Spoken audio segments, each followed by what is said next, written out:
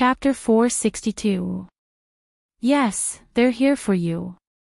Lone Moon replied nonchalantly, as if he already knew. After some thought, he added, there's a total of 23 people, all soul formation and traveling immortals. It looks like they're all here this time. It was hard not to notice the strange phenomenon that happened in the past few minutes. Fatty's face turned even paler. A hint of panic flashed across his eyes. What do we do? Let's hurry and leave this place. Leave for what? Lone Moon glanced at him. You have to solve these problems sooner or later. It's good that they're here. It saves us the trouble of finding them again. Solve. Fatty hesitated. Seeing that Lone Moon did not look like he was joking, he became even more anxious. Those people won't listen to reason. Who said we're going to reason? Isn't that so? Lone Moon laughed. He opened the fan in his hand and said word by word, for this kind of thing, we just have to beat them up. As someone at the top of the food chain, he showed that fists were the hard way. Fatty, this is called solving. Isn't this looking for trouble? Didn't you say there were 23 people, all soul formation and traveling immortals? Yes, and then? There's only 4 of us. He was about to break down. He was getting more and more anxious. Although he already knew that fellow Daoist Nyo and fellow Daoist Chef were powerful cultivators, they could not tell that there was something wrong with his body. But after all, they were outnumbered. There are so many of them, and they have immortal artifacts, you're right. 4 people is too much for them. Lone Moon closed his fan and suddenly turned around. He shouted, Chef, I'll leave everything to you. With that, he took a step back and stood to the side. Chef was a professional when it came to fighting. He was definitely not here to take revenge for the master-disciple duo in the forest. Fatty hesitated. He did not think that there were too many people.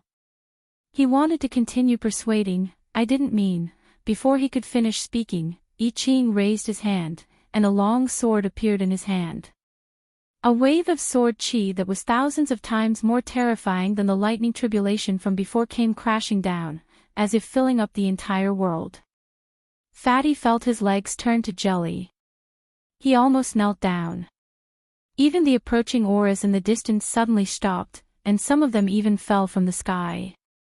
He subconsciously turned to look at I Ching, who was behind him. Previously, he could not sense it because he did not have cultivation. Now, he realized that I Ching's body was emitting a shocking aura, causing fear to rise from the bottom of his heart. He could not even think of resisting. I Ching took a few steps forward and looked in the direction of those people. It was just a few casual steps, but Fatty was still suppressed by the sword chi that I Ching emitted unconsciously. Was this their true strength? This was scarier than any soul formation or traveling immortal cultivator he had ever seen. For some reason, he instantly understood what Lone Moon meant. 4 people was indeed overestimating those people. I Ching alone was enough. Moreover, he was the kind of person who was more than enough. That wasn't a joke. He really could do it. He suddenly felt a little shaken. His heart, which was full of panic and worry, calmed down for no reason. Was this a cultivator? It turned out that it was possible to be strong to this extent, strong enough to not fear any danger at all. He slowly clenched his fists by his side, and a desire that he had never felt before rose in his heart. If he could also, I Ching turned to look at Lone Moon and instructed, look after Master.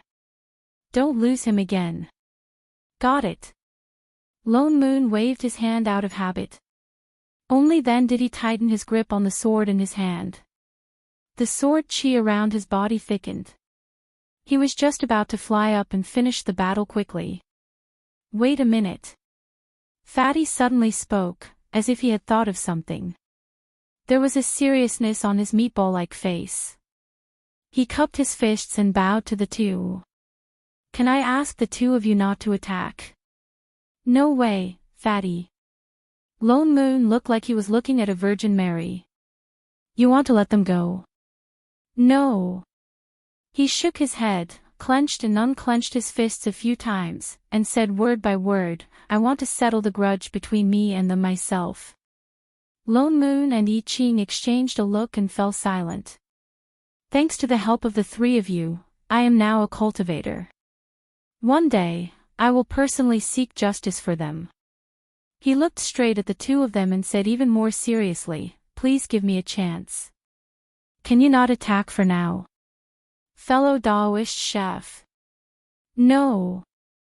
I Ching, who had already put down his sword, pursed his lips. Instant rejection. Who is your fellow Taoist chef? Ha. Why? Why? Fatty's serious expression collapsed instantly. He looked at Lone Moon helplessly. Help me persuade him, fellow Taoist Nyo. Collapse +1, chef, do it. Don't leave a single one for him. Lone Moon's expression darkened, and his attitude changed instantly. Fellow Taoist Nyo.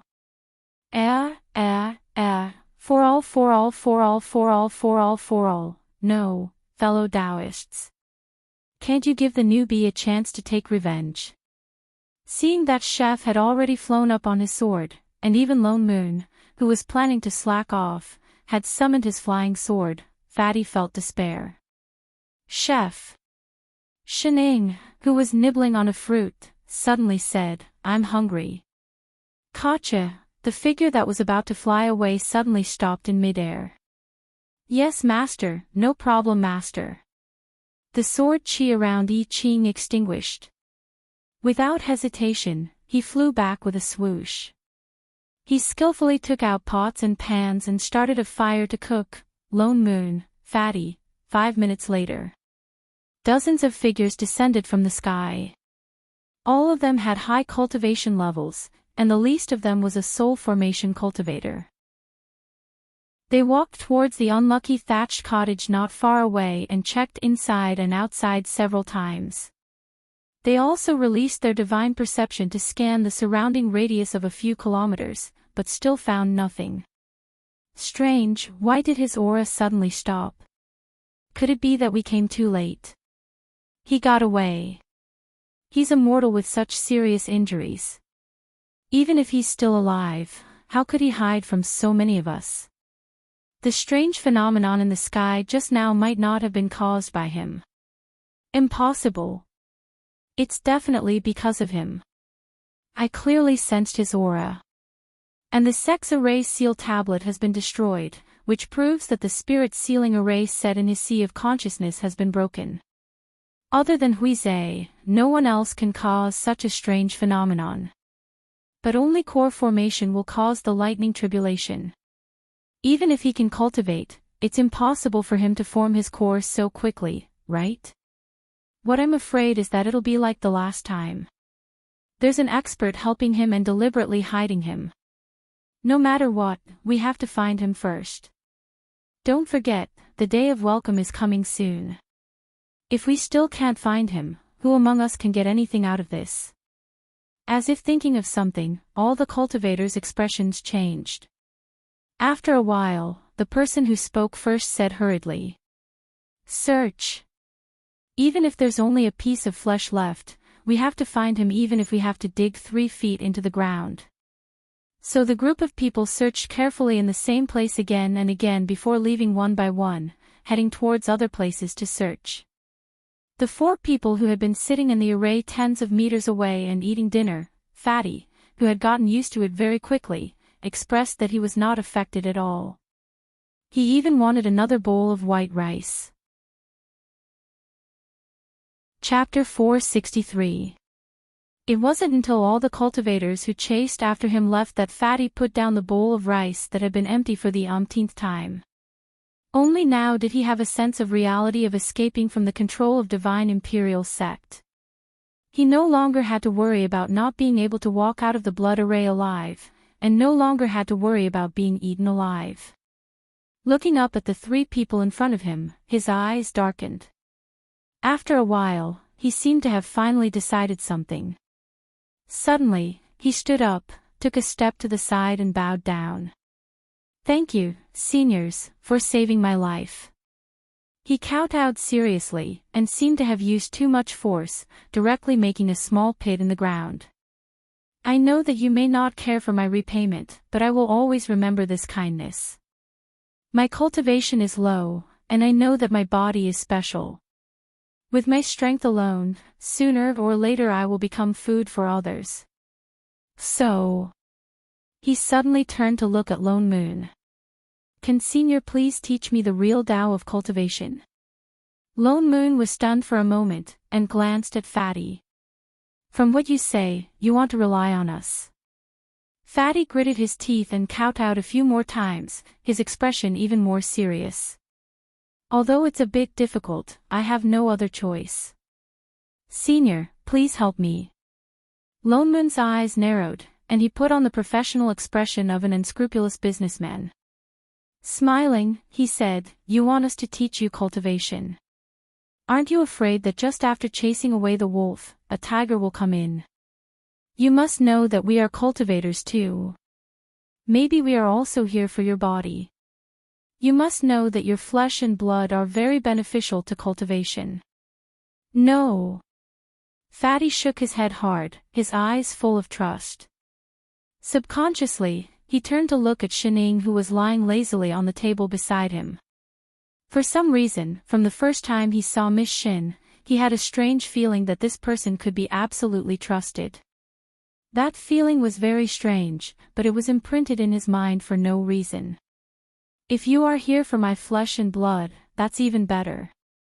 He suddenly smiled, not only not caring at all, but even said with some joy, "It's a fact that you have saved me. If Senior needs me to repay you with my body, then I will return this life of mine to Senior. How about that?"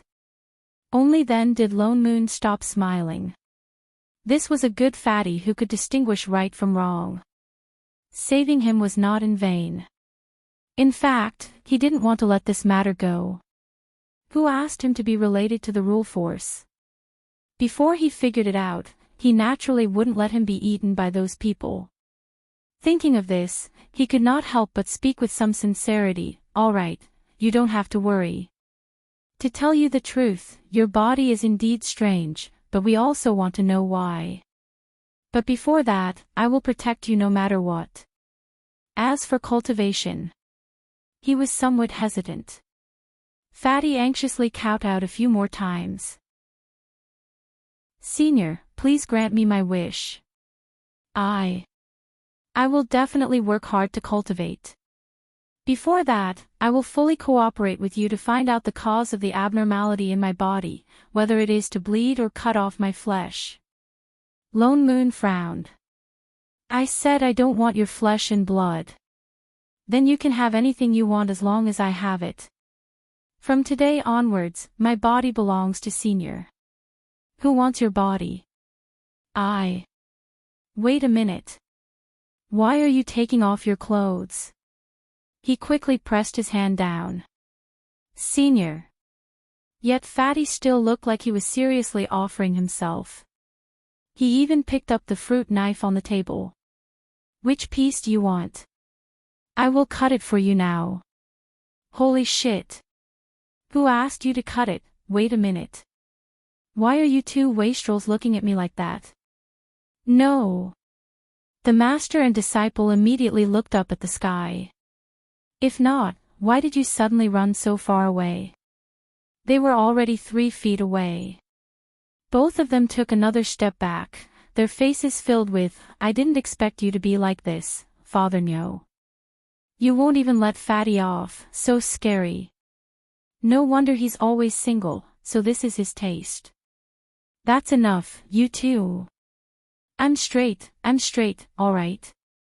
Also, can you guys lower your voice when you're whispering? I can hear you. Degree, Senior. You shut up." In the end, Lone Moon still agreed to Fatty's request to learn sorcery. After all, the realm gates loosened the last time because his cultivation increased. In other words, the higher his cultivation, the faster the nomological power would return to normal.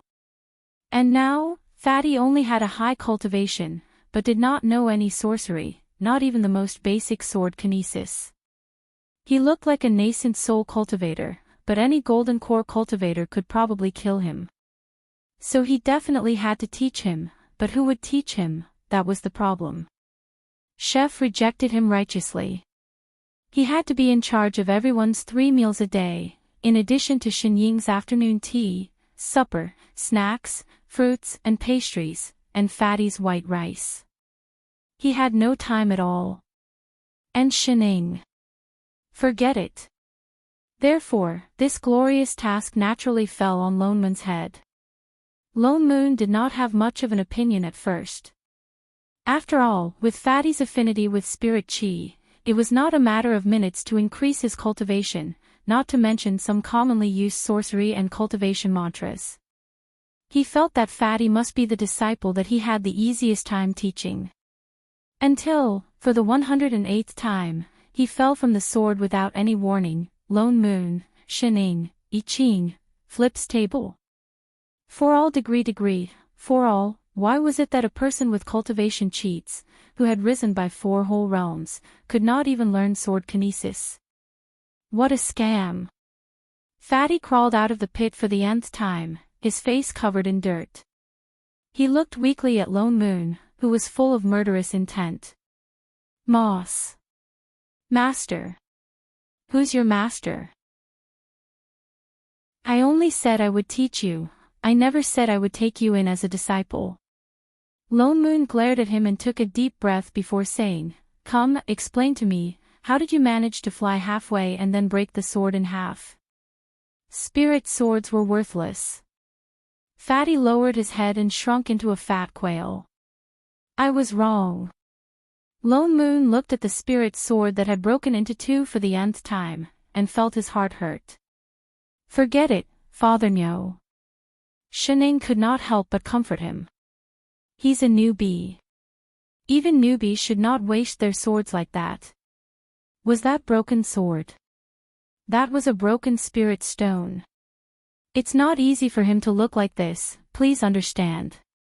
Discriminating against body shapes was not right. As the saying goes, good-looking skin bags are all the same, interesting fatties, more than 100 kilograms. Cherish them. Lone Moon, Huizhe, was mission helping him.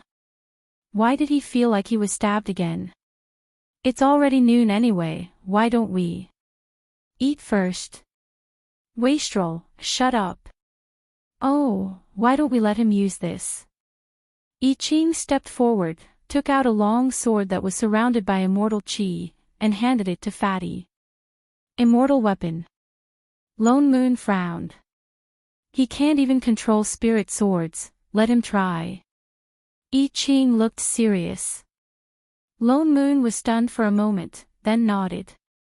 The strange thing was, Fatty could actually control immortal swords. Although he fell from the sky from time to time, and flew like a plane, he did not break another immortal sword. Lone Moon observed carefully, and realized that although Fatty was not familiar with the control of spirit chi, it was not a big problem. But the key problem was, his control of sword chi was terrible. Chapter 464. Lone Moon felt that the reason why Fatty could not even learn to fly a sword was because he had no foundation in swordsmanship. Every sword cultivator had to first practice basic swordsmanship for a few years and cultivate their own sword chi before they could combine it with spirit chi to use sword techniques. But Fatty had never cultivated before. He had only just begun to come into contact with spirit chi, not to mention sword chi. That was why he could not even control the slightest bit of sword chi in the Dharma artifact. It was a waste of his nascent soul cultivation. Originally, this situation was not a big problem. After all, there were so many cultivators in the world. There were many cultivators who had not cultivated sword chi. Actually, he just had to use spirit chi to suppress the sword chi in the sword. But he did not know what was wrong with Fatty.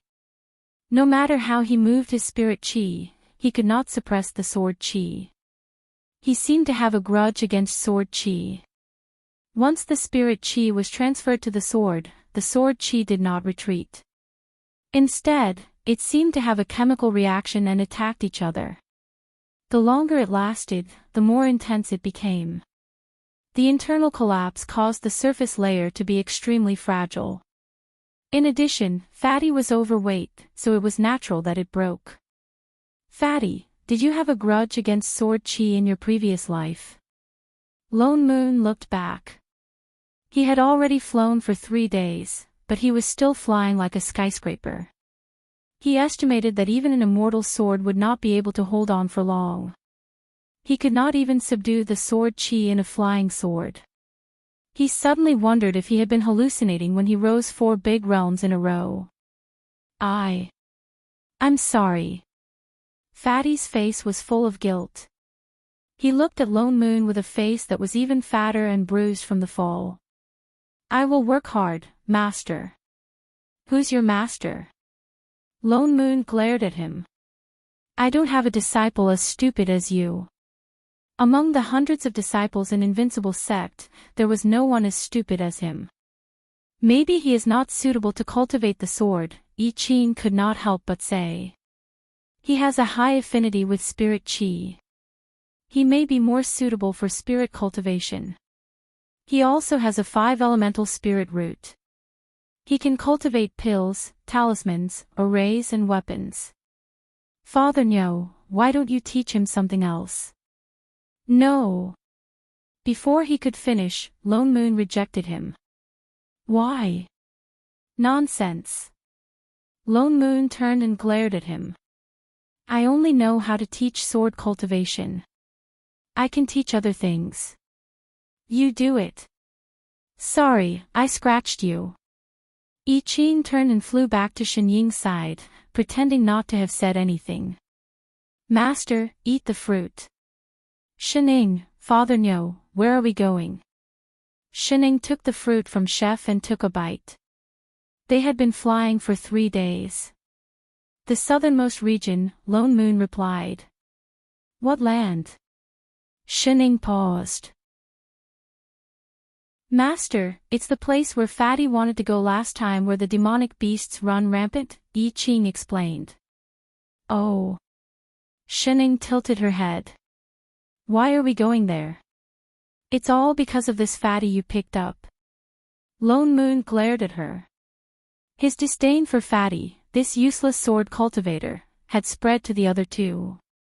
He's like a piece of Trippiake's meat now. Everyone wants a bite. He's just an embroidered pillow, yet he still wants to seek justice for himself. So, we can only find a quiet place and temporarily stuff him with some cotton. Besides. He frowned and looked at a certain person who was flying crookedly in front of him. Indeed, in less than 15 minutes, she fell head first again. His mouth twitched, and his expression became even more disdainful. Is it that troublesome? Shenying paused. Did that mean that they were going to hide and wait for a while? This wasn't like Father Nyo's style. Shouldn't he be the type to pull Chef along and fight head-on, or go around to the back and secretly attack until the other party had nothing left? There was no such thing as hiding in the CEO's world, right? Master. I Ching immediately explained. Father Nyo means that what those people did to Fatty has already become an obsession in his heart. So he can only solve his own problems, otherwise it will affect his cultivation. If we help him, we may not be able to completely get rid of this obsession. It may even give rise to mental demons in the future. It will definitely affect his future ascension. Oh. Shenying nodded. She didn't understand at all, but he probably meant that there were no psychologists in this plane. Father Nyo has already thought so far ahead. So he treats Fatty so well. Master is right. He indeed treats Fatty differently from other people. He's already destroyed tens of spirit swords, but he still lets Fatty live. He didn't even treat Boss Lon this well in the past. He even lets Fatty eat. In the past, Little Black and the rest had to bring their own rations a day in advance if they wanted to freeload. Not only that, Master, don't forget that he often deducts our food expenses. The last time we went to the Immortal City, I only stocked up 10 bags of snacks for Master. Sigh, Fatty is indeed different. Father Nyo's taste is so heavy. We're going to become stepfathers soon. I didn't expect him to be this kind of Father Nyo. Swish, Lone Moon pulled out his 10-meter-long saber. I dare you two rascals to say another word. Can you not whisper in front of me? You've been acting the whole way, are you two done? Do you believe that I won't chop you to death in minutes? Master and disciple both flew backward. They couldn't afford to offend him, Moss. Master. Fatty said weakly. Lone Moon turned and glared at him.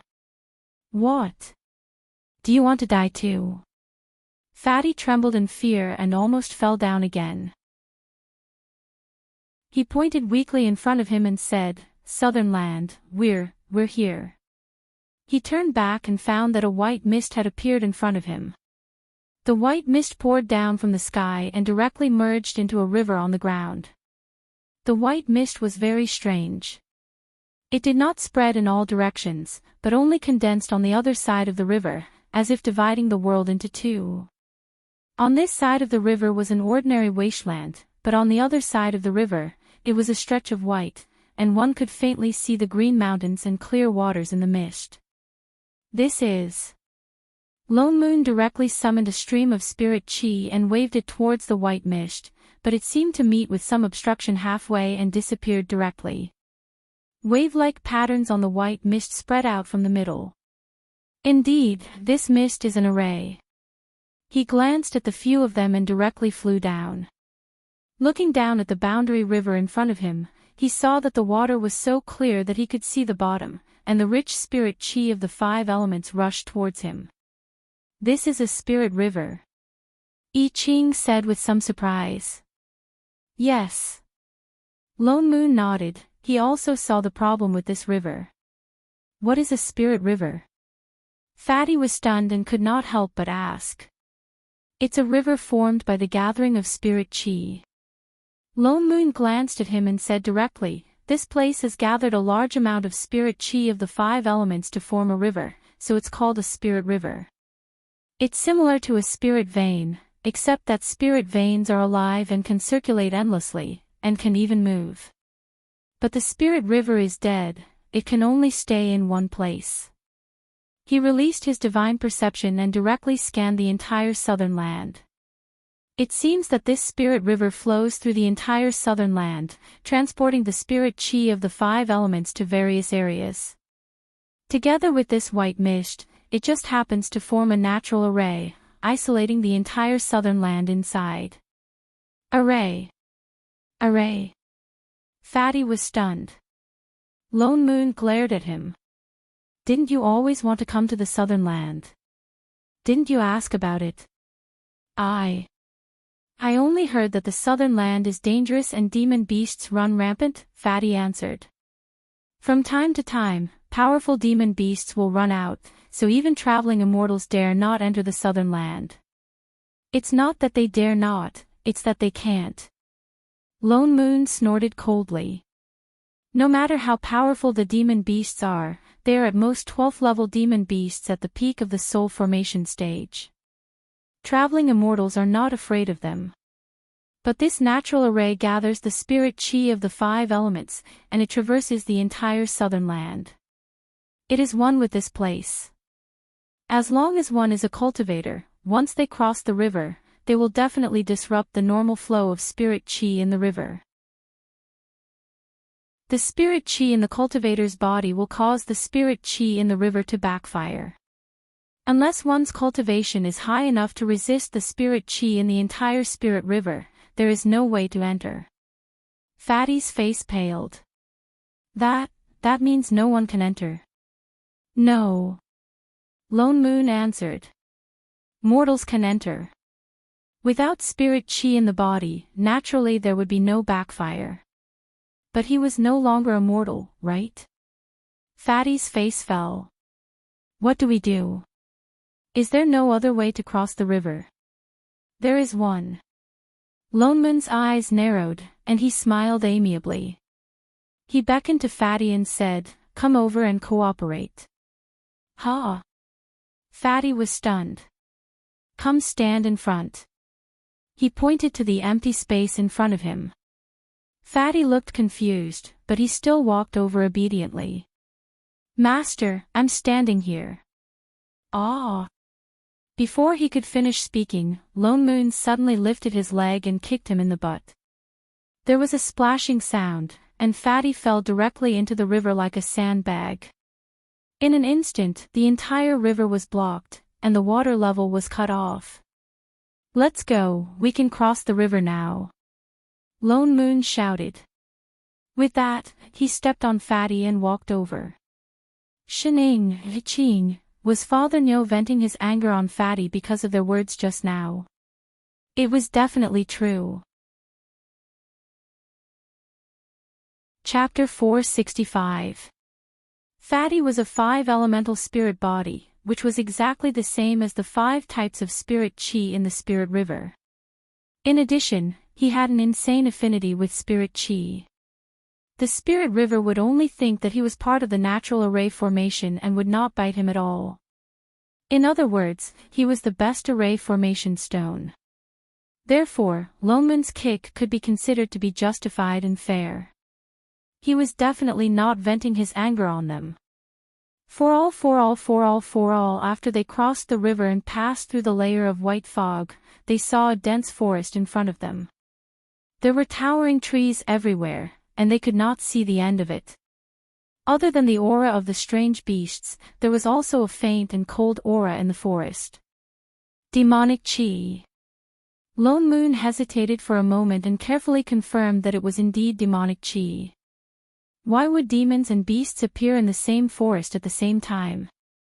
This was strange. So it turned out that demons and beasts lived together in this small world. Ordinary spirit beasts were strong but had no intelligence and could not be communicated with. Demons were completely different. Demons were cunning by nature. Only demons with intelligence could cultivate, and communication was even easier. This southern land was filled with demonic chi, which meant, Lone Moon's lips curled up. He suddenly had a good idea. Epsilon, Omega, roared just as they were thinking about it. A loud roar suddenly came from the forest, followed by a gust of wind. Half of the trees in the surroundings were suddenly broken, and with a loud rumble, a huge monster landed in front of them. Oh, what a coincidence! The beast was 3 to 4 meters tall. It had brown fur and a pair of wings on its back.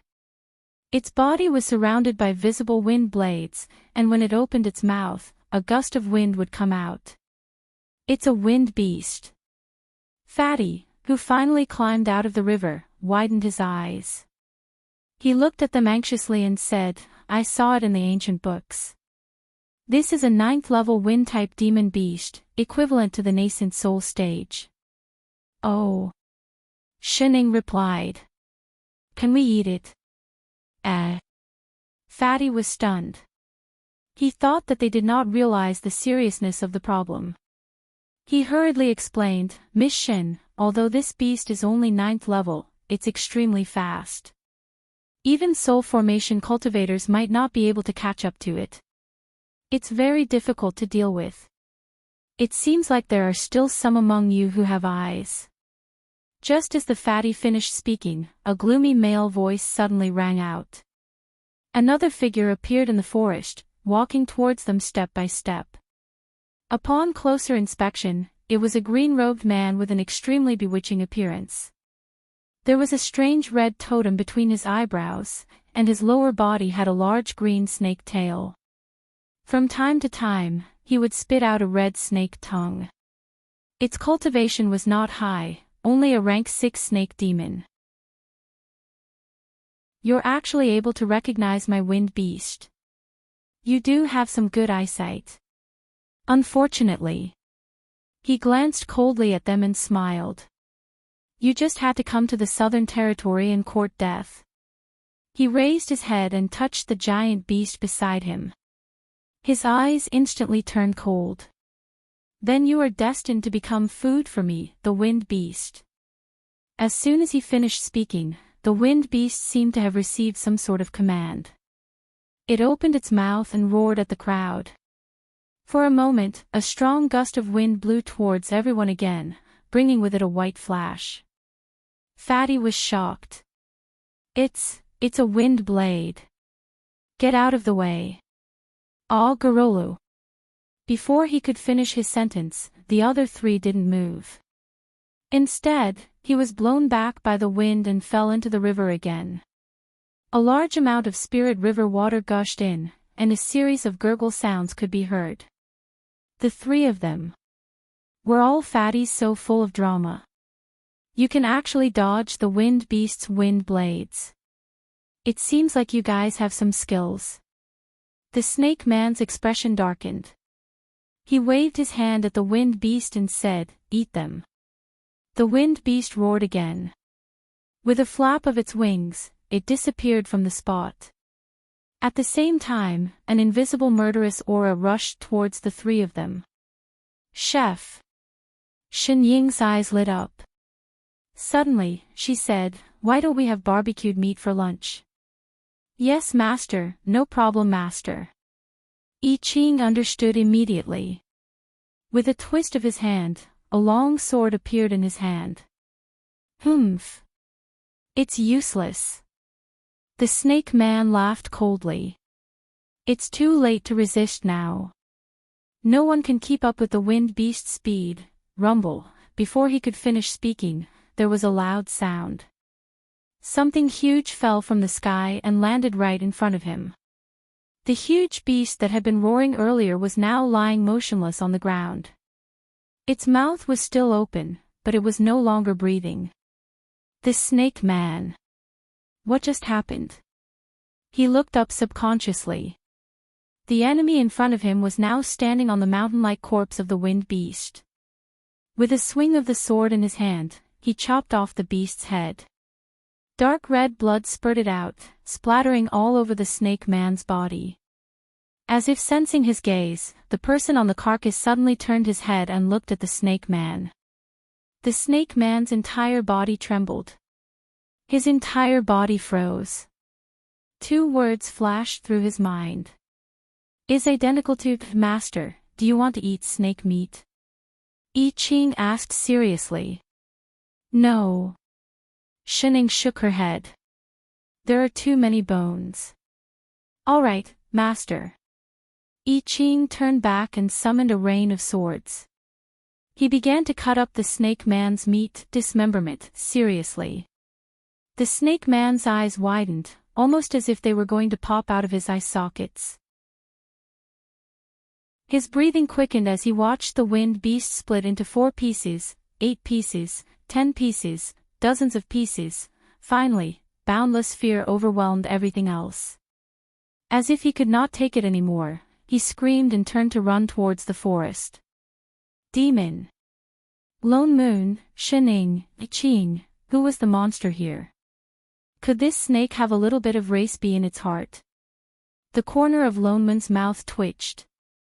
A few streaks of sword chi flew out and stabbed into the ground in front of the snake demon, blocking its way. He conjured a binding spell and tied the snake demon up tightly. With a wave of his hand, he pulled the snake demon back. Great! Great immortal, don't eat me. The snake man trembled. Human cultivators were too scary. Who's going to eat you? Lone Moon glared at him. Don't you know how much meat you have? The snake demon was even more afraid now. He began to kowtow. Great immortal, spare me. Spare me. I have something to ask you. Yes, I will tell you everything I know. Let me ask you. Lone Moon stepped forward. Do you know where your demon monarch lives? The snake man hesitated. Demon monarch. I know. Wasn't it the demon monarch palace? All right, after lunch, lead us there and we won't kill you. That's it. With that, Lone Moon ignored him and turned towards Chef, who had already set up the meat and was scattering the seeds. The true phoenix fire roasted things really quickly. In the blink of an eye, the meat would be cooked. He had to get the first piece today. Wait, he seemed to have missed something. He looked around him. Where's Fatty? Oh. Shining pointed to the river and said, I think he was just washed away by the river. Lone Moon, Iching, Fatty, gulp, gulp, gulp. What happened to protecting me? Chapter 466. The Demon King Palace. The Wolf King was one of the 7 demon kings of the southern land. He ruled a region in the north of the southern land. He had developed his intelligence early. In just 800 years, he had cultivated from a small demon to the 12th demon king realm. He could be considered to be extraordinary. Therefore, he occupied the area closest to the human race in the northern part of the southern land. Due to the Spirit River, cultivators could never cross the Spirit River to enter the southern land. In addition, demon beasts had their own demon chi that could expel the 5 elements of spirit chi from the Spirit River for a short period of time. Therefore, the Spirit River was not a threat to demon beasts and they could still enter and exit freely. Therefore, this was a natural shelter for them. Therefore, the closer an area was to the Spirit River, the more demon beasts liked to stay. This was because they could go out and hunt for cultivators and mortals without any worries. Even if they were pursued by high-grade cultivators, as long as they hid in the Spirit River, they would be fine. But because of this, the entire area within a few hundred miles of the Spirit River was already deserted. Even high-level cultivators would not go near it easily. In order to eat more human flesh with abundant spirit chi and quickly increase their cultivation, the demon race would launch a beast tide every once in a while, leading the demons to hunt further away. They did not set the time to launch the beast tide because they were unprepared. Today was the day of the beast tide. The Wolf King's target this time was an immortal city 100 miles away. They had already found out that the immortal city had a lot of people and most of them were cultivators. If they could capture a few nascent soul cultivators, they would definitely help him rise to the 13th level. Originally, he did not have the guts to attack an immortal city. But recently, he received news that the 2 soul formation cultivators who were originally stationed in the immortal city suddenly left in a hurry. And they took away more than half of the nascent soul cultivators. Without the soul formation cultivators, attacking the city would be a piece of cake. This was a godsend opportunity. The Wolf King seemed to have already seen the day when he rose to the 13th level and became the only demon king in the southern land. The Wolf King had already gathered tens of thousands of demons and made an appointment with the 3 11th level beast kings nearby. After discussing the specific time, they would drive the beasts in the forest to rush out of the southern land and head for the place where the human cultivators gathered.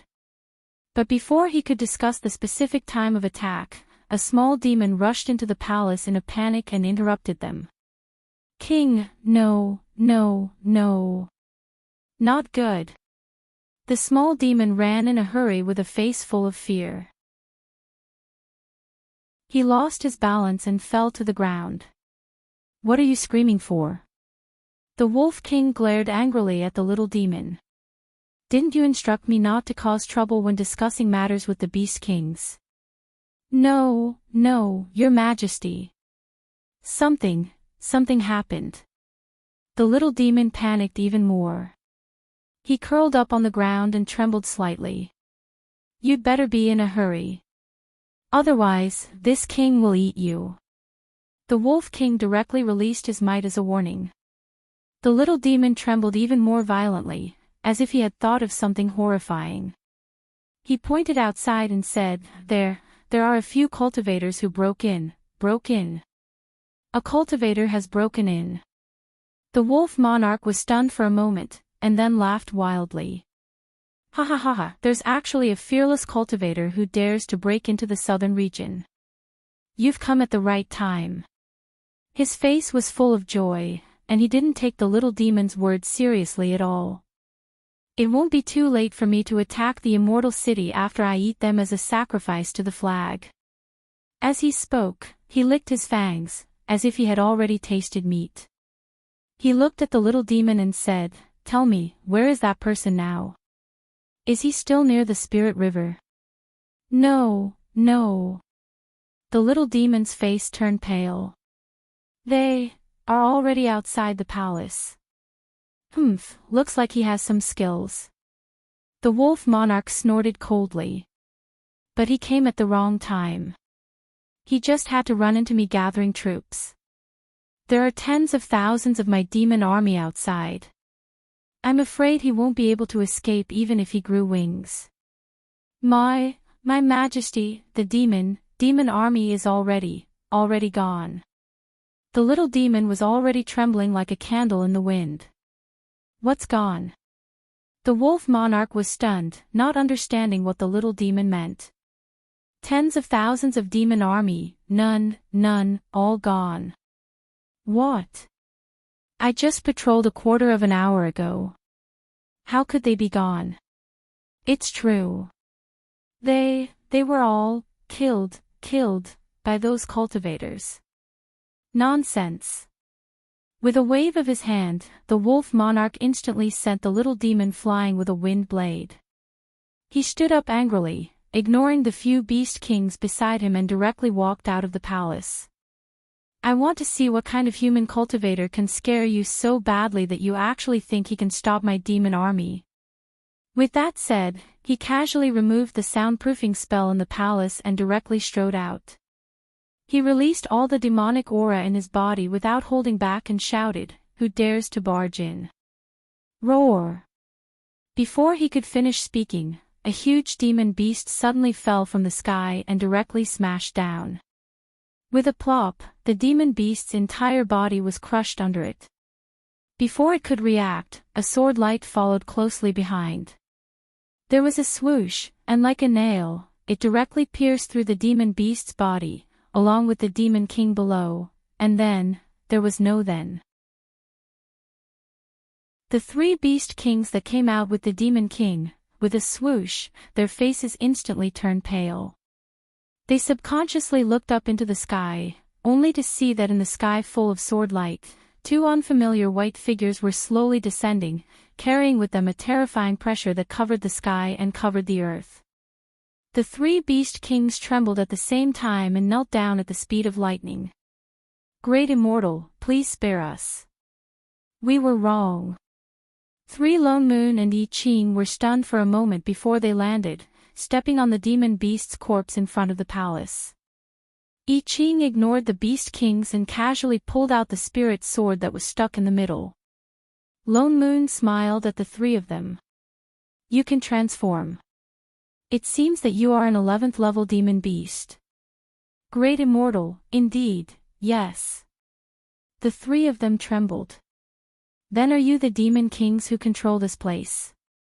No, we are not. We are not." The three of them immediately shook their heads like a rattle drum. "Then where is the demon king?" The three of them turned pale and looked at their feet in unison, their expressions extremely terrified. Only then did the two of them realize that something was wrong.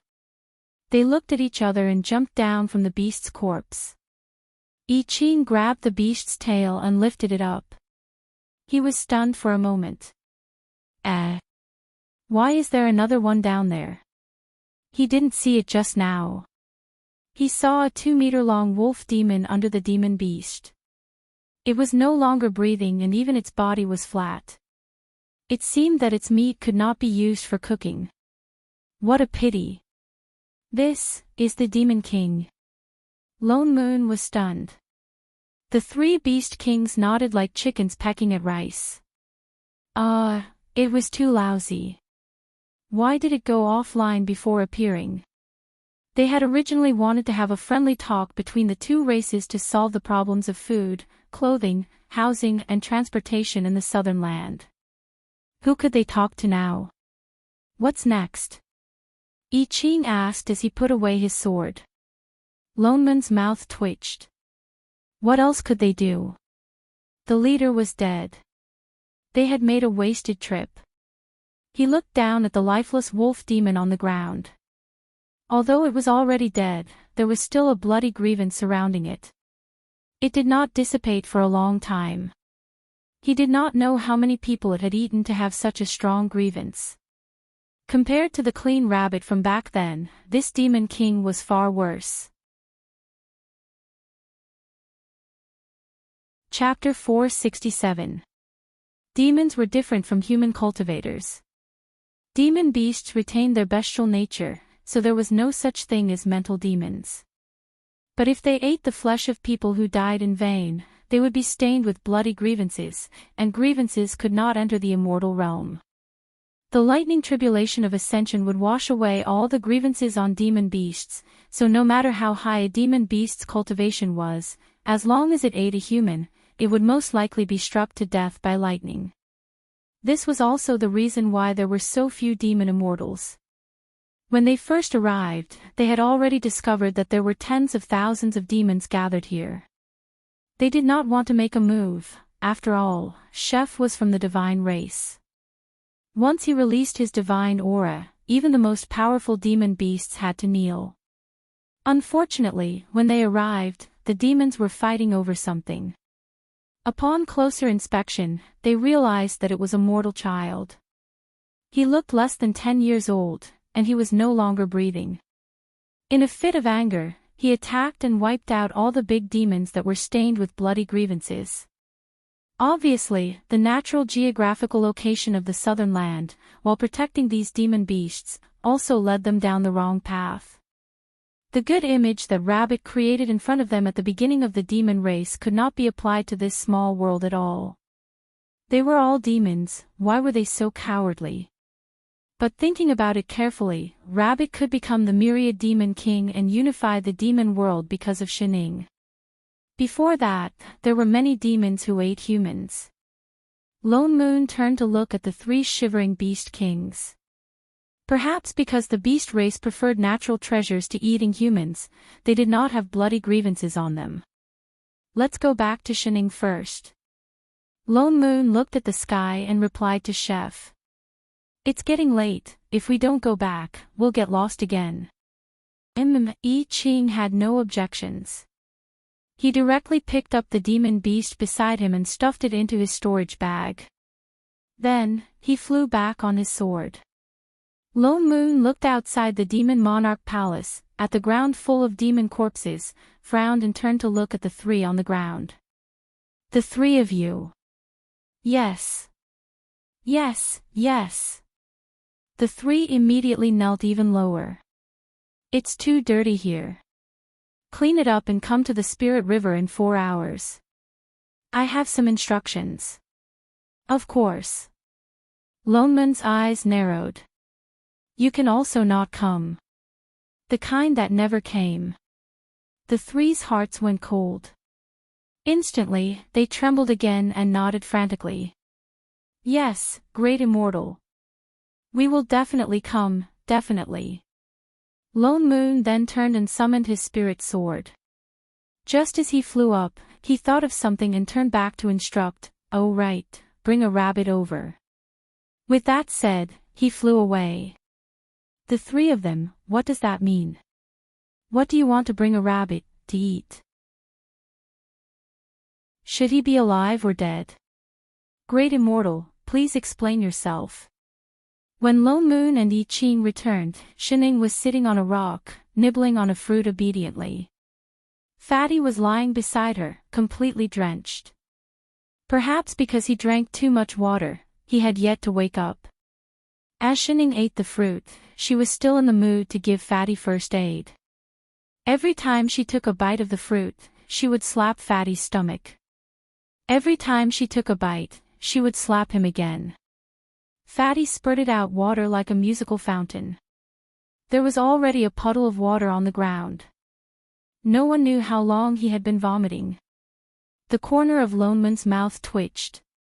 He went over to stop Shinning. If you continue, Fatty's going to vomit his bile. Only then did Shinning retract her hand. Her eyes lit up. Are you guys done? Yes. Lone Moon frowned. The situation is a little unexpected. It's a little troublesome. At first, he thought that because of the Spirit River, the demon beasts of the southern land should be much purer than the demon realm that was managed by Rabbit. He did not expect the situation to be the exact opposite. The bloody resentment in the demon army previously was simply blinding. Oh. Shinning nodded. Then can we start eating? Lone Moon, who originally wanted to discuss the future of the demon realm, so that's all you freaking wanted to ask. Master, dinner will be ready soon. I Ching, on the other hand, seemed to have long been used to it. The moment he landed, he immediately took out the pots and pans. He felt even more stifled, didn't he? Whose plane is this? Lone Moon took a deep breath and suppressed the irritation in his heart. Then, he went forward and took out the table, chairs, bowls and chopsticks. After the three of them finished dinner, Fatty still did not wake up. Instead, 3 beast kings came over, trembling with fear. Behind them, there was a large group of rabbits. There were domestic rabbits, fluffy rabbits, lion rabbits, lop-eared rabbits. There were all kinds of different breeds. There were white, black, gray, yellow, all kinds of colors. There were second, third and fourth stage rabbits of all kinds of cultivation. In a moment, the entire grassland was densely packed with rabbits. Did they plunder the rabbit's ancestral nest? Greetings, great immortals. The 3 beast kings all bowed to the few of them, their bodies still trembling uncontrollably. They shrunk their heads in fear, as if they were also shrinking into rabbits. The beast king in the middle continued to speak. According to Great Immortal's instructions, we have brought the rabbits here. Lone Moon, Qing, Shining, 2 reproachful gazes immediately swept towards Father Nyo. What are you looking at me for? Lone Moon glared back. He only asked them to bring 1 rabbit. He did not expect them to bring so many. The corner of Lone Moon's mouth twitched. He scanned the rabbits all over the ground. Indeed, he did not see a trace of blood or grievance. Rabbits were still the best. It was just that their cultivation levels were extremely low. Most of them were little rabbits that had just gained intelligence at the 1st or 2nd stage. The higher ones were only at the 5th or 6th stage. And there were very few of them. 1 or 2 were as rare as phoenix feathers and Chilan horns. It seemed like this was not a group of rabbits with ambition. He looked a few times before confirming that the one with the highest cultivation level was the 7th stage white lop-eared rabbit in the middle. He pointed to that rabbit and said, that 7th stage rabbit stays. The rest of the rabbits can disperse. Yes, Great Immortal. The Beast King cupped his fists in response. Then, he turned to the rabbits all over the ground and gave his instructions. Only then did the group of rabbits turn and scamper away into the forest. They disappeared very quickly, as if afraid that he would go back on his words. Instead, the rabbit that stayed was even more afraid. It held its head tightly and shivered, almost burrowing into the ground. The 3 of you are the beast kings of this forest, right? Lone Moon turned to look at the 3. The 3 nodded in unison, replying, Great Immortal, yes, yes. Since you are the beast kings, why are you willing to listen to the demon king's orders? Although the wolf king just now was 12th stage, there were 3 beast kings. In addition, spirit beasts had a natural advantage in size, so they should not be afraid of the demons.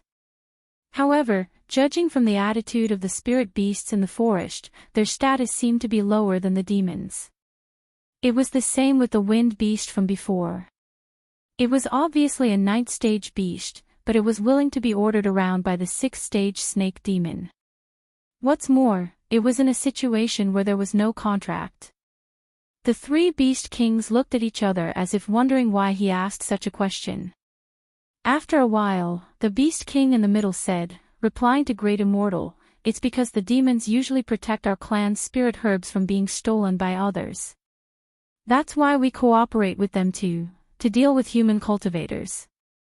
In other words, you are doing this for the spirit herbs." Yes. The 3 nodded in unison as if it was a matter of course. The corner of Loneman's mouth twitched. Were they a bunch of idiots? Chapter 468. It was normal for spirit beasts to eat all kinds of spirit plants to improve their cultivation. Therefore, spirit beasts would usually appear around rare spirit plants. Frequent conflicts with human cultivators were common. But this was the southern land, and no cultivators came here. In addition, the demon race did not have pill cultivators, so they were not interested in most spirit plants. Outside of the southern land, this situation could be said to be cooperation. However, the southern land had the Spirit River, and cultivators could not enter at all. Why would they believe this kind of obvious trap at a glance? Hello. Wait a minute, it seems like only at the 11th level can the beast race transform and gain intelligence, and they can control tens of thousands of beasts. Before that, they have to rely on their instincts to cultivate. Compared to the demon race that gained intelligence at the 1st level, they were indeed not enough. It was simply a crushing defeat in terms of intelligence. Lone Moon sighed. He could not be bothered to expose the facade of peace between the demon and beast clans. Forget it, the previous demon king is already dead. I called you here only to tell you that it's time to choose a new demon king. The beast kings looked at each other for a while before cupping their fists. Please guide us, Great Immortal. I think. Lone Moon pointed to the side with his fan. This rabbit is not bad. Ha! The rabbit, who had been shaking like a leaf in the wind, stiffened. Only then did it raise its head, its red eyes blinking. Me? That's right. Lone Moon stood up immediately. From today onwards, you are the new demon king. Perform well. Burp, the rabbit was so frightened that it burped. It couldn't control its spiritual chi for a moment, and with a puff, it transformed back into its original form. The palm-sized figure instantly transformed into a giant rabbit that was as tall as a human. Burp, I'll be a demon king. Burp Rabbit thought that his ears were too long and he had misheard. When he was chased out of the rabbit's nest, he thought that he was dead meat. It was filled with despair when it found out that it was going to meet the Great Immortal who annihilated tens of thousands of the demon race's army. As a rabbit demon at the bottom of the demon world, it lived in fear every day, afraid that it would be swallowed by other races one day. Although it had already cultivated to the 7th level, which was considered a rare cultivation among rabbit demons, it was only an intermediate cultivation to other races. At most, he could run faster when he was running for his life. And what did it hear now? Great Immortal actually wanted it to be a demon. Demon. Demon King. The kind that could control tens of thousands of demons. Was it dreaming? But in the past, he only dreamed of a few carrots at most. When did he dream of these things? What? You don't want to be a demon king? Lone Moon asked. They were all rabbits, so why did this one have no style at all? No. No. Burp, the rabbit shook its head. Yes, of course it wanted to. That was a demon king.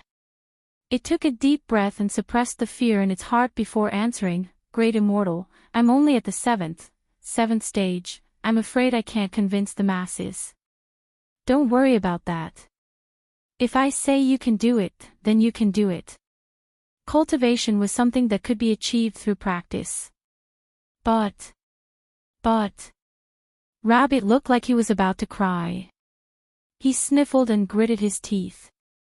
Thank you, great immortal, for your kindness, but Rabbit's aptitude is limited. I haven't broken through the 8th stage in hundreds of years, and I don't have much lifespan left. I'm afraid I'll fail, great immortal. Lone Moon paused and exchanged a look with Chef beside him. They didn't think of this. They only wanted to bring up a vegetarian to clean up the cannibalism in the demon realm and pull back the demons who went astray. That was why they chose the rabbit with the highest cultivation. How much lifespan do you have left? I Ching went forward and asked. Great immortal, 50 years. Rabbit lowered its big head. That's enough. I Ching suddenly took out a large sack from his storage bag and brought it to the rabbit's side. He opened the sack and poured out a bunch of glass beads of various colors. They piled up on the ground and almost buried the rabbit. The light from the beads lit up the dark sky, making it a colorful scene. This was an inner core. With these, it should be enough for you to break through, right? They were all saved up from hunting small animals in the past. Rabbit, Beast King, Lone Moon, a while later, all right, great immortal. No problem, great immortal. I'll definitely work hard to cultivate and become a qualified demon king. From now on, I'll be Great Immortal's rabbit in life and Great Immortal's dead rabbit in death. I Ching, Lone Moon, alright, he finally had some of that rabbit style in the past, in terms of bootlicking. With the strong support of the 3 Beast Kings, Rabbit successfully became a demon king. He didn't know if rabbit demons were born with the racial talent of being sensible, but the first thing he did was to invite them back to the Demon King Palace. He originally wanted to place them in the biggest palace, but Chef rejected it. They first had a kitchen and the biggest back palace. Lone Moon didn't interfere with the rebuilding of the demon race. His only request was that they weren't allowed to eat humans anymore, and even more not to attack mortals. Cultivators were different. As a good vegetarian rabbit, Rabbit agreed without hesitation. With those demon cores, Rabbit's cultivation began to rise at a rapid pace. That day, I Ching gave him a pile of demon cores, but he still didn't accept them directly. Perhaps he knew that he, a 7th-level rabbit demon, couldn't guard so many inner cores, so he would only come to the back palace every few days to ask for 1 or 2. He pretended to ask for advice on his cultivation while pretending to be familiar with them. It could be said that he was well-intentioned and very sensible. After being unconscious for a day and night, Fatty finally woke up, the kind that woke up because he was hungry. He thought that he could at least get a few bowls of white rice, but before it was served, the white rice in front of him was taken away by Father Nyo. Moss. Master. Fatty couldn't believe his eyes. From today onwards, you officially start fasting. Ha! Fasting. WH. Why? Why? Lone Moon's expression turned cold, and he scanned him up and down. You tell me why. Touch the fat on your body, and ask me again why. Fatty, say, you're a nascent soul cultivator after all. Have you ever seen a cultivator as fat as you? That's right, the cult of animals. Your image is simply dragging down the standard of the cultivation world's attractiveness. You're not allowed to eat anymore, fasting for me. Lose weight. Lone Moon made the final decision, and officially announced that Fatty had entered food-saving mode. Fatty felt bitter. He looked weakly at the pair of master and disciple opposite him who were eating and watching the show. Clearly, none of them had fasted, it was their first time being human. Why was there such a big difference? Suddenly, he felt even more hungry, and let out a series of echoes of begging for food. Fatty, bear with it and it'll be over soon. Shining couldn't bear to comfort him. Why don't you eat a fruit first? With that said, she handed him a green fruit. Miss Shin. Fatty looked at her with a touched expression. I know too, Master is doing this for my own good. Cultivators should indeed abstain from food. I've long planned to do so. No, he just felt that 5 bowls of white rice for a meal was a little too much. It's just that. Fatty rubbed his belly, and a strange look flashed across his eyes. I don't know why, but after I woke up this time, I keep feeling a faint pain in my abdomen, as if I'm under some kind of heavy pressure, so I'm especially hungry. Shen Ying's expression froze for a moment, and she patted his shoulder. Ha. You can do it. It has nothing to do with me. Don't worry, Miss Shen, I'll work hard. Fatty nodded heavily. After some thought, he took the fruit from her hand and bit into it. Instantly, his entire face was so sour that it looked like a chrysanthemum. So sour, his teeth were about to fall out. Did Miss Shen eat this kind of fruit every day? Winky face. Chapter 469. Fasting was something that tested a person's perseverance, especially for a fatty. The key was to endure it. Not to mention the normal 3 meals a day, Chef would occasionally make pastries in the kitchen, especially Shening, who was a 24/7 eating machine.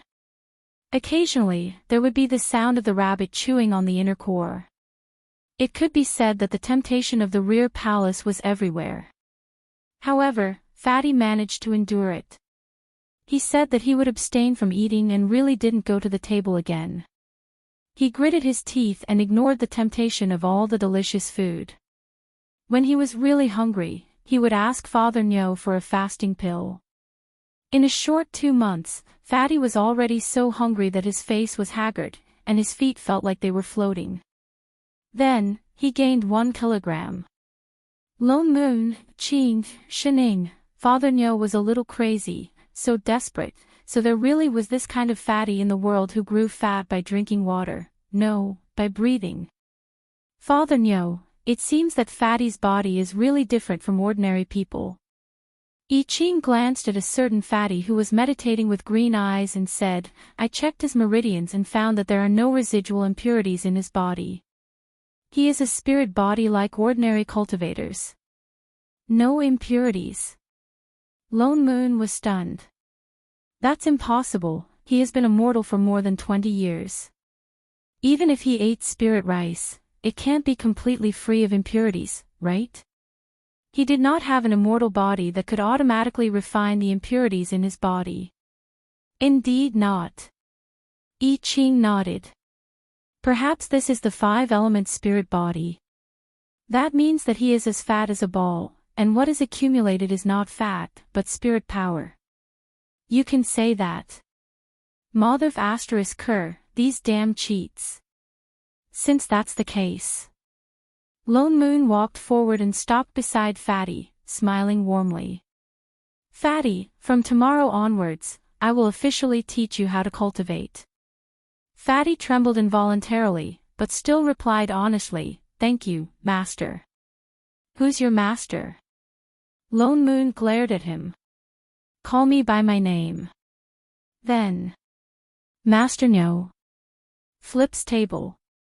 A degree, you are Master Nyo, your whole family are Master Nyo from the village entrance.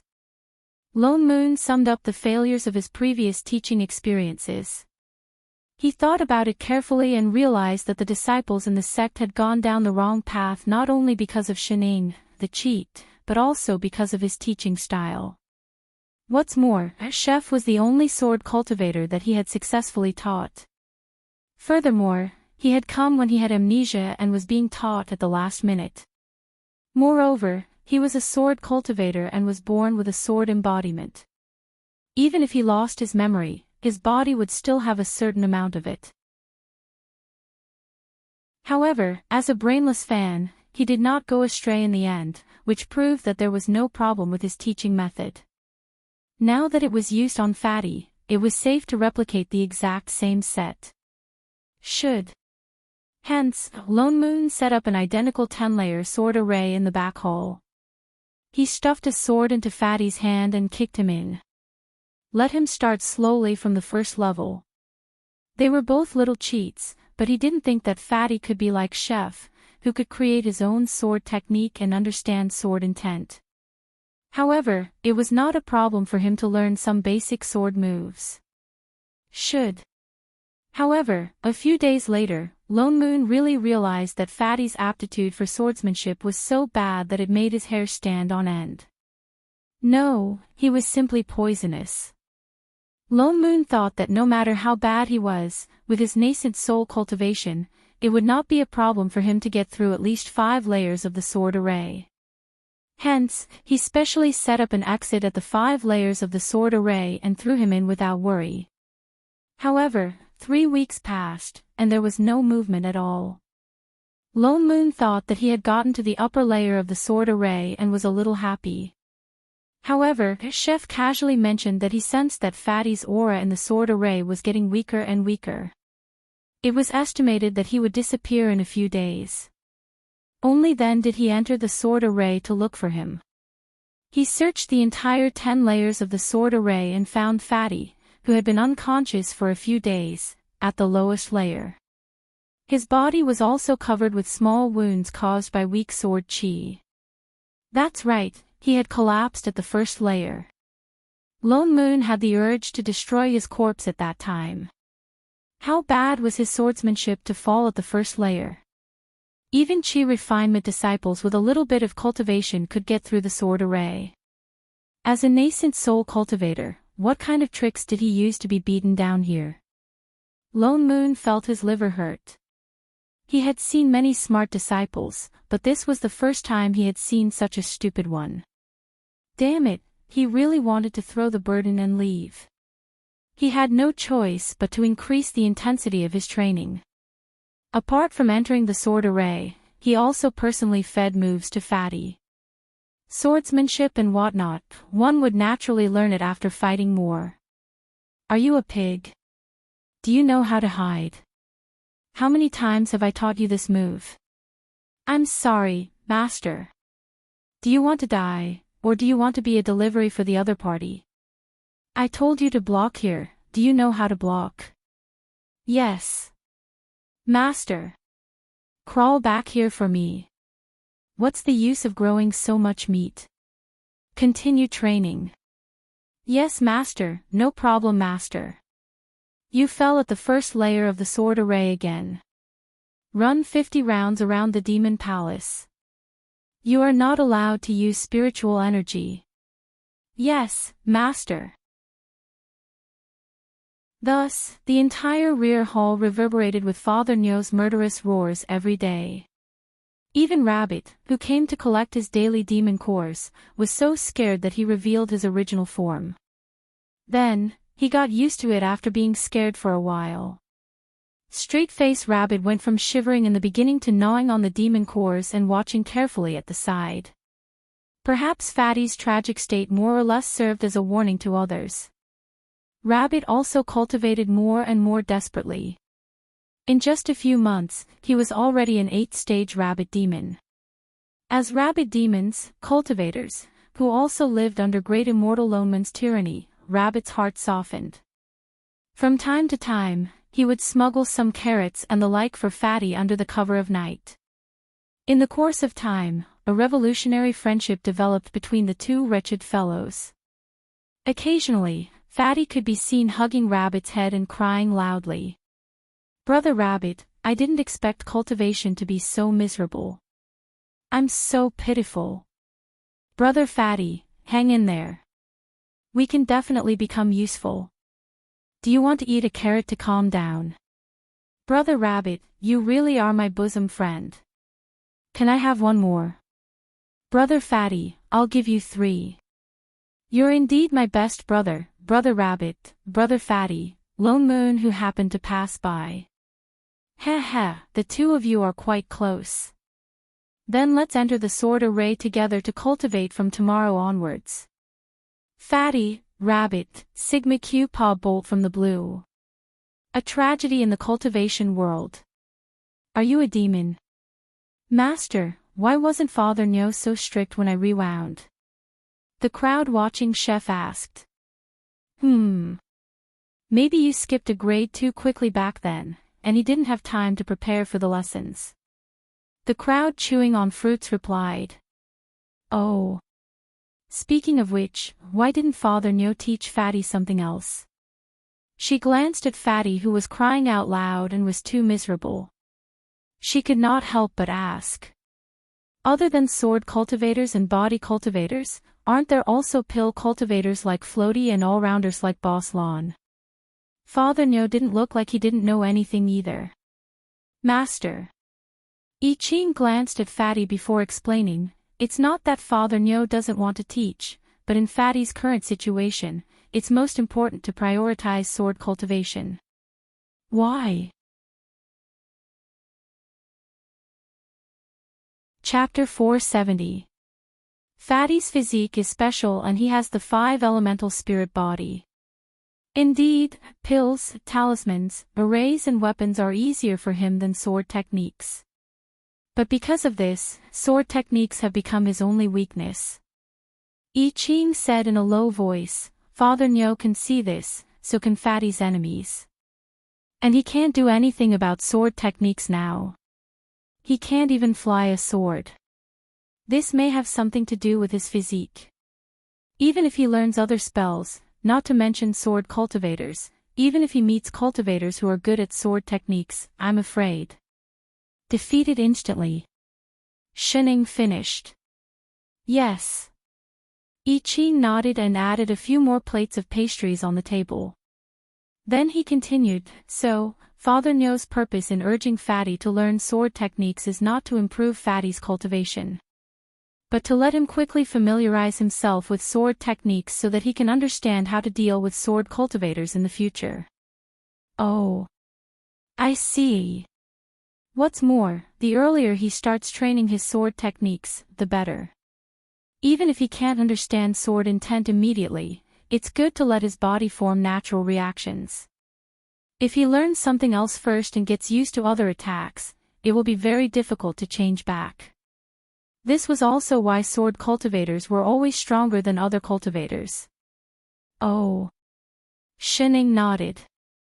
Simply put, sword cultivators are close combat sorcerers, while other cultivators are long-range sorcerers. Yes, I understand. No, now I'm the one who doesn't understand, Master. But are you sure it's not because Fatty uses up too much flying sword that Father Nyo let him learn this on purpose? That seemed to make sense. Sigh, Father Nyo treats Fatty differently indeed. Chef, what if we become orphans? Sob sob sob. I Ching, what to do? Father Nyo wasn't here, did he have to continue acting with Master?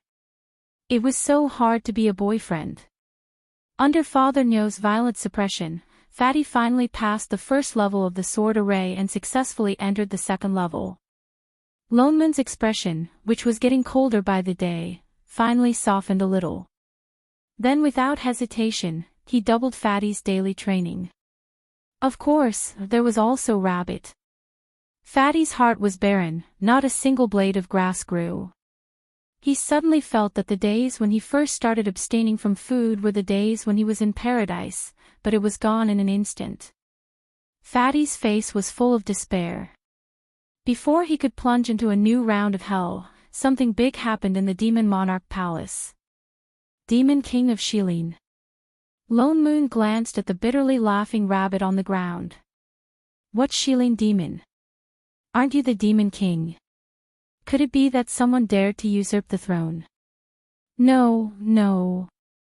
Rabbit shook his head forcefully. I'm only the northernmost demon monarch of the northern woods. I manage the area that is tens of thousands of miles away from the Spirit River. The southern lands are vast, and I'm not the only one in charge. In other words, you haven't unified the territories here. Lone Moon frowned. You can say that. Rabbit's ears shrank back weakly. How many demon kings are there in the entire southern region? Back then, he only cared about finding a quiet place to stay, so he didn't know much about these things. Rabbit was also a sensible person, so he wouldn't bother him with the matters of the demonic beasts. On top of that, Fatty was an insulator to swordsmanship, so he had no time to care about anything else. There are a total of 7 demon monarchs. Rabbit answered honestly. The Tiger King and Bear King of the Southern Woods, the Leopard King and Lion King of the Western Woods, the Mermaid Clan of the East Sea, and the Feather Clan of the Northern Woods, plus the former Wolf King. This time, the demon monarchs of the Western Woods are the Leopard King and the Lion King. They want to snatch your territory. Yes. He wanted to cry. Then let's fight. Lone Moon replied. They were all demon monarchs, and it wasn't a one-on-one fight, so the strength of each side should not be weak. At most, the leader would be left to Chef. No. No way, Great Immortal. Why? Great Immortal, have you forgotten? Rabbit lowered his head aggrievedly, and his voice became weaker. Originally, the Northern Woods was the strongest among the 7 races, but a few months ago, Great Immortal killed all the high-level demons in the Northern Woods. Now, there aren't many high-level demons in the Northern Woods. So if they really had to fight, the Northern Woods was the weakest. The Western Woods also found out about this, so he directly came over. The corner of Lone Moon's mouth twitched. He almost forgot about this. It seemed that the powerful demons here were all in Chef's pot. So he let Rabbit be a commander without an army at that time. Cough, that. He coughed. What's the situation over there now? The Leopard King and the Lion King have already led the demons under them to the border of the Northern Woods. I reckon that in less than a day, they can attack the Demon King Palace. Let's go, I'll go take a look. Lone Moon stood up. Just as he was about to say that he would accompany Rabbit to take a look, he glanced at Fatty who was practicing swordsmanship at the side and twisted his leg. His expression darkened instantly. Anger rose in him at once, and he immediately changed his mind. Fatty, you follow too. Huh? Fatty was stunned. Follow where? What huh? After practicing for so long, we have to try it out in actual combat. With that said, he turned and glared at the 2 idle people at the table. And you 2 prodigals, come along too. Prodigaling. Prodigal Ziching, meow meow meow. Was Father Nyo's teacher's anger now starting to attack indiscriminately? The group of 5 then flew towards the border of the Northern Woods. From afar, they could see a black mass. At a rough glance, there were at least thousands of demons gathered. All of them looked murderous, and their cultivation levels were not low. There were even several 10th-level demon beasts in front of them. The leaders were indeed 2 12th-level demons. One was a leopard demon, and the other was a lion demon. They were about to work together to break the Northern Woods array formation. On the other hand, on the Northern Woods side, there was not a single demon to fight. Occasionally, a few appeared, but they were busy running for their lives. It looked especially desolate. No wonder Rabbit said that they could not beat them. In such a situation, not to mention gathering a demon army, it was difficult to find a few demons that could fight. Seeing that the Northern Woods array formation was about to break, Lone Moon directly flew down with a string of burdens and landed in front of the 2 demon kings. The demon array formation of course did not have much technical content. It was good enough that it could last for 5 minutes. Seeing the sudden appearance of these few people, the 2 demon kings stopped for a moment. Sweeping a glance at them, his gaze fixed on the only demon at the side, Rabbit. Instantly, he laughed maniacally. Ha ha ha. You are the Rabbit demon that ascended to the position of Demon King. A mere 8th-level Rabbit dares to call yourself a Demon King. Rabbit subconsciously wanted to retreat, but he resisted. Lion King, Leopard King, why did you barge into my Northern Woods for no reason? Why? Leopard King laughed. Have you become stupid from eating too much grass, rabbit? That wolf king used to occupy such a good position in the northern woods because he had many wolf cubs under him. Now that he's dead, of course this place belongs to me. You are just a little rabbit demon, how dare you take the opportunity to call yourself a king? If you know what's good for you, hurry and get out of the demon palace. Otherwise. He suddenly revealed a mouth of sharp teeth sinisterly. We will eat you. He was clearly eating carrots.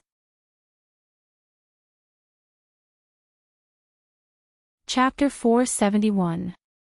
After the Panther King finished speaking, he roared deliberately and used his claws to break the North Forest Array formation.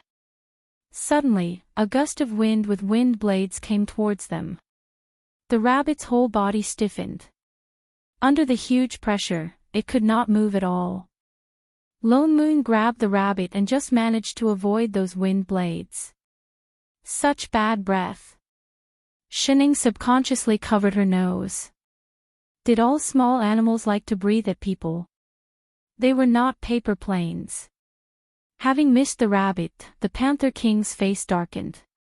Only then did he look at the few people beside him. Following that, his eyes lit up and were filled with desire. Human cultivators.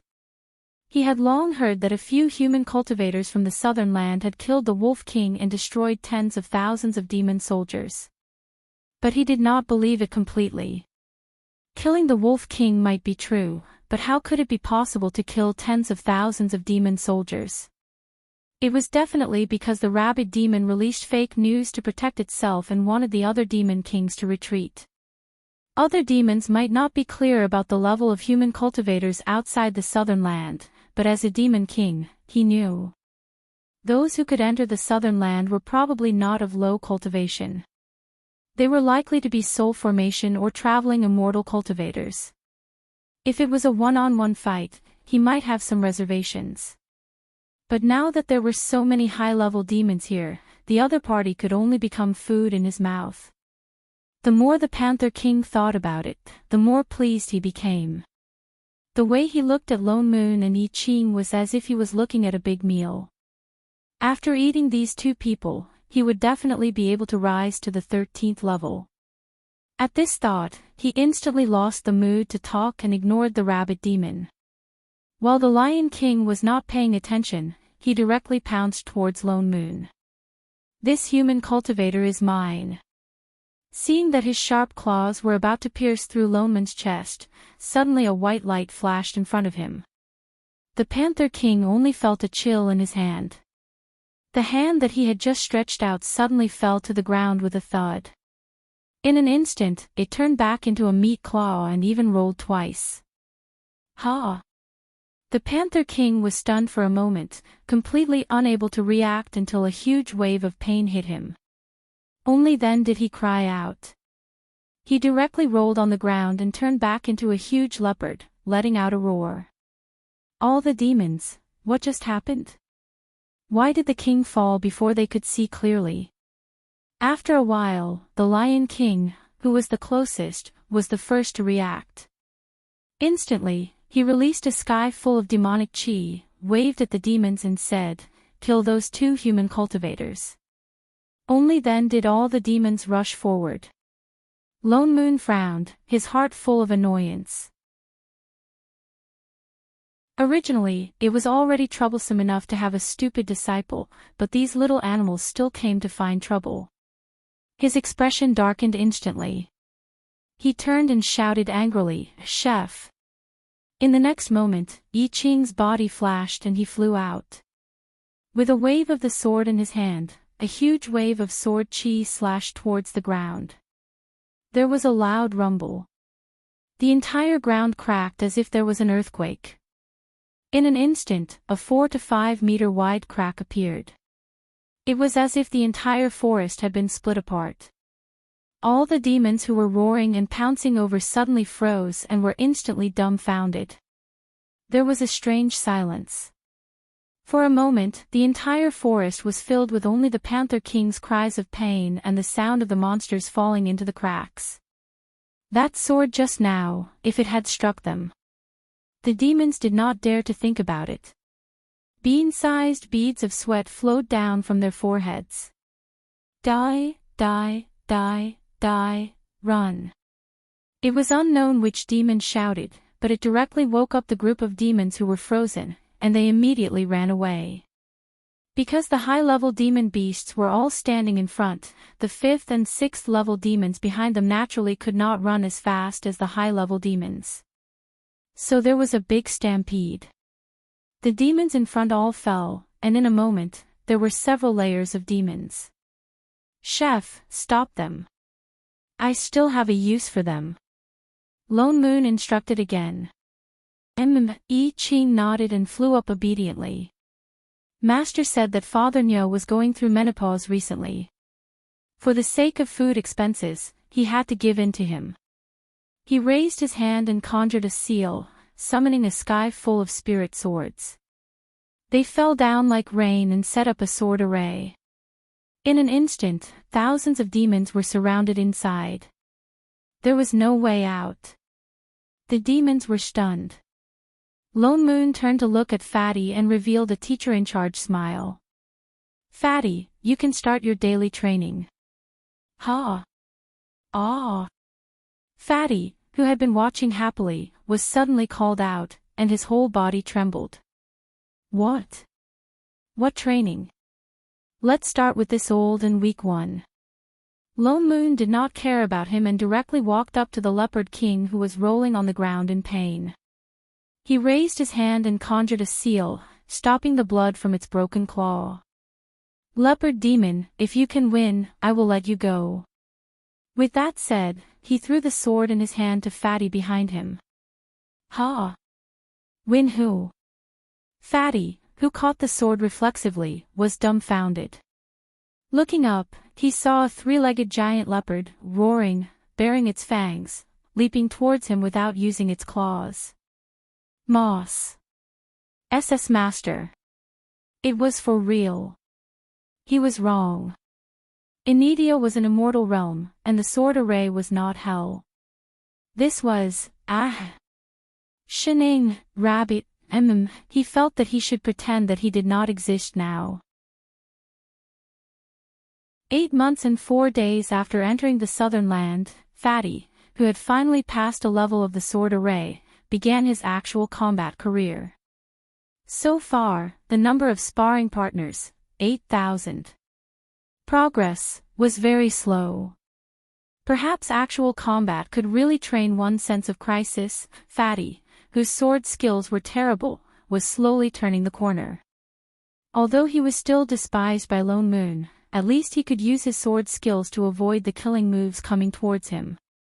To reach this level, he had spent nearly 5 years of time. And the demons of the celestial forest had also been sparring partners for a full 5 years at the edge of the forest. At first, they still wanted to escape, especially the Lion King who had the highest cultivation, but after being poked a few holes by Chef's sword array, they became well-behaved. They even built houses and nests on the spot. The entire sword array seemed to be developing into a small demon town. At the beginning, Lone Moon would pull a few small demons from the array every few days to sparring with Fatty. Fatty always lost at the beginning, but slowly, the more he was beaten, the tougher he became. 0, so the level of the demons sparring with him became higher and higher. Towards the end, the small demons of the 5th and 6th level were no longer useful. Seeing that they had been well-behaved all these years, Lone Moon waved his hand and let the small demons out of the sword array. But the strange thing was, those small demons that left the array were cheering at the beginning, but after a few months, they ran back eagerly, saying that they were used to living in the sword array and could not bear to leave. Some demons even said righteously that their wives and children were all inside. If they went out alone, it would be too undemonic. So they begged Chef to open the sword array and move back. Such situations became more and more frequent. Lone Moon simply asked Chef to remove the sword array and let those demons go. But in the end, not many demons escaped, and even lined up for Lone Moon's roll call every morning. Those who got called would beat Fatty, those who didn't would disperse and do what they were supposed to do. As if they had long gotten used to such a mode of survival. Even the way the demons greeted each other was the same from the beginning. Did you cultivate today? Did it turn into you beating Fatty today? Lone Moon, he felt that the group of demons that came aggressively to snatch territory was just an illusion, that this group of demons was just a group of people. Chapter 472. The 360-degree change in the minds of these demons actually had something to do with the new demon king, Rabbit. And the cause was due to his cowardice. After the Shieling demons were trapped, Rabbit was quite happy at first, but slowly realized the subsequent problems. Although Great Immortal was supporting the demons now, he didn't need to be afraid that those Great Immortal would come out of the array one day and settle scores with him. But in the future, what if Great Immortal left in the future and they put all the blame on him? Even if his cultivation rose by then, he wouldn't be able to defeat a Rabbit. Those were all high-level demons, not to mention the dozens of 10th level. The key was that there were 11th and 12th level demon kings. As a Rabbit at the bottom of the demon realm, he couldn't sleep all night, he couldn't even concentrate on his cultivation. In addition, Fatty, his revolutionary comrade, was brought to battle. Rabbit trembled in fear for a month, and after a whole month of nightmares, he finally couldn't help but move a small stool to the border of the Shieling forest. As he sat beside the sword array, he started to brainwash those demons. No. It was advice. Let me tell you, you can't even imagine Great Immortal's cultivation, just give up. Wolf King is a good example. Let me tell you, Great Immortal was kind to you this time. Do you know what happened to the last batch of demons who offended him? Gone. Not just killed, not even their corpses were left. All of them were on the table. Let me tell you, Great Immortal hates demons eating humans the most, that's why I became a demon king. If you become vegetarians now, he might spare your lives. Let me tell you, we demons shouldn't be so irritable, eat a carrot to calm down, think about it, as long as we're alive, everything else is just a carrot. Let me tell you, you've been locked up for so long, I know you're hungry. As demons, I feel sorry for you too. I can't do anything else, but carrots are enough.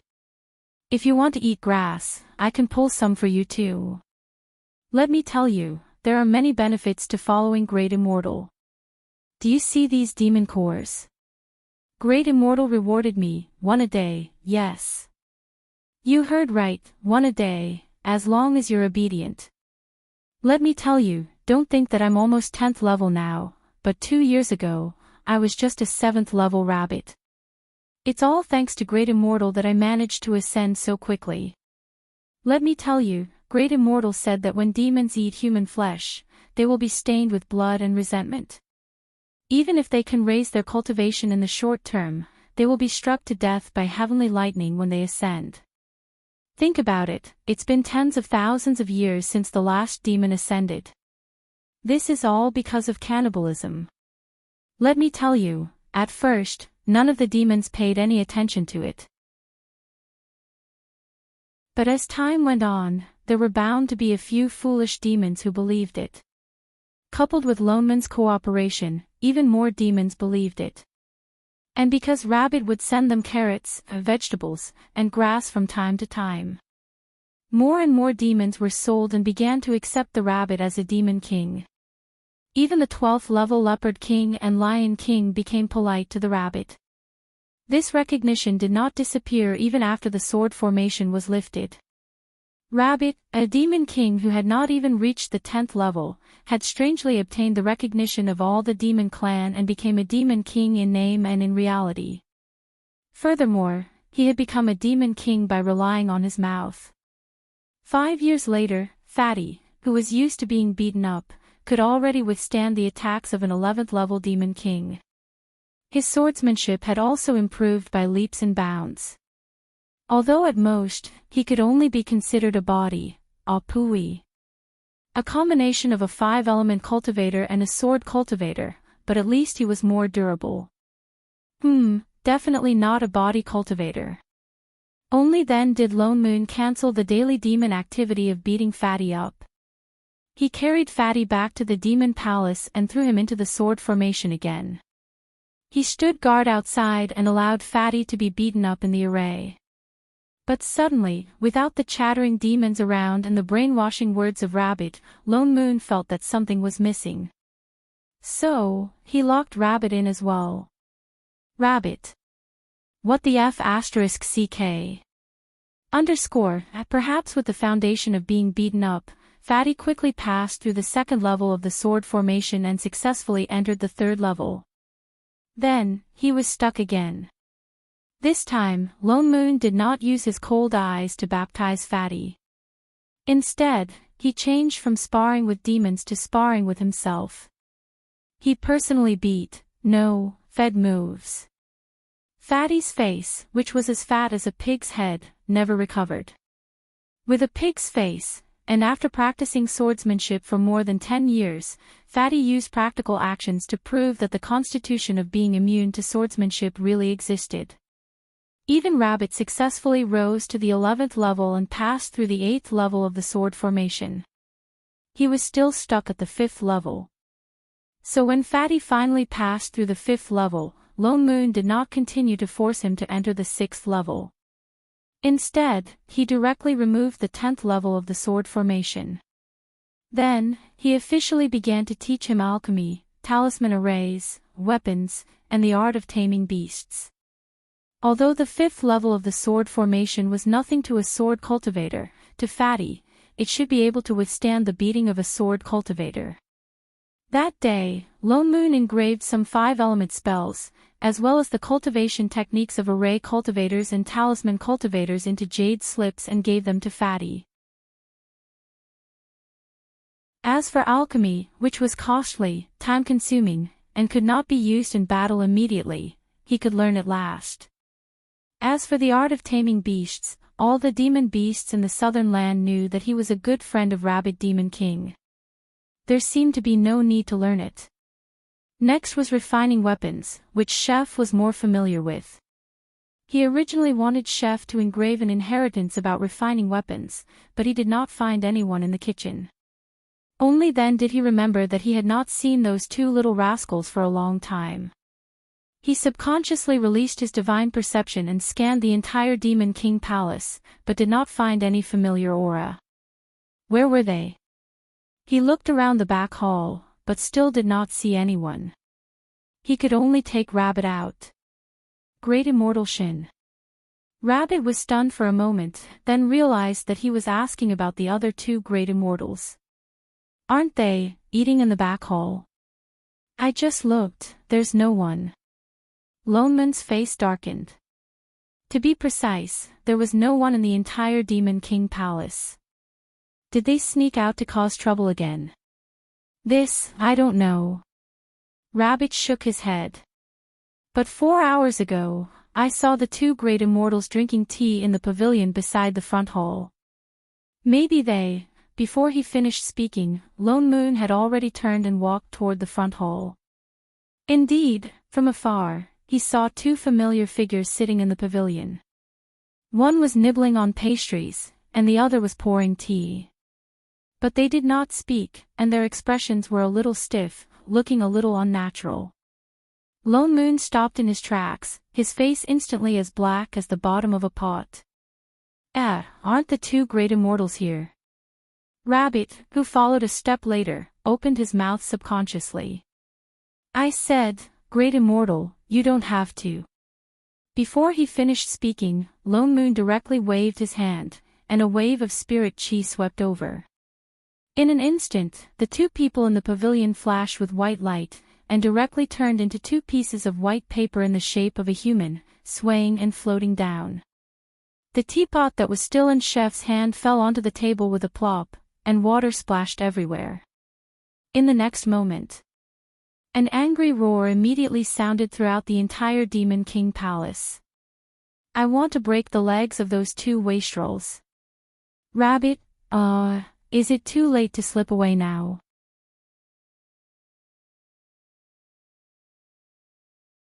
Chapter 473. Lone Moon flew out of the southern land angrily. If killing intent could hurt people, there would be no one within a few hundred miles of the southern land.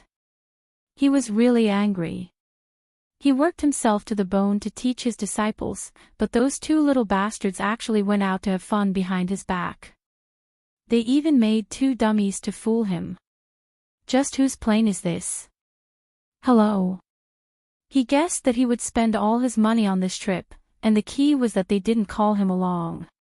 Degree, damn it, he wanted to break off his father-daughter relationship for the 1000th time. Such a daughter could be taken by whoever wanted her, buy one get one free.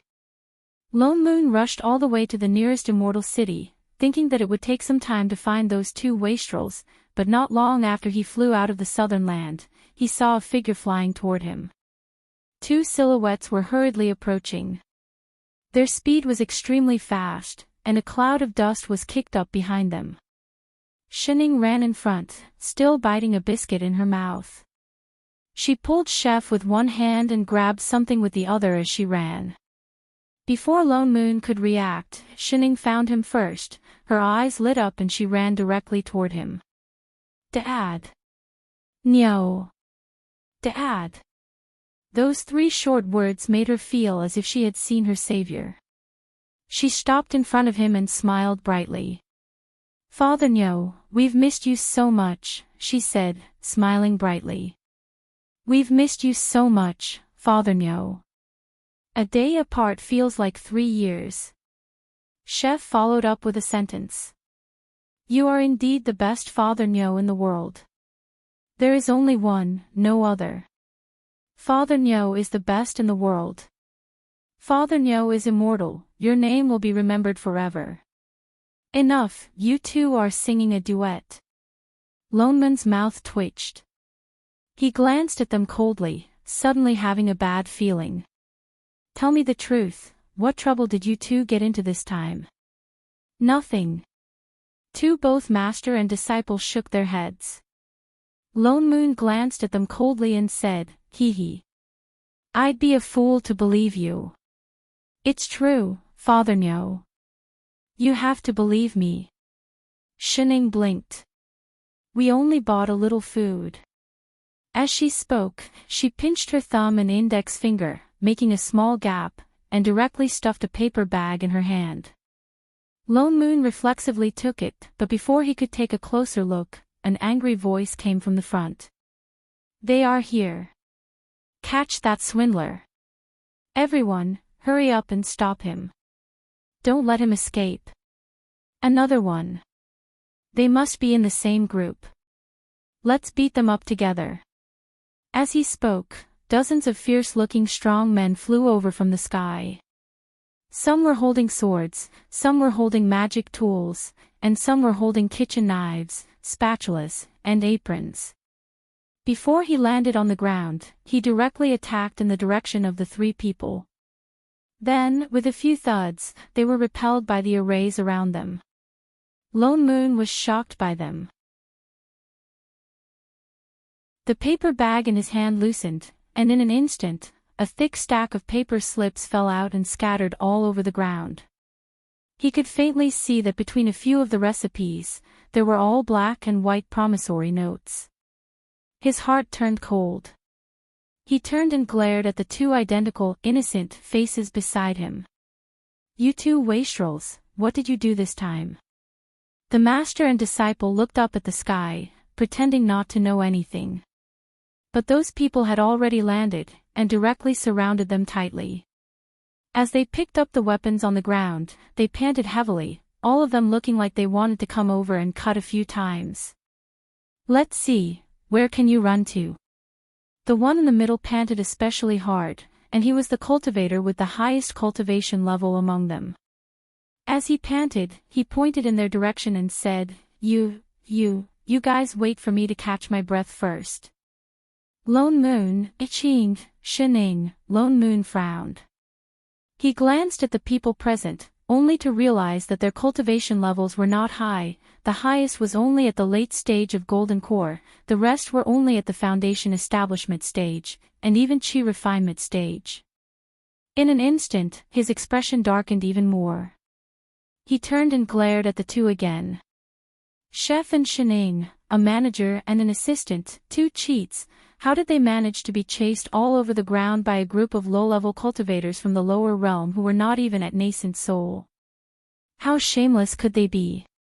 The master and disciple continued to look up at the sky. Today's weather is not bad, it's a suitable day to eat, cook. What else could they do? They were in the wrong. Fellow Taoists. Lone Moon took a deep breath, suppressed the urge to beat up the two, cupped his fists and said to the crowd, I wonder how my two friends offended all of you, to make all of you chase after them. If it's a misunderstanding, why don't we sit down and talk it out? Stop talking nonsense. The golden core cultivator who finally caught his breath glared at him and said, You're with them, aren't you? Everyone, don't listen to him, we'll talk after we capture them. The moment he finished speaking, the others once again raised the Dharma artifacts in their hands, conjured hand seals and made moves, directly attacking the three. It looked like reasoning would not work. Lone Moon frowned, directly released the suppressive force of a soul formation cultivator. In an instant, a huge pressure swept towards the crowd, covering the sky and covering the earth. The people who were just shouting to kill were stunned, their bodies stiffened, unable to move. A few cultivators with the lowest cultivation even directly knelt down directly. The scene was instantly silent, cold sweat broke out on everyone's foreheads, the golden core cultivator in the lead was even paler, his face full of disbelief. Soul formation. Supremacy. How could this be possible? They only cared about chasing after the two people, did not think about anything else. They did not think that the two swindlers actually knew a soul formation supremacy. Now can you tell us what exactly is going on? Everyone, Lone Moon's suppressive force was only released for a moment. Naturally it would not be good to directly fight before things were clarified. Only then did the angry expressions on everyone's faces disappear. They looked at each other for a while. Then the golden core cultivator gritted his teeth, stepped forward and replied, This supremacy, we did not mean to offend you. It's just that your two friends destroyed the treasures that we painstakingly collected for many years, and even smashed our pill room. Those are our life's work. As if thinking of something, some anger ignited in his eyes again. He glanced at Lone Moon, suppressed it, and said tentatively, You are a soul formation supremacy, you must be a fair person, even if they are supremacy's friends. I'm sure you will definitely allow us to seek justice, right? Lone Moon's expression darkened, he turned back to look at the two behind him. What did you do? Nothing much. Shining replied, We just accidentally burned some radishes. You shut up. Lone Moon glared at her, then looked directly at I Ching. Chef, you speak. I Ching glanced at his own master, then replied, That Master and I just went to buy some snacks, then along the way, we learned some new dishes. In the end, we accidentally burned the kitchen. What kind of kitchen? A kitchen where elixirs were kept. Father Nyo, don't worry, we gave you spirit stones. Shining raised her hand and added.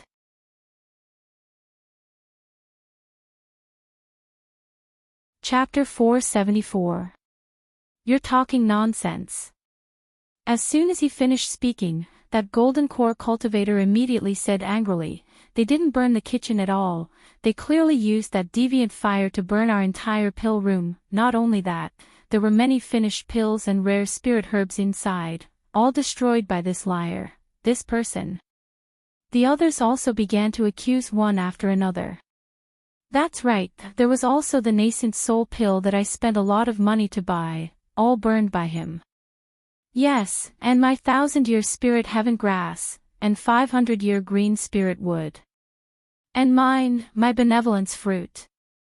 And mine, supremacy. The golden core cultivator took a step forward. He seemed to have found his courage and asked in a deep voice, These two people destroyed our elixirs and spirit herbs under the guise of learning how to make gourmet food. They even burned the alchemy room we built together.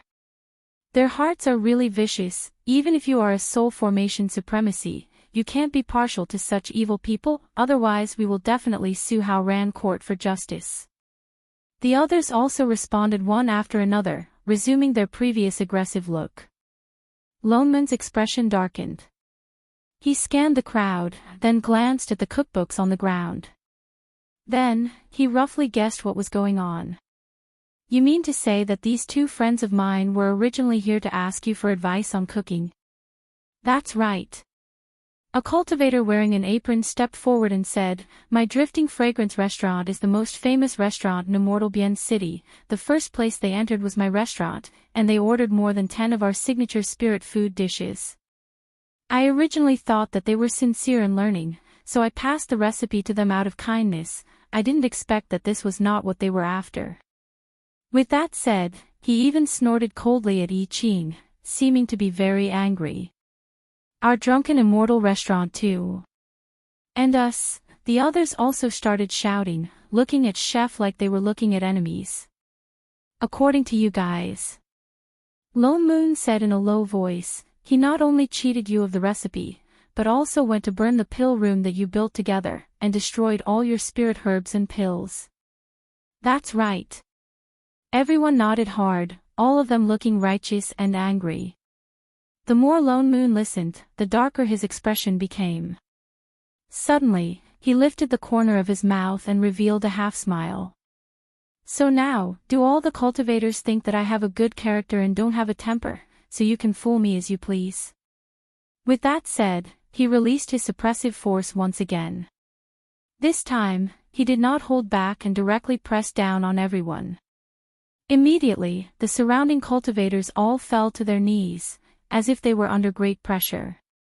Even the Golden Core cultivator at the very front was the same. His face paled. "Supremacy, what do you mean by this? What do you mean?" Lone Moon laughed coldly.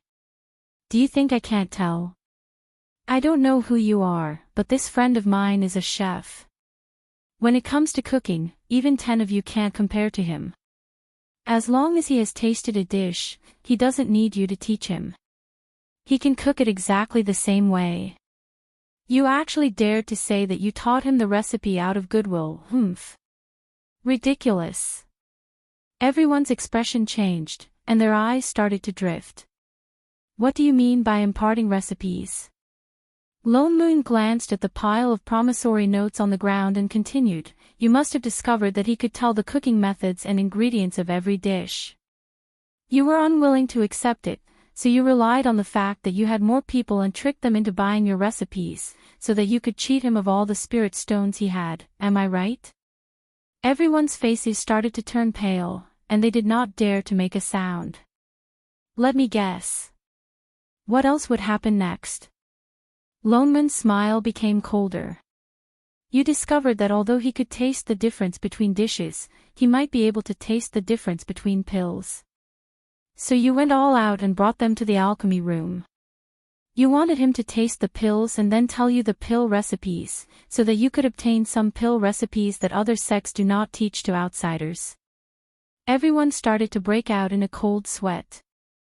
"Not only that, you even had the sudden idea that since he had some talent, why not let him try refining pills directly?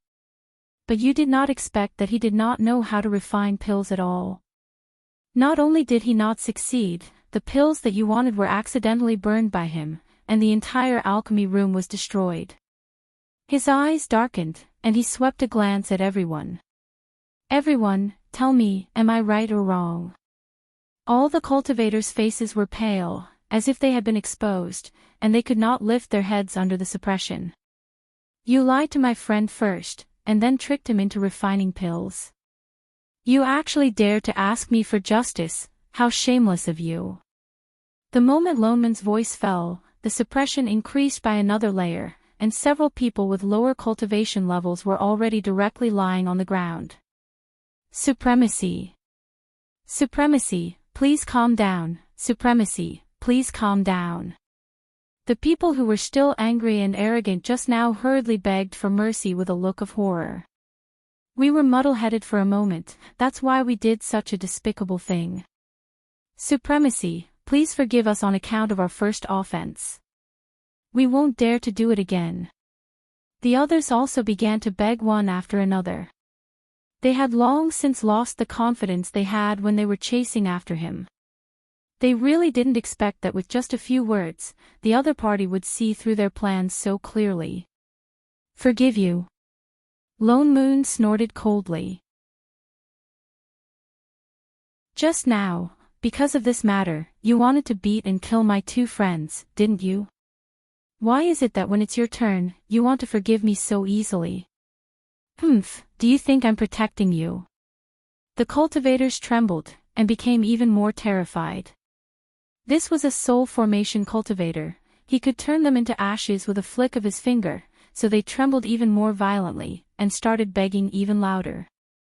But something flashed in the eyes of the golden core cultivator in the middle, and he immediately said loudly, Supremacy, please, on account of the Chi family, spare us, we're just disciples from the alchemy sect. What sect? Lone Moon subconsciously wanted to refuse, but his sleeve was tugged. His eyes darkened, and then he said with some hesitation, since that's the case. I cannot do anything, but you bullied my friend, and swindled his spirit stones, what about the matter? We're still. Yes, it was originally his, we were foolish. Return it all to him. Everyone's expressions relaxed, and they immediately took out their storage bags, and began to dig out spirit stones, their eyes occasionally sneaking glances at the few people in the middle. As a qualified profiteer, Lone Moon naturally recognized the underweight look in their eyes. Hence, he added, Oh, I forgot to tell you that I've already made a mistake. The spirit stones that my friend brought out were temporarily lent to him by me, you guys better not count it wrong. Try missing a piece from me. Everyone's hearts turned cold, so they dug out even faster, not daring to miss a single piece, and even stuck a few more pieces. They were afraid that if they did not tally, the other party would find them for revenge. Only then did Lone Moon retract his suppressive might. The cultivators trembled with fear as they finished digging out spirit stones.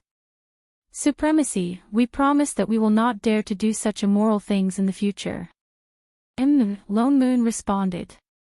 Then we will not disturb supremacy, we'll take our leave first.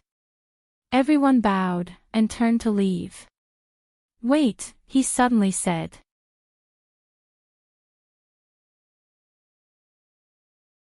Chapter 475. Everyone shuddered and had to turn around, revealing a smile that was uglier than crying. Supremacy, what other instructions do you have? Lone Moon smiled at them like a spring breeze, scaring all the cultivators into lowering their heads. Yet he waved his hand, and all the notes that fell on the ground flew into his hands, forming a thick stack. Since these recipes are meaningless to my friend, then there's no point in keeping them. His eyes darkened, and his smile became even more commercial. Didn't you say that these are your signature dishes? Then let's redeem these recipes. Redeem. Everyone hesitated. Yes, don't you sell recipes? We don't need them anymore, can we return them? Everyone looked confused, although that was what they said, they had already refunded the money just now. But seeing his serious expression, they did not dare to refute, and could only grit their teeth and nod. Yes. All right, I won't cheat you. Just return them at the original price, the prices are all written on these lists. Lone Moon picked up one and read, This is Aroma Restaurant Secret Braised Spirit Beast Meat, 1,500 superior grade spirit stones. Chef, go and collect the money from the boss. Yes, Father Nyo. I Ching immediately took out his storage bag and walked towards the person who was still wearing an apron. Oh, right, if you don't have spirit stones on you, it's all right, you can sign an IOU first. He waved the stack of IOU in his hand. Everyone, they felt so uncomfortable they wanted to cry, what kind of criminal gang was this? Lone Moon spent an hour before he returned the stack of IOU in his hand one by one, and replaced it with a new batch of IOU. Of course those people owed him. The IOU written by cultivators was different from those in the mortal world. These IOU were bound by spirit power, which meant that unless he voluntarily rescinded it, or he died, it had to be returned, otherwise it would damage the cultivation of the person who made the contract. He roughly counted, Shining and the others could bring at most 2 months of food expenses, which was 20,000 superior-grade spirit stones. But now he had at least 1,000,000 spirit stones, which meant that he had more than 50 times the original amount, and that was without counting those IOU. Father Nyo, you're amazing. Shining immediately clapped. Chef paused for a moment, then started clapping along with Shining. Father Nyo, #1 in the world. Scram. Lone Moon turned and glared at the two of them. Don't think that I won't settle the score with you just because I got the money back. Normally, no matter how wasteful a meal was, it would not exceed 2 mid-grade spirit stones. In just one day, how did you guys manage to spend tens of thousands of high-grade spirit stones and owe a huge debt? Father Nyo, don't mind such details. Details my ass. How could a few 100,000 spirit stones be King details? Do you really think you have a mine at home? Yes, Fatty has a vein pearl, shut up. If he had been any slower, even if he had a mine, he would have gone into debt. These two prodigals. Oh. Lone Moon kept the newly earned spirit stones in his hands. He had decided there would be no food allowance for the next month.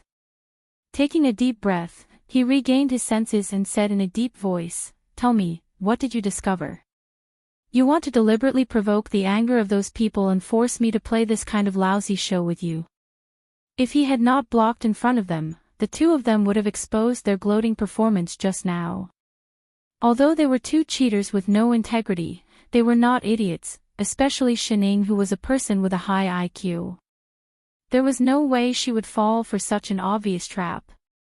What's more, Chef was here. In other words, they did it on purpose. Don't say that. Weren't you very happy when you were counting the spirit stones just now? What's wrong with me collecting some spirit stones? Don't actors need to pay to appear? Celebrities' appearance fees were easily tens of millions. Him collecting a few million spirit stones was already considered cheap. Yes, Father Nyo is the best actor. Everything he says is right. They were just poor beggars. What exactly happened? It's those elixirs. I Ching took a step forward and explained in a low voice, "Master and I originally wanted to go to Immortal Bien City to buy some snacks. On the way, we met an injured cultivator. He asked us to go to a pill shop at the end of the street to buy a bottle of superior-grade chi nourishing pills. So we went to buy one for him." "Is there a problem with the elixirs?" Lone Moon asked. "There's no problem with the effects of the elixirs. They are indeed chi nourishing pills that nourish chi. This is a common elixir used to replenish spirit chi. But we found that there was an extra medicine in the elixir." "What medicine?" "Soul-nourishing grass." "What?" Lone Moon was stunned. "Isn't the soul-nourishing grass a 7th-grade spirit herb? The chi-nourishing pill is a 1st-grade elixir. Using a 7th-grade spirit herb to refine a 1st-grade elixir, did that alchemist have too much money? Or did he not pay attention during the refinement and put it in the wrong place? Or was the elixir placed together with the soul-nourishing grass and contaminated with spirit chi? I thought so too at first." I Ching frowned and continued, "But I tried to use the true phoenix fire to purify the impurities in the elixir, but the entire elixir turned into ashes." "How could that be?" Lone Moon was stunned. "Your true phoenix fire should only be used to burn impurities like elixirs. Wait." He stopped mid-sentence and his eyes widened. Could it be that the elixir was not the leaves of the soul-nourishing grass, but the soul-extracting powder? Yes. I Ching nodded. Shit! Lone Moon shouted silently. The soul-extracting powder was also made from a part of the soul-nourishing grass. The soul-nourishing grass was a very special spirit herb. It only grew in places with dense yin qi. Although it was rooted in yin soil, its leaves were the main ingredient in refining the soul-nourishing pill. The soul-nourishing pill nourished the spirit and cultivated the soul. It was mainly used to strengthen the divine perception and also had the effect of repairing the primordial spirit. That was why it was an 8th grade elixir. But the roots of the soul-nourishing grass were the exact opposite. The roots gathered a large amount of yin qi. Eating it would damage the divine perception and in serious cases, the primordial spirit. And the soul-extracting powder was a powder made from the roots of the soul-nourishing grass. The amount of soul-extracting powder in that elixir was very small. There was no way to detect it at all. I Ching continued. It was because Master said that the elixir was smelly that he asked Master to analyze it. That little bit of yin qi will not affect your cultivation. At most, it will leave a mark in your divine perception. So. Lone Moon looked at the two of them and narrowed his eyes. You deliberately used the recipe to make such a big fuss. You wanted to enter the elixir room of that shop to see if there was soul-extracting powder. That's right. I Ching answered righteously. Father Nyo, we put in a lot of effort. Shening looked serious. Effort my ass. Lone Moon exposed her directly. Forget about chef. Do you think I can't tell that you actually did it for food? Don't mind such details. What details?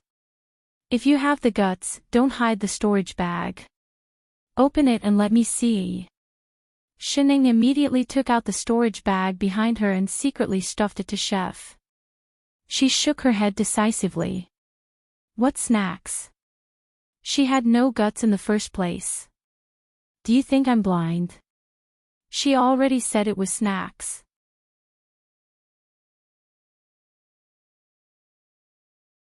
Chapter 476. Father Nyo, we heard that most of the pills sold in that shop were made by themselves. That's why we decided to go to the pill room to take a look. I Ching continued, Master and I have checked that pill room. There is no soul guide powder. The problematic pills were all formed pills, and the boss said that the pills were specially made by someone else, and that they were the only ones in the entire immortal city, but he refused to tell us where they came from. So, you directly burned those pills to lure those people out? Yes. Even so, this has nothing to do with us, right? Why do you care about such things? Although the act of mixing soul-guiding powder into pills to destroy one's divine perception was indeed too evil, there were so many cultivators in the world, there would always be a few with bad intentions, they could not possibly care about everything, and when the time came, the heavenly Tao would naturally settle the score. Moreover, didn't you say that the amount of soul-guiding powder used was very small, and would not affect cultivation? You could have found a chance to expose it. Indeed, but the strange thing was that the seriously injured cultivator specifically asked us to buy the pills from that shop. I Ching frowned. I originally suggested that he buy the spirit molding pill. The spirit stones were not much different, but in his case, using pills to restore the damaged meridians would be more effective, but he refused. You mean? Lone Moon hesitated. That cultivator might have known that there would be soul-guiding powder in the pills. I Ching nodded. Impossible, why would he deliberately eat this kind of pills that are harmful to divine perception? Is he crazy? And didn't they say that the cultivator was still seriously injured? Did he want to die faster by eating this kind of thing? Wait. Then what about the cultivator? He left after eating the pills. I Ching's expression darkened. But his injuries were very serious, his foundation was already destroyed, a bottle of qi nourishing pills could not even save his life. Even if he was fine, I'm afraid he would not be able to cultivate in the future. At that time, I found it strange, so I left a tracking spell on him, but 2 hours later, he directly took out a talisman, only to see that the original golden talisman on the talisman had turned black, and there was a faint trace of death qi floating around. He's dead. Lone Moon stared blankly at the talisman. He realized that although there was death qi, there was no murderous aura. In other words, he committed suicide. Isn't his mental endurance a little too weak? It was better to live than to die a good death. Just because he couldn't cultivate anymore, he committed suicide. If that was the case, why would he still need to buy elixirs? No, Father No, take a closer look. I Ching handed the talisman over. Lone Moon took it and subconsciously searched for the trace of death qi. He found that there was a faint trace of life in the death qi. It was the life of a newborn. Holy shit, he reincarnated. So fast. No, this speed. His soul hasn't even entered the netherworld yet, but he's already reincarnated. Yes. I Ching nodded. For him to be able to reincarnate so quickly, it must have something to do with the soul extraction powder.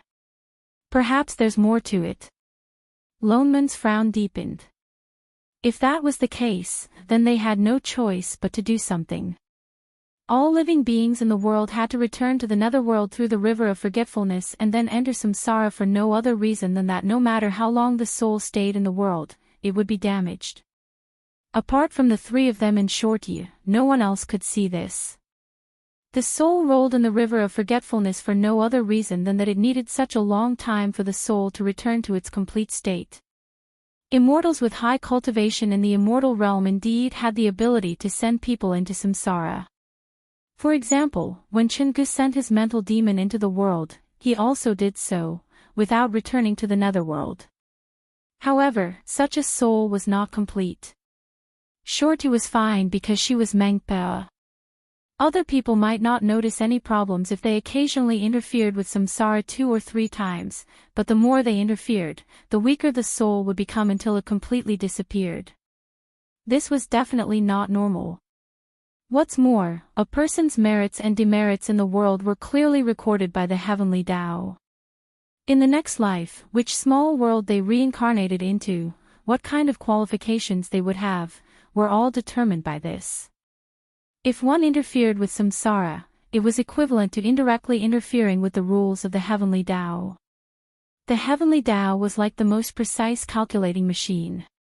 Although it could also correct errors automatically, occasionally there would be people who interfered with samsara, and karma would be reflected back to those people. But if there were too many of such bugs, even the most precise machine would make mistakes. The heavenly Tao could not calculate all of them, and it would be strange if it was not messed up. It seemed that the reason for the power of the rules of this small world being messed up was not just because of Fatty. Perhaps it had something to do with something else. It's a pity that we did not find out where those elixirs came from. I Ching sighed. Lone Moon thought for a moment, turned and summoned his spirit sword.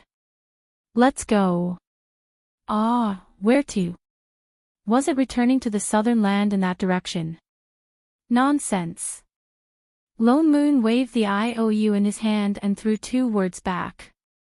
Collect the debt. I Ching, Shining, investigating and earning money at the same time, he was indeed Father No. Lone Moon felt that Chef purposely hid his cultivation and burned the pill room and some completed elixirs, but did not lure out the people behind the scenes.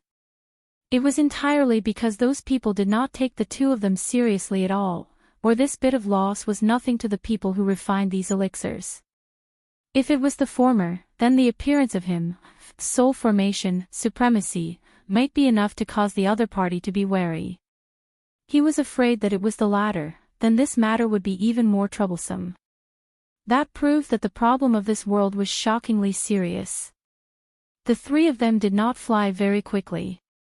After all, when those people signed the IOU, Lone Moon said that he would give them some time to raise the spirit stones. So the three of them spent an hour before slowly arriving at Immortal Bien City. Lone Moon flipped through the stack of IOU in his hand and took out the one with the largest amount. He casually asked for directions and walked towards the biggest restaurant on the street. Before entering the restaurant, he saw the Golden Core cultivator who was leading the group just now. Supremacy. Supremacy. That person was shocked, his expression changed instantly. How did you get here so fast? Collecting debts naturally has to be fast. Lone Moon waved the IOU in his hand. Why, do you want to renege on your debt? That person's eyes flickered, and immediately returned to normal. No, no, no, I dare not. He did not show any intention of reneging on his words or reneging on his debt. The three of you, please come in. He respectfully invited the three of them in, and even prepared tea. Supremacy. That cultivator smiled with a fawning expression. Just now when we returned to the city, I already sent people to gather spirit stones, but hundreds of thousands of superior-grade spirit stones is not a small amount. Supremacy, please wait here for a while, the people who collect the spirit stones should be back soon. With that said, he hurriedly gave a look to the person beside him. That person waved his hand, and a waiter walked in with more than 10 plates of spirit food, one by one placed on the table in the middle. You must be tired from the journey. This is my shop signature spirit food, stir-fried with high-grade spirit fruits and spirit vegetables, full of spirit chi. I hope Supremacy will not mind.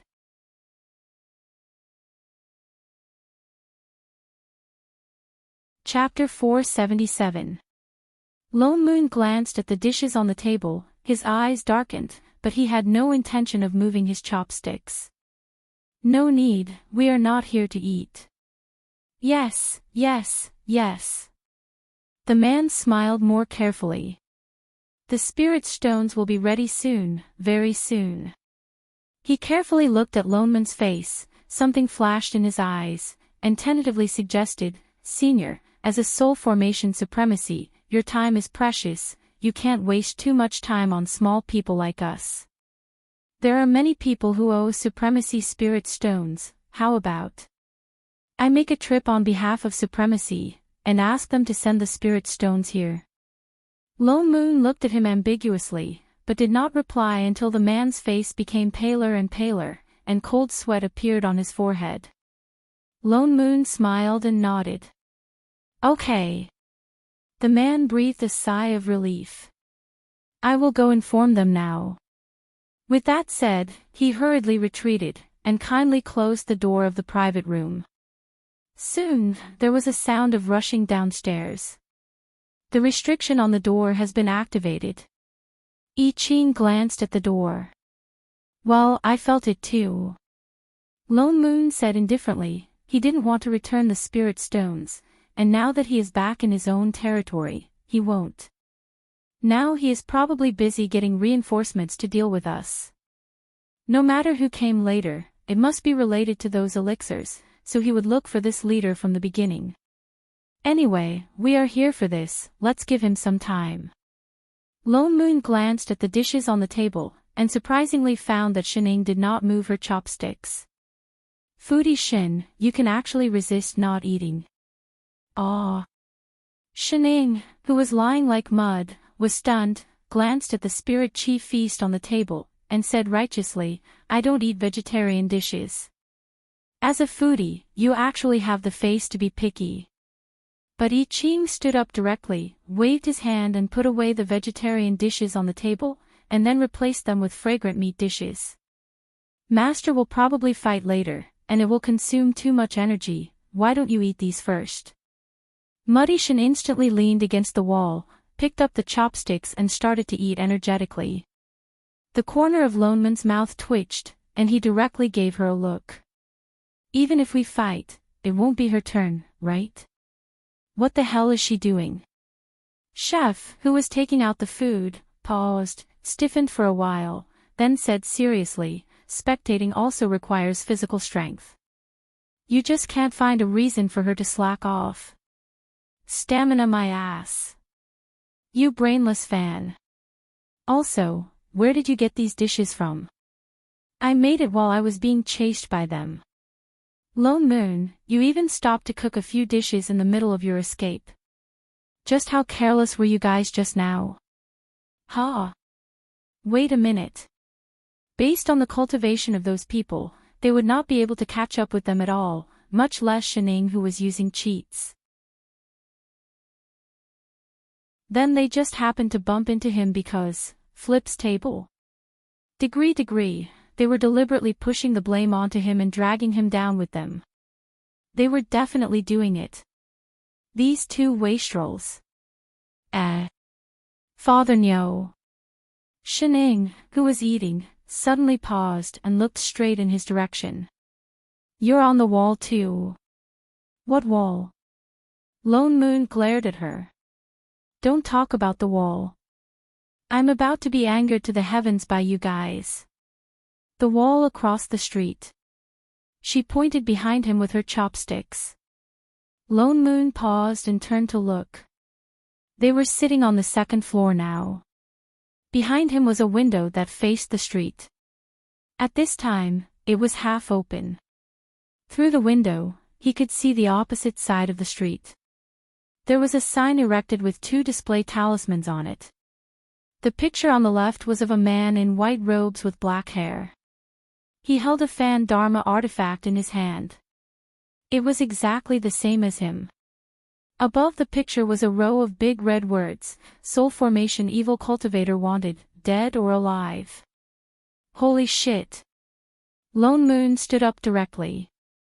What was going on? Fatty is beside you. Shining pointed to the other display talisman at the side. Indeed, the picture on it was of Fatty, but it was not a red immortal sex wanted notice. Instead, it was a notice to look for the sect master of Divine Imperial Sect. Faintly, they could see the words, held hostage by evil cultivator, dead or alive unknown. Reward for clues. And the two display talismans were a little old, as if they had been pasted for a certain number of years. Even pasted on the wall together. You guys are so faded. Fatty was indeed special. Faded my ass. Keep your Fujoshi look away.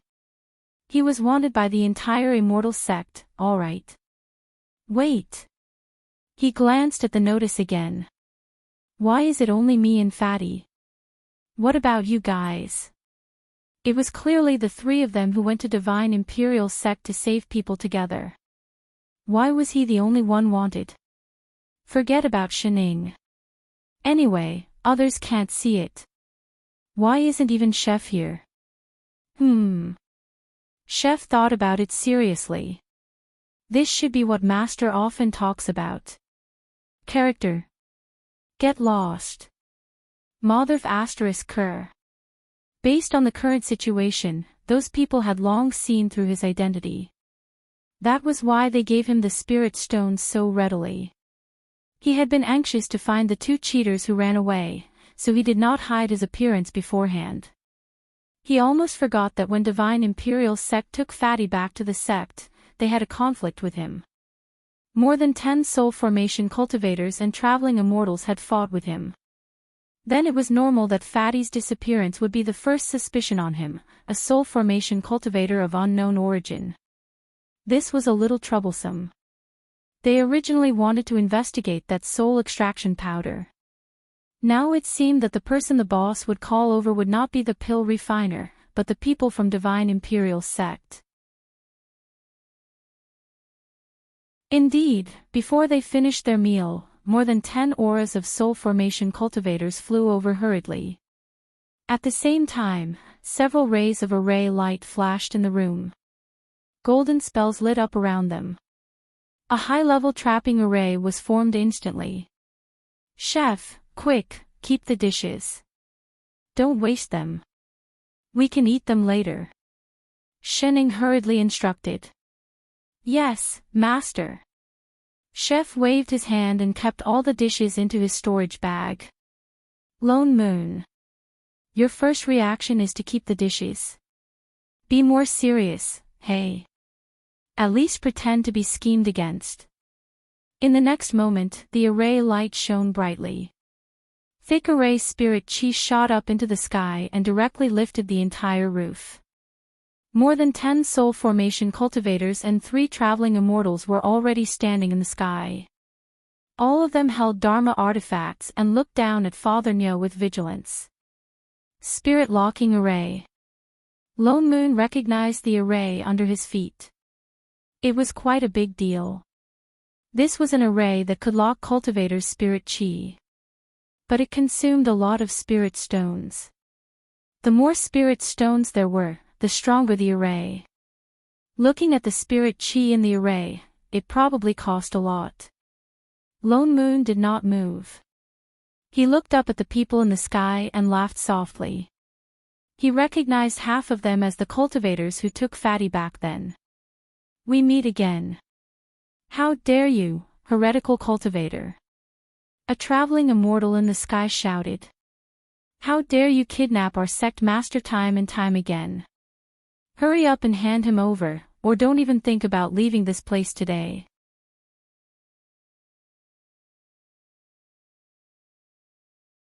Chapter 478. Hand him over to you. Lone Moon laughed coldly. And then let you blood sacrifice him again. Which one of your sect's cultivation level will be promoted this time? Everyone's expression changed instantly, a trace of panic flashed across their eyes simultaneously, and they immediately became even angrier. What nonsense are you talking about? They naturally could not admit to such things. The murderous aura on the traveling immortal intensified. You heretic cultivator, don't spread lies here. Whether I'm spreading lies or not, you know best in your hearts.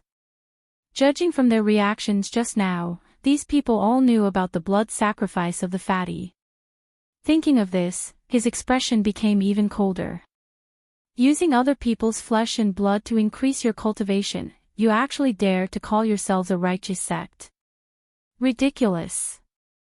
Don't twist the truth here, hurry up and hand over Huizhe. That person was so angry that his face turned red, and his gaze became even fiercer. What, you're not calling him sect master now? Lone Moon's eyes darkened. Who is twisting the truth? Why don't you go back and ask that cultivator who just ascended to soul formation but was punished by heaven? Everyone was stunned, as if they were poked at something, and their faces turned pale. They must be thinking about the appearance of the divine dragon and the lightning punishment. Let me give you a piece of advice. If you do too many immoral things, one day you'll meet a cheat. Everyone's expression became more and more ugly. The traveling immortal's eyes wandered for a while, and then immediately said loudly, You don't have to be alarmist here. Your spirit chi has been sealed. No matter how powerful you are, don't even think about moving a step. Hurry up and hand him over. Is that so? Lone Moon smiled at that person, without a trace of panic on his face. No need to talk nonsense with them. The others finally seemed to be unable to wait any longer. Take them down first, naturally we'll be able to ask where Huizhe is. With that said, they directly mobilized their spirit chi to attack, and for a moment, the sky was filled with the light of spells. Lone Moon looked directly at I Ching and said, There's enough trouble today, I don't want to fight anymore, I'll leave Chef to you. Chef nodded, and after some thought, he added, compensation for food expenses. In your dreams, get lost. Oh. Master, I've tried my best. Shening, evil capitalists. In the next moment, a terrifying pressure that they had never seen before suddenly enveloped the entire immortal city. Before the soul formation and traveling immortals in the sky could react, they felt the spirit chi in their bodies stagnate. The spirit chi that was originally circulating freely dispersed, and they fell from the sky like dumplings. Thud, thud, thud, thud. It smashed into the ground a few times and was so deep that it was impossible to dig it out even if one wanted to. However, the pressure became even thicker, and the few of them spat out blood. Even the sky darkened in an instant. For a moment, the wind blew and the clouds surged. The entire sky was filled with thunderclouds, as if lightning would strike down at any moment. What is this? Everyone was shocked. They had never felt such a terrifying pressure. It was not from a soul formation cultivator or a traveling deity. They even subconsciously thought that it was not the pressure of a deity. Lone Moon rolled his eyes at Chef. Damn it, the moment he heard that he wouldn't be compensated for his food expenses, this fellow didn't even put in his effort to fight. He actually released his divine might directly. This was practically slacking off. He glared at the master and disciple, then stood up. The spirit-locking array under his feet was still lit, but it did not affect him at all. He scanned the surroundings, and his eyes fixed on a figure hiding in the alley. A stream of spirit chi shot out and directly pulled the person over. It was the golden core cultivator who owed him spirit stones just now. Before that person could react, he was suppressed to the ground by the spirit-locking array under his feet. Instantly, his face was full of fear. Say. Senior, spare me. Lone Moon walked a few steps closer, squatted down, and said in a low voice, "Let me ask you, the finished pills in the alchemy room, where did you buy them from?" WH. What? That person was stunned, and could not react for a moment. Answer me honestly, and I will let bygones be bygones. If you say anything false. He did not continue, but smiled even more amiably. I don't dare. He thought of the miserable state of those soul formation and traveling immortals just now, and his eyes became even more frightened. After thinking carefully about his question, he said, "Pills. Pills. Oh, we are just a small pill shop under the Chi family. We don't have much profit, so we produce and sell everything ourselves. We make losses all year round. We buy the finished pills from alchemy masters from all over the world. The sources are all different, so we buy from whoever has it. Because they did not make money, they opened other shops." Then what about Chi nourishing pills? Chi nourishing pills. That person was stunned for a moment. Chi nourishing pills are low-level pills, but usually alchemy masters with a bit of fame do not want to specially refine them. So only low-level disciples of various big sects will use them to practice. We also directly enter from a sect, but we do not have a fixed sect. That was strange. Where did those soul-inducing pills come from? And that cultivator who quickly reincarnated, how did he confirm that this shop had such special chi-nourishing pills?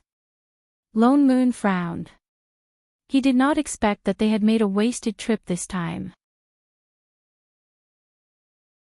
It seemed like he had to slowly investigate this matter. He got up and glanced at the few soul formation and traveling immortal cultivators who were about to be pressed into the ground by the divine aura. He could not be bothered anymore. He turned back and shouted, let's go back." Oh. A certain piece of mud lying on the table slowly got up. The three of them were about to fly on their swords when Lone Moon seemed to suddenly think of something. He turned to look at that golden core cultivator. "Oh yes, didn't you say you were going to collect spirit stones to pay off the debt? Have you collected them now? Quick, pay the money." "Shining, Iching, cultivator, are you a devil?" After Lone Moon returned to the southern land, he continued to focus on training, oh no, on educating Fatty. Compared to the supreme-grade trash in swordsmanship, Fatty's skills in alchemy, talismans, arrays, and weapons were extraordinary. No matter how complicated the array was or how difficult the talismans were, Fatty could learn them in an extremely short time and master them. Moreover, Lone Moon only had to teach him once for him to master all kinds of mental cultivation techniques and dharma spells on the same day. Others would need years, decades, or even centuries to familiarize themselves with spells, but he could immediately find the key to it and use it freely. Most cultivators had limited energy and would usually focus on one thing.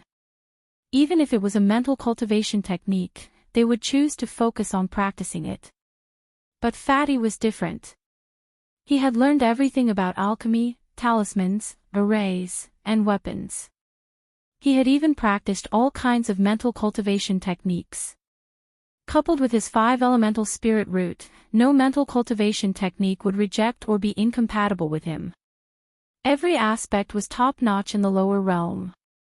He had truly achieved moral, intellectual, physical beauty.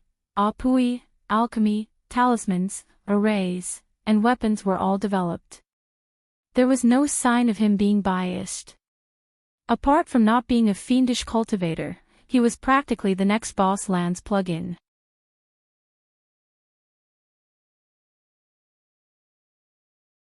Chapter 479. Rabbit, who had been accompanying a certain someone through bitter cultivation, felt a little puzzled. When they first entered the sword array, Fatty was still a weakling who couldn't even pass one level. He was often chased by the sword chi in the array until he cried out in pain, and his cries could be heard throughout the entire 10-level sword array. Just a few years ago, he still secretly sympathized with this brother Fatty. Thinking about how under Great Immortal Loneman's force training, his own cultivation was already improving rapidly, while Fatty was still at the same level, this was too pitiful. When Rabbit rose to the 9th level, Fatty was still in the low-level sword array. When it reached the 10th level, he was still in the low-level sword array. When it reached the 11th level, he was still in the low-level sword array. He originally thought that brother Fatty really didn't have any cultivation talent, and would probably struggle to survive in the sword array for the rest of his life, but he didn't expect that after leaving the sword array, things would suddenly take a sharp turn. When Fatty practiced the array cultivation mental cultivation technique, Rabbit was at the 11th level. When he practiced the talisman cultivation technique, Rabbit was still at the 11th level. When he practiced the pill and artifact cultivation technique, Rabbit was still at the 11th level. Even one day, when he woke up one night, he actually found that Fatty had inexplicably become a soul formation cultivator, the aura of his body faintly pressuring him to the point of suffocation. Rabbit was a little suspicious that he had been hit by some sorcery, and thus missed such a big event. Otherwise, why did brother Fatty advance a whole realm in one night, and not only did he not feel it, he didn't even hear the sound of the tribulation thunder. In just a few years, brother Fatty mastered the 4 skills of pill, talisman, array, and artifact, as well as the 5 mental cultivation techniques of metal, wood, water, fire and earth. And no matter which one he took out, he was at the top level in the entire cultivation world. As a cultivator of the lower realm, apart from sword techniques, Fatty basically had nothing to learn. The only higher level was immortal arts. Rabbit expressed that he was shocked.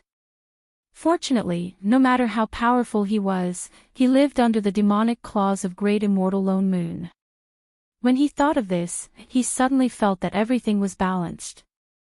0. So when Fatty could finally graduate, Father Nyo arranged for the first graduation exam, to refine 100 spirit swords, to pay off the debt. He had to make up for the flying swords he had wasted back then. Oh, that's right.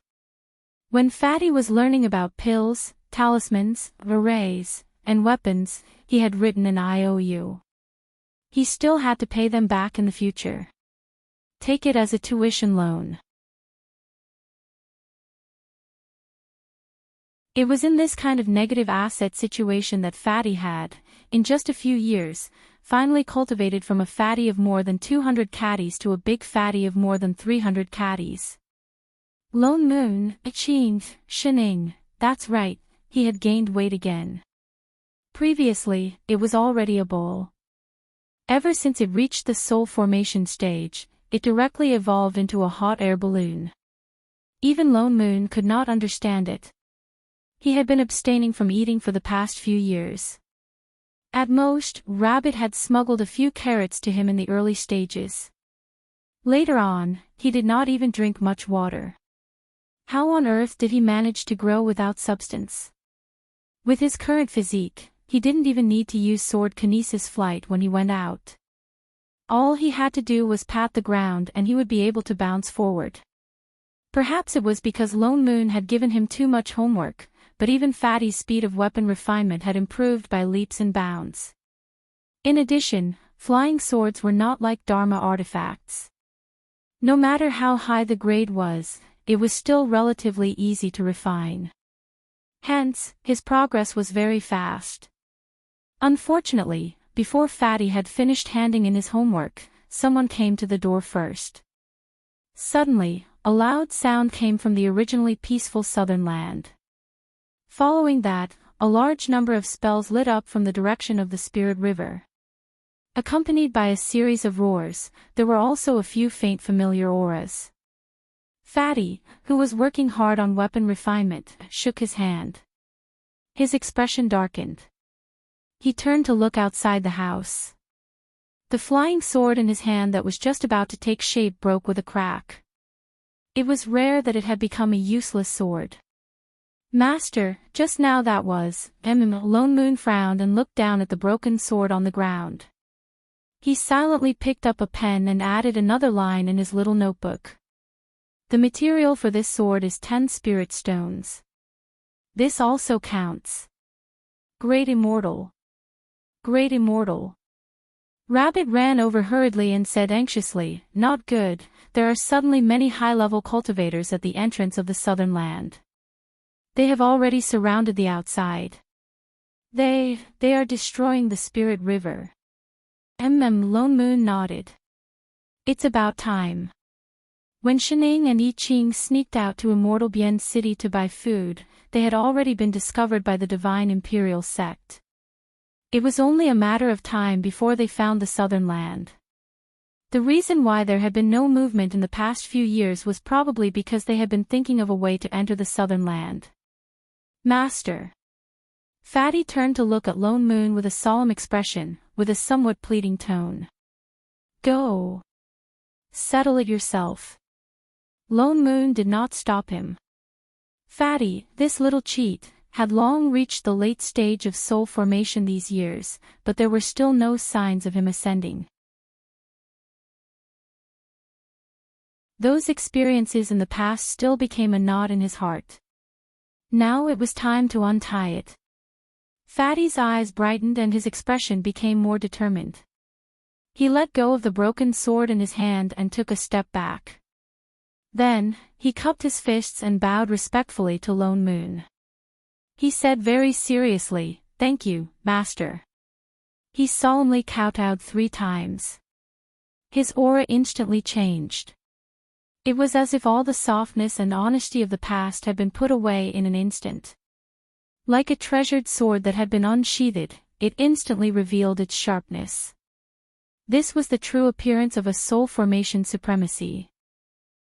Brother Fatty, are you going to deal with those people alone?" Rabbit, who did not understand the truth, said with some worry. "There are too many cultivators. The little demons have reported that there are dozens of soul formation cultivators alone. Just Fatty alone. Great Immortal and the others, aren't they going to help?" "Brother Rabbit, thank you for taking care of me these days." Fatty smiled at it. Without further explanation, he turned and walked out the door. Rabbit looked at his receding figure, then looked at Lone Moon. His eyes turned in a daze.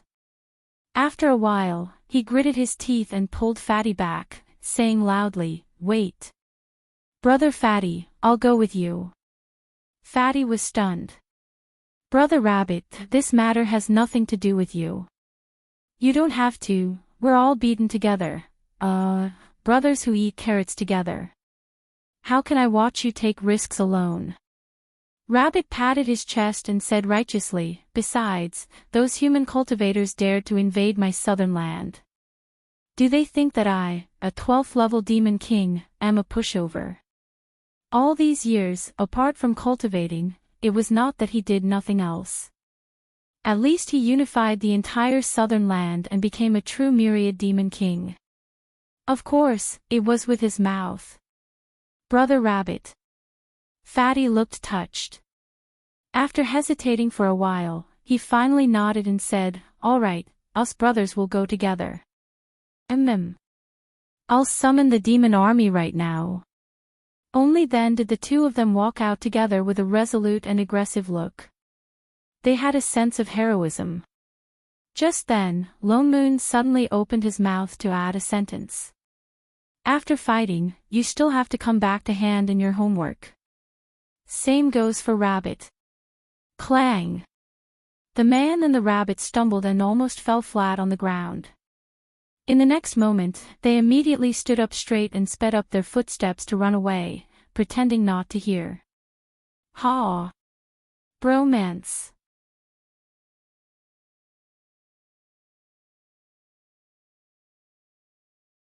Chapter 480. At the entrance of the southern land. A huge array formation that looked like a golden ribbon was floating above the Spirit River. Countless talismans lit up from it, and the golden light was very bright. Every time the light grew brighter, the white mist above the Spirit River became thinner. And every 2 meters near the Spirit River, there was a cultivator setting up the array. At first, there seemed to be more than 20 of them. Each of their cultivation was not low, the lowest was at the early stage of soul formation. They were working together to destroy the Spirit River in front of them. Behind these foreign cultivators stood countless cultivators. At a rough glance, there were several thousand of them, and they occupied the vast wasteland in front of the river. Some of them even stopped in the air on their swords. They were divided into several camps. There were hundreds of people standing together, and dozens of people at the least. Looking at their clothes, they all belonged to different sections. It seemed that all the high-level cultivators in the entire sacred arrival realm had come out in full force. The largest group was the Divine Imperial Sect cultivators who occupied the front. They had the most high-level cultivators. There were more than 10 soul formation cultivators, not to mention 5 traveling immortals. All of them frowned as they looked at the Spirit River in front of them. The cultivators spent more than an hour before they worked together to stir up the entire Spirit River. The white fog in front of them became thinner and thinner. The scenery of the southern land became clearer. When the white fog completely dissipated, everyone was ready to rush in. Roar, roar, roar, roar. Suddenly, dozens of beast roars sounded at the same time. Like thousands of thunder, the array formation shook. A gust of wind mixed with a violent aura swept towards the cultivators. The high-level cultivators of each sect hurriedly set up a protective array formation to protect their disciples. Only then did everyone see clearly that there was a large group of demon beasts standing on the other side of the river. And all of them were above level 8, and there were even level 10. Some were as strong as mountains, and some were in human form. At first glance, there were hundreds of them. Their eyes were filled with anger as they looked at the cultivators on the other side. They seemed to have been waiting for a long time. Perhaps it was the first time they saw so many high-level demon beasts at the same time. The cultivators' hearts sank. These demon beasts were obviously here to stop them. The leader of the Divine Imperial Sect, traveling immortal Sunyu, frowned even more. A hint of annoyance flashed across his eyes, but it wasn't because he was worried that they couldn't subdue hundreds of high-level demon beasts, but because if they were to fight, it would definitely take up too much time, and it would be detrimental to their search. Just as he was thinking, the herd of demonic beasts suddenly roared in unison and parted to the sides, opening a path. 2 men, one gray and one white, walked out. The man in white had a monstrous aura around him, and even the expressions of the soul formation cultivators present changed. This was a 12th rank demon king. As for the person beside him, it was a ball. No, it was a man as fat as a ball, and his facial features looked a little familiar. The eyes of everyone from Divine Imperial Sect lit up as they stared at the person on the right. Huizhe! Sunyu shouted subconsciously. You bunch of human cultivators, how dare you barge into my southern land and destroy my Spirit River? Are you tired of living? Do you want me to send you to hell? Rabbit snorted coldly. The demonic aura around him intensified and he pounced towards the crowd. Sun Yu's eyes darkened, and he glanced at Fatty who was standing beside the Demon King before stepping forward and saying, "Demon King. We originally had no intention to provoke a battle between the demon and beast clans, but you colluded with heretical cultivators, kidnapped our sect master, and hid here for several years. As a disciple of Divine Imperial Sect, how can we not care about what you do?" With that said, he looked at Fatty again, and a hint of greed flashed across his eyes. "Today, all the cultivators are gathered here. Hurry up and release our sect master, otherwise don't blame us for flattening the southern land." "I'm not your sect master." Fatty's face darkened, and he felt that the word sect master was extremely disgusting. He said directly, "Brother Rabbit didn't kidnap me at all, and neither did Master and the others. All these years, because of my special physique, you guys used me as a blood sacrifice time and time again, and used my flesh and blood to raise your cultivation. If not for Master and the others arriving in time last time, I would have died in the blood array long ago." Once these words came out, everyone was shocked, and they all looked towards the people of Divine Imperial Sect in the middle. Using the blood and flesh of living people to raise cultivation, such a shocking thing was completely unheard of. As the leader of the immortal sects, would Divine Imperial Sect really do such a thing? "Sect Master, you are still inexperienced, don't be fooled by those heretical cultivators." Sun Yu, however, didn't panic at all, and there was not even a hint of guilt on his face. Instead, he looked pained and worried. "That heretical cultivator kidnapped you with impure intentions in the first place, that's why he would use these words to deceive you. Our sect is indebted to your ancestors, how can we do such a thing that is worse than beasts?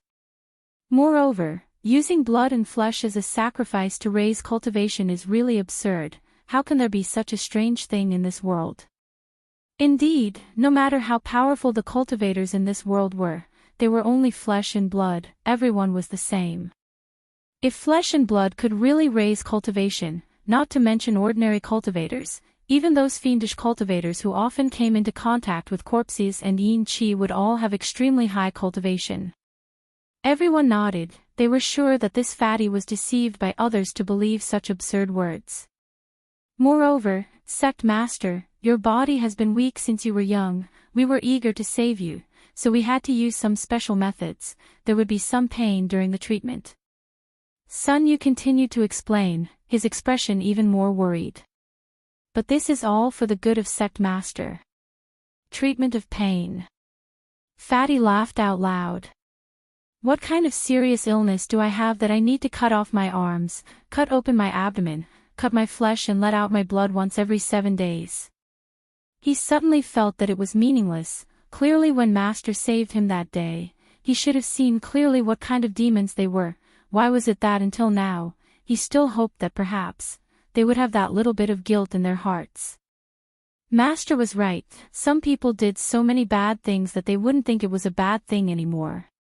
The principle of the world was never as hard as the fist. Forget it. The reason is no longer important. Fatty sighed, his whole body felt relaxed for no reason, as if something that had been pressing on his shoulders for many years was suddenly removed. "Today, I only fight for my own justice." His eyes darkened, the aura of the soul formation stage was instantly released from his whole body, faintly overshadowing the aura of all the cultivators present. You have cultivation, that restriction." Sun Yu's eyes widened abruptly, he exclaimed out loud, halfway through his words, he stopped hurriedly, his face full of disbelief. He didn't realize that the demonic aura was too strong just now, he didn't expect that he had actually become a soul formation cultivator. How long had he been in the southern land? No matter how talented a cultivator was, it was impossible to reach the soul formation stage so quickly, unless he had some kind of miraculous encounter. "The restriction that you guys set in my consciousness is not unbreakable." Fatty directly spoke for him, with a turn of his hand, he summoned a spirit sword. Sun Yu's expression darkened. He still maintained that look of moral superiority just now. He pretended to have a pained expression. Now that sect master has been deceived by scoundrels, looks like you won't listen to our advice. Never mind. We can only save you out of the southern land first, then find a chance to slowly tell you in detail.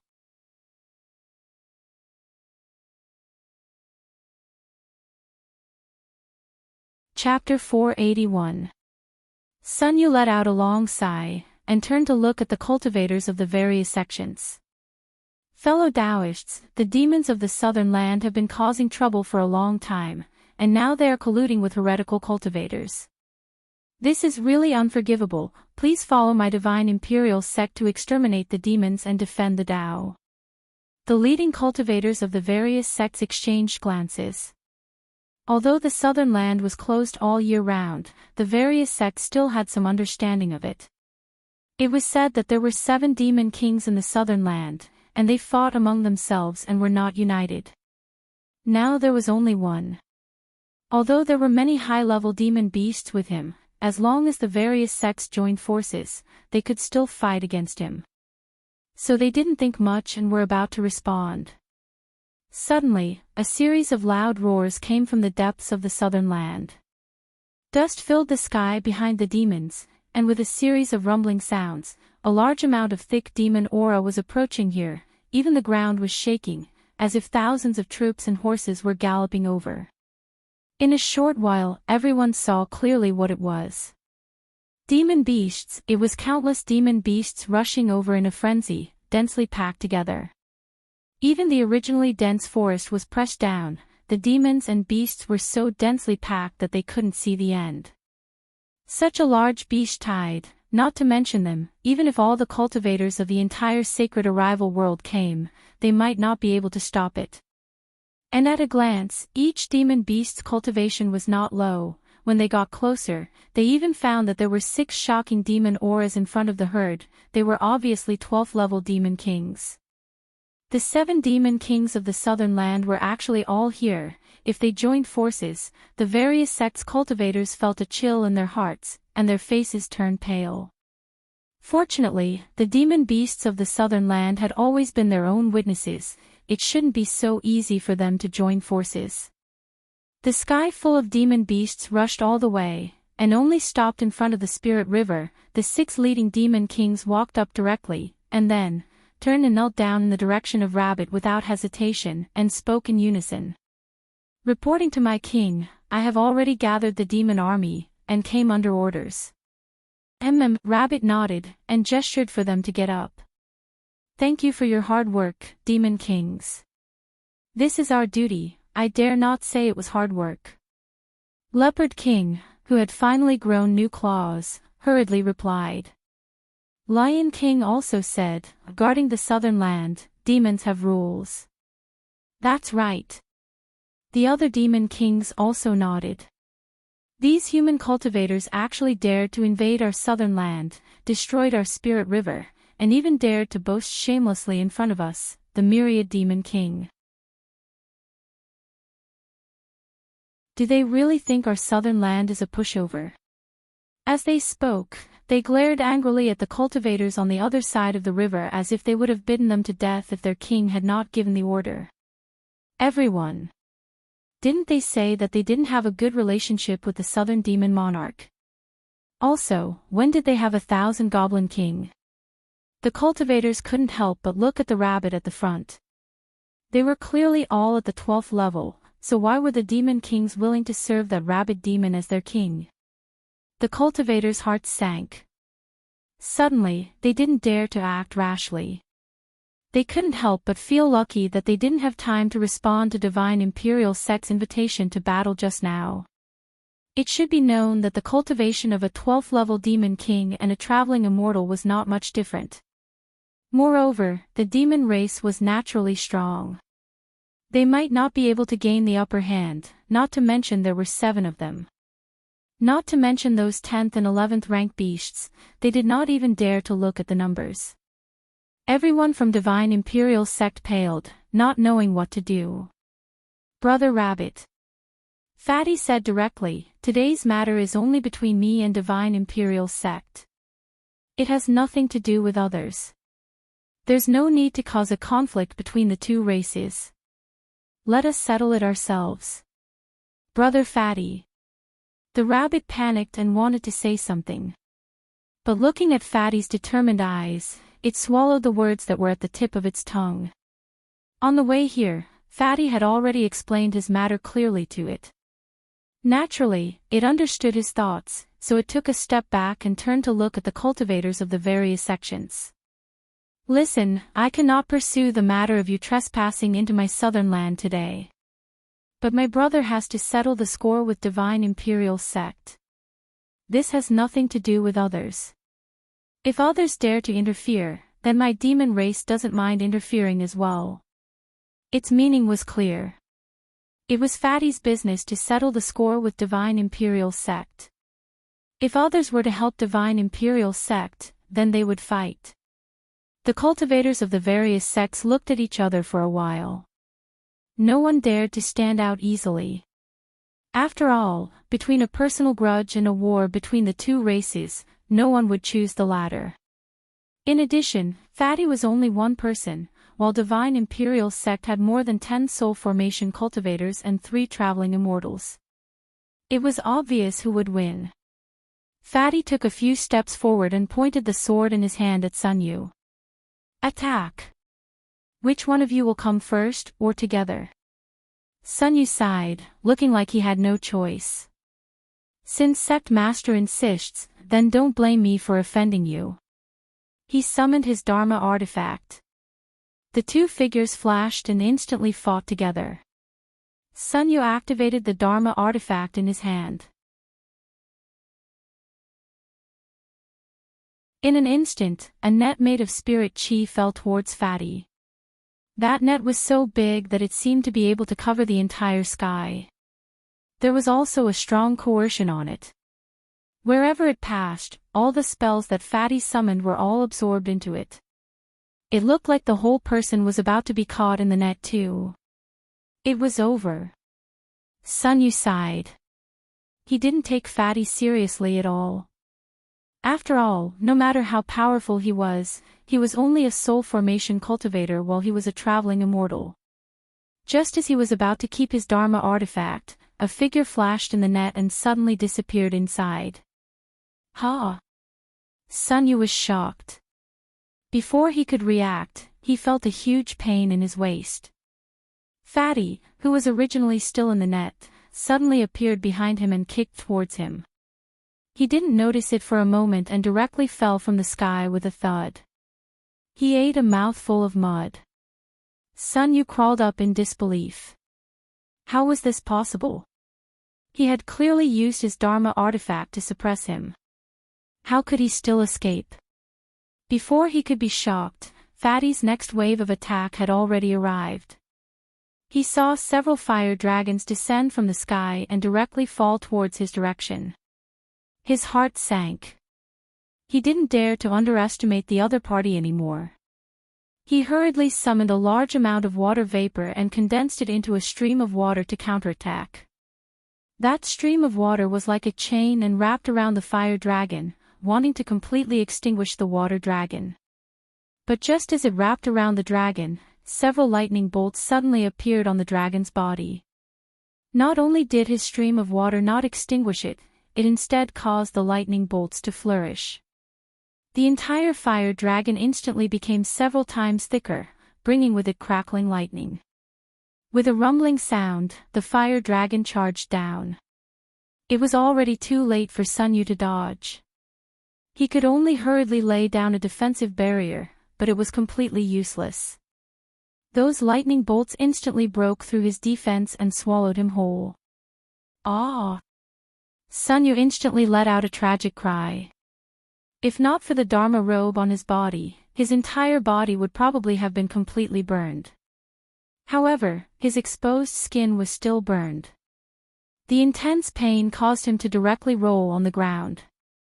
But the fire dragons in the sky were not done yet.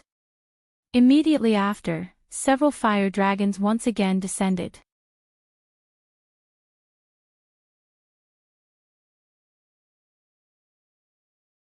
Chapter 482. Seeing that Sun Yu had nowhere to hide and was about to disappear completely in the lightning and fire dragons, the people of Divine Imperial Sect finally reacted. 2 traveling immortals and a few soul formation cultivators rushed out and blocked the remaining fire dragons, saving Sun Yu. Everyone was shocked. Everyone could see that Fatty was only at the late stage of soul formation, but in less than a quarter of an hour, he had defeated a traveling immortal. His strength was undeniably shocking. Whether it was the heretic cultivator who had yet to show himself or the myriad demon king in front of them, it was obvious that it would not be so easy to take Huizhe away today. The cultivators of Divine Imperial Sect all darkened their faces and exchanged a look. The remaining 2 traveling immortals and 2 soul formation cultivators, the 4 of them turned and attacked Fatty at the same time, fighting again. Not far away in the hidden array, a certain crowd of 3 was drinking tea and eating melon seeds, watching the battle calmly. 1 against 4. Shining tilted her head. 1 against 4 is nothing, Fatty is an all-rounder cultivator after all. Lone Moon said indifferently. Oh, then how many can he fight at most? I bet 3 months of food expenses, at least 7. Lone Moon said confidently. Shen Ying's eyes darted around and brightened. Then I'll bet 3 fruits, 8. Yi Qing looked back and forth between the 2. In order to appear more sociable, he cooperated and added, I bet 3 meals, 10. Lone Moon, Shening, was there a difference whether you bet or not? Which meal wasn't cooked by you? As the few of them spoke, the few people fighting over there were slowly coming to an end. Lone Moon's guess was right, even if the 4 of them attacked together, they did not gain the upper hand in Fatty's hands. Instead, they were faintly being suppressed by Fatty's endless and completely different sorcery. The cultivators of Divine Imperial Sect who were watching the battle below couldn't help it anymore, so more and more people joined the battle. In the end, there were already more than 10 soul formation cultivators and traveling immortals attacking Fatty together. But Fatty's sorcery was really too smooth, all kinds of sorcery stacked together. It looked like fire element, but there was also thunder element mixed in. In the end, it was ace element and wind element. Until the last moment, no one could think of a complete way to deal with it, and he also set up a few array formations from time to time. Often, as they fought, before they could even react, they would already be trapped in his array. It wasn't just the people fighting, even the other sects couldn't believe their eyes. They didn't expect him to be able to fight against so many cultivators of the same level and even higher level by himself. More than 10 years ago, he was still a mere mortal. In less than an hour, many soul formation cultivators were hit, falling from the sky one after another, looking even worse than Sun Yu. The more they watched, the more shocked they were. Finally, all the soul formation cultivators and traveling immortals of Divine Imperial Sect attacked together. For a moment, the sky was filled with the light of sorcery. The battle went on for several hours. There were only a few dozen soul formation cultivators and 1 traveling immortal left in the sky. Of course, there was also Fatty. His body was covered in wounds, and his robe was stained with blood. The long battle had consumed a lot of energy. His face was already showing signs of fatigue, but he still looked at the people in front of him with a resolute gaze. He could not lose this battle. And the people of Divine Imperial Sect also obviously fought with all their strength, seeming to see that he was already at the end of his rope, and attacked even more intensively. Dozens of sorcery flew towards Fatty, and someone even set up a trapping array.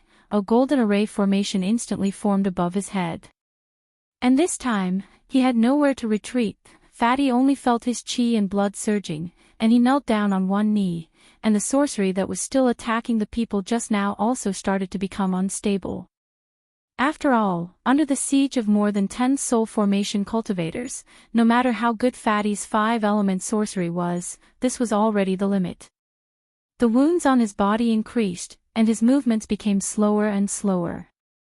And the people of Divine Imperial Sect didn't have it easy either. this trapping array had already exhausted the last spirit chi of the person who set it up. When the others saw that Fatty was trapped inside, they immediately created a sky full of icicles, lightning, spirit swords, and used the last bit of strength to attack. Success or failure depended on this one move. Seeing that the trapping array was getting brighter and brighter, and that the sky full of sorcery was about to blast Fatty into pieces, Fatty gritted his teeth, and suddenly, in an instant, an unprecedented huge burst of spirit chi exploded, and his originally round body suddenly began to expand crazily, like a rapidly expanding rubber ball. His figure suddenly became hundreds of times bigger, directly breaking the trapping array, and withstanding everyone's sorcery. The sky full of sorcery hit his huge ball-shaped body, but actually had no effect at all. Ha! There's still this move. The master and disciple group of onlookers all turned to look at a certain Dean. What are you looking at? Lone Moon directly glared back. What the hell is this misleading look of yours? I'm making use of his strengths, do you understand? The two of them. Society.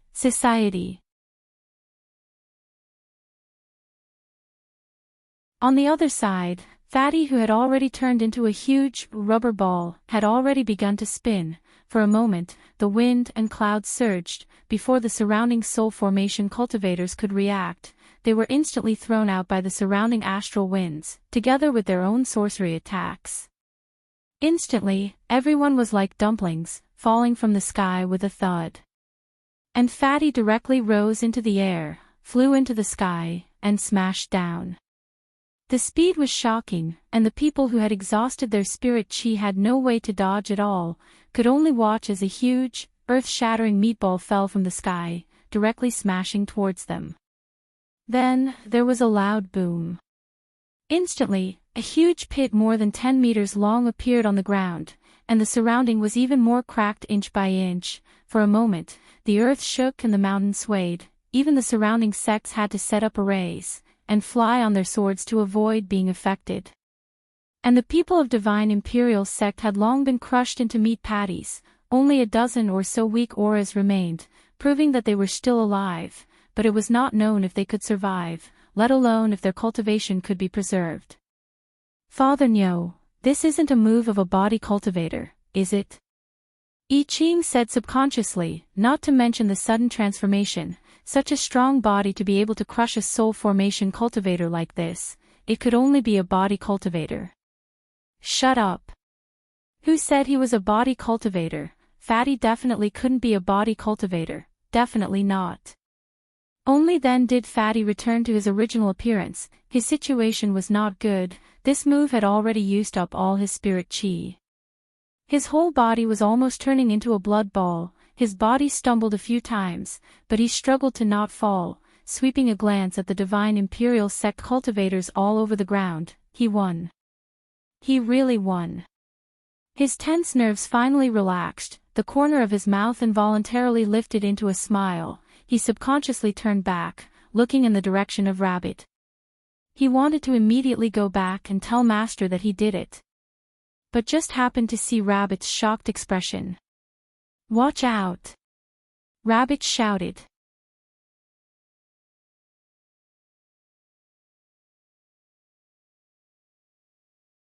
Chapter 483.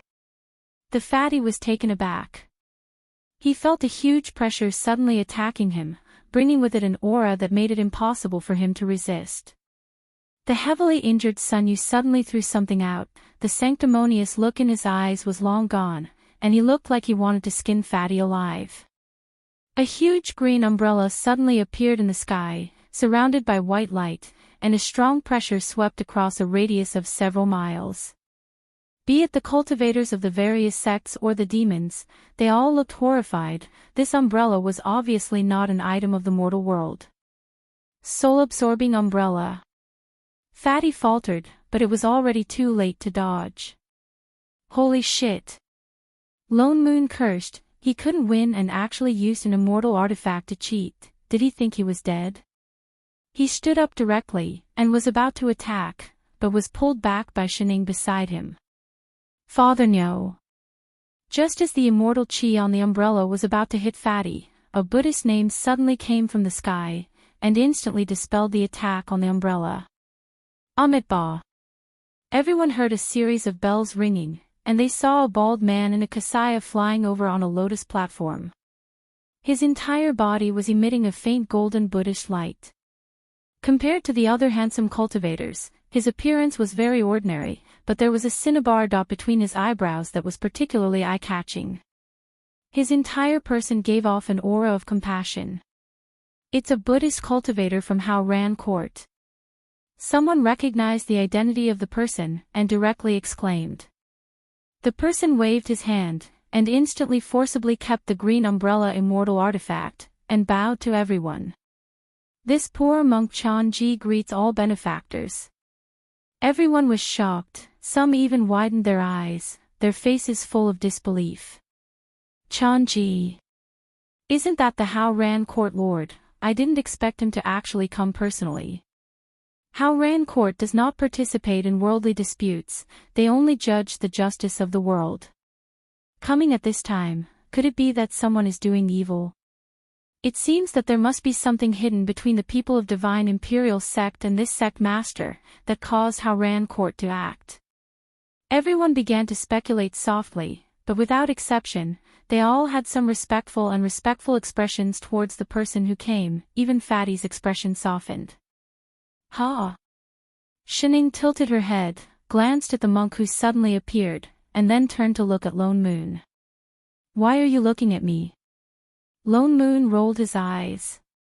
I don't know who this is. What Hao Ran Court? He had never heard of it. Chef, on the other hand, frowned and asked subconsciously, Master, the Buddha light on this person, Shining nodded. What Buddha light? This is the golden light of merit, right? Lone Moon also saw it and subconsciously replied. I Ching opened his mouth as if he wanted to say something, but in the end, he didn't.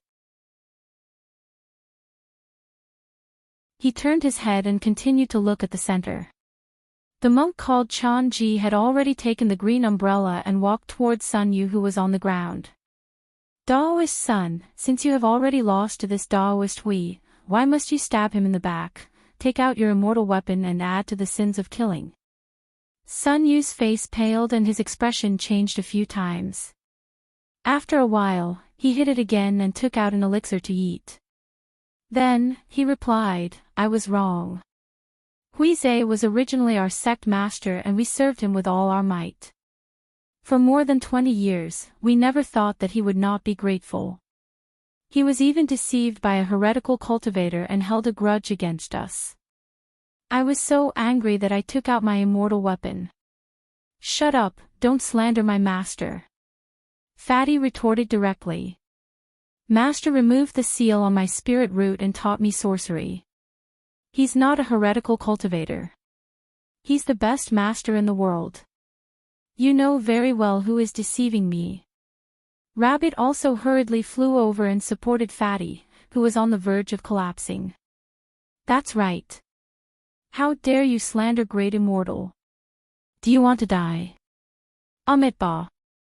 Chan-ji sighed and said, the feud between the two of you has already involved both the human and demon realms. In order to prevent people from dying, my Hao Ran Court naturally cannot sit back and do nothing. If the two of you believe me, why don't I judge for the two of you? A hint of hesitation flashed across Fatty's eyes. After a while, he still nodded. After all, Hao Ran Court was different from Divine Imperial Sect. They did not belong to any sect. It was a place completely independent from the immortal sections. Everyone in the sect hated evil and had enough power. They were an existence that the entire sacred arrival realm looked up to. If a cultivator had any grievances, as long as they could cross the uncrouped sea and find Hao Ran Court, they would definitely come forward to uphold justice. My body constitution is special. I've been imprisoned in Divine Imperial Sect since I was young. After I grew up, every 7 days, they would come and take away my flesh and blood. They sacrificed me to raise their cultivation. Fatty recounted his situation from beginning to end, including how the other party had set up restrictions in his sea of consciousness to prevent him from cultivating so that they could better control him. And Sun Yu was the same as before, refusing to admit it. Sect leader, I know that you have a lot of misunderstandings towards us, that's why you believe in nonsense like the flesh sacrifice array. You couldn't cultivate in the past, I can understand your resentment towards my sect. Now that your cultivation has suddenly increased, I don't know what method the heretic cultivator used on you. You have to be on guard. My master is not a heretic cultivator. Fatty was obviously no match for the old fox Sun Yu. Sect Master, the 23 soul formation elders of our sect and the traveling immortal elders all treat you sincerely. How can you use sacrificing flesh and blood to slander them without any evidence? You, who said we don't have evidence? Lone Moon could not sit still anymore. He directly appeared beside Fatty. Master. You. Fatty was delighted. He was about to step forward when Lone Moon stuffed a handful of pills into his mouth. He swallowed it and coughed. Meditate and regulate your breath. Lone Moon glared at him. If you don't know how to speak, then shut up. Fatty's aura visibly weakened. He took a few steps back and obediently sat down to regulate his breath. It's you. Sun Yu recognized at one glance that this was the person who took Weizhe away. It's you, this heretic cultivator, who bewitched the sect master. Heretic cultivator. Lone Moon laughed coldly. In this world, there are people who call me supremacy, some call me young emperor, and some call me daddy. But this is the first time someone called me a heretic cultivator. Let me ask you, which eye of yours saw that I am a heretic cultivator? Humph. Sun Yu snorted.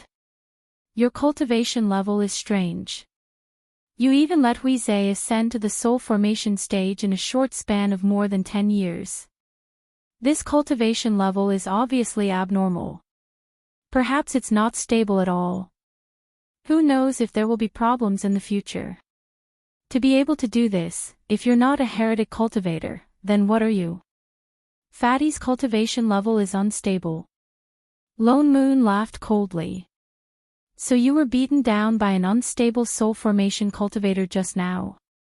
Sun Yu was stumped, unable to say anything from his retort. You're the one who's ignorant and you blame others for being too outstanding.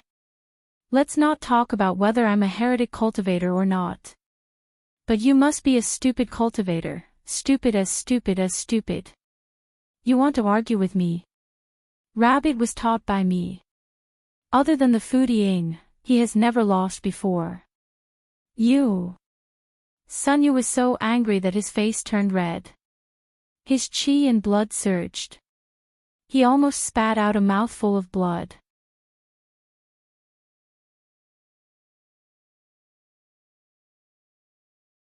Chapter 484. Amitabha. Chan Ji stepped forward at the right time and interrupted the two of them. Fellow Daoist, I wonder what exactly do you mean by the evidence you mentioned just now? Is there any truth to it? Lone Moon laughed coldly. Of course. As he spoke, he took out a white stone. This is an image recording stone. Chan Ji was stunned for a moment, and instantly understood what he meant. Could it be that this stone records the truth? Lone Moon did not answer, and directly transmitted a bit of spirit chi to activate the image recording stone in his hand.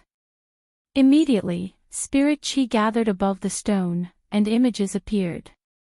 It was the scene of the Divine Imperial Sex Promotion Ceremony for that Yusu. He sat in a huge array, facing the heavenly lightning. In the next moment, the image flashed, and they arrived in a secret room. Fatty lay in the blood sacrifice array, his body full of wounds. Blood flowed into the array, and into the defensive array of the person going through the tribulation. All the sex expressions changed, and some even turned to look at Sun Yu in disbelief. This did not seem like what he said, the scene of Weizhe's weak body being treated. Ridiculous. A trace of panic flashed across Sun Yu's face, but he still defended himself loudly. How can such a brainless scene prove that we did it? Though Huize is in the blood array, there is no one else beside him. Who knows if you deliberately framed him? You don't want to admit it.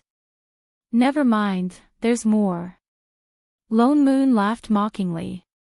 Indeed, in the next moment, the image changed, and several figures appeared. It was the scene of 3 traveling immortals from Divine Imperial Sect pressing Fatty into the blood array. This time, it was not just an image, but also a voice. The 3 people inside could be heard saying, Huize, you know that Yu Su has been at the peak of nascent soul for many years, and his cultivation level has stabilized. It's time for him to advance, yet you sneaked out. The date of the promotion ceremony has been notified to all sects, it cannot be changed anymore. Now, you can only enter the array. Sigh, we have no choice. Who asked you to be disobedient first? We didn't want to be so cruel. Yes, take this as a lesson for you. Next time, don't sneak out of the sect. As they spoke, they directly pushed the numb Fatty into the blood array. Then, they activated the wind blades, leaving deep wounds on his body that revealed his bones. For a moment, there was dead silence. Do you need more evidence? Lone Moon asked in return.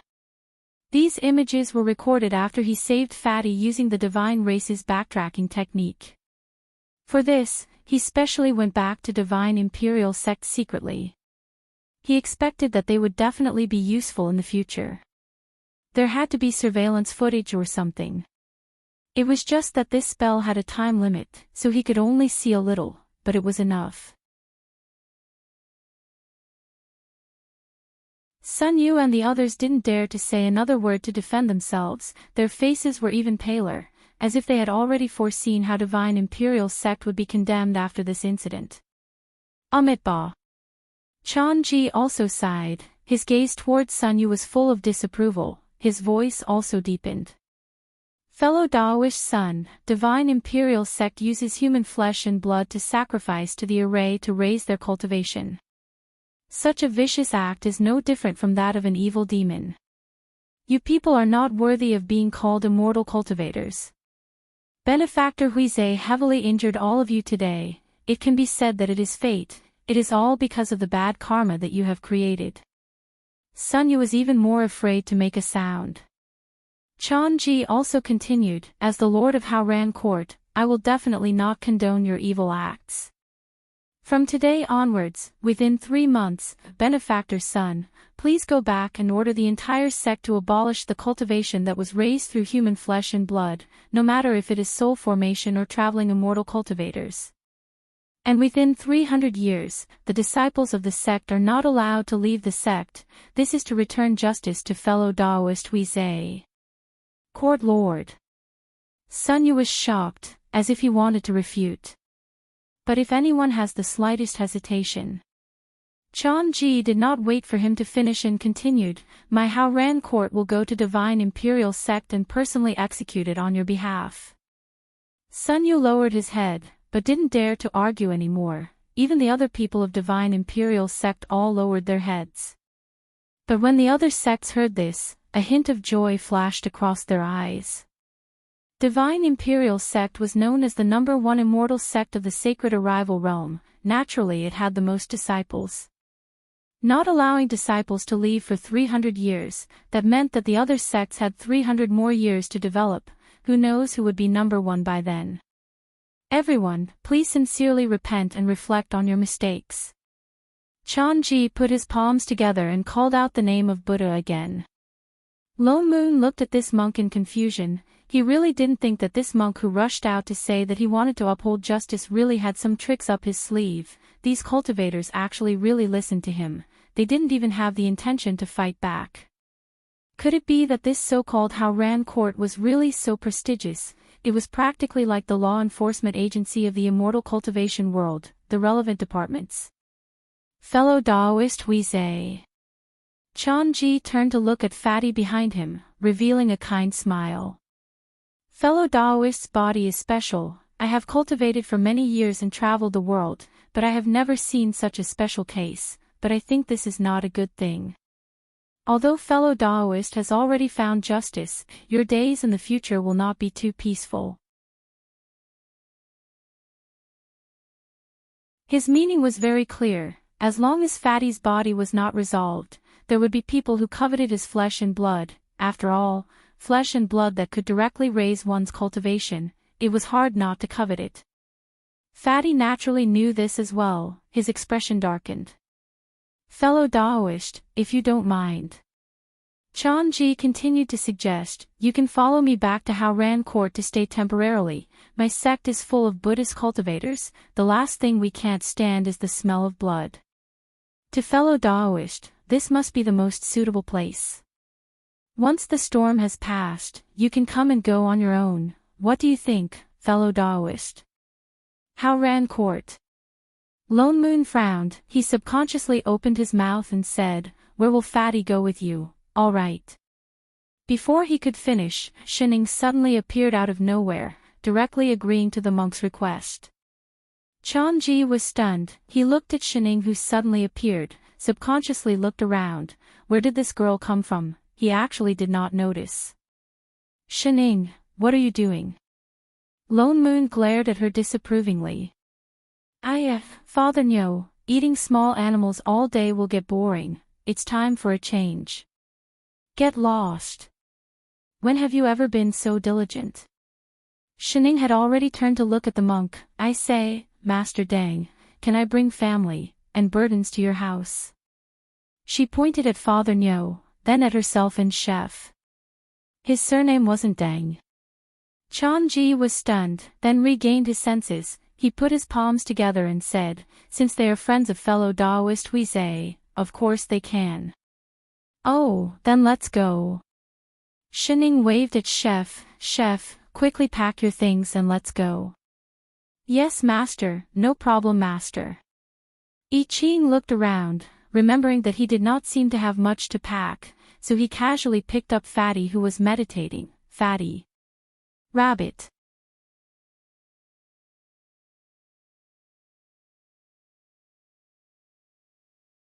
Chapter 485. The war between the two realms ended just like that, with Fatty taking on a whole bunch of enemies. Shining, Fatty, and the rest stayed in the southern land for 2 days before they officially decided to leave for Haoran Court. Rabbit was crying his eyes out. He held on to Fatty's hand reluctantly. Brother Fatty, you have to come back and see me. He even stuffed a few bags of carrots into Lone Moon's hands. Eat when you're hungry.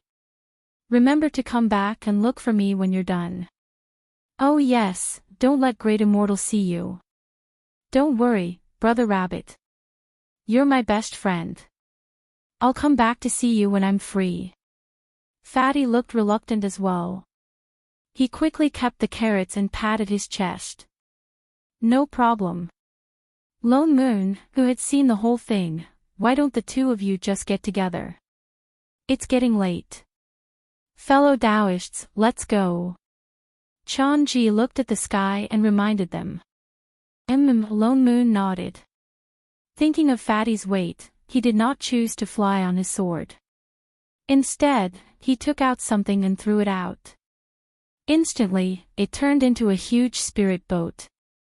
It was snow-white and emanated spirit chi. Under the sunlight, it shone with a colorful light. The deck of the boat was even more exquisite. It was obviously the product of burning spirit stones. Chan-ji silently stuffed the lotus seat that he had taken out halfway back into his pocket. Let's go. Lone Moon led the group onto the boat.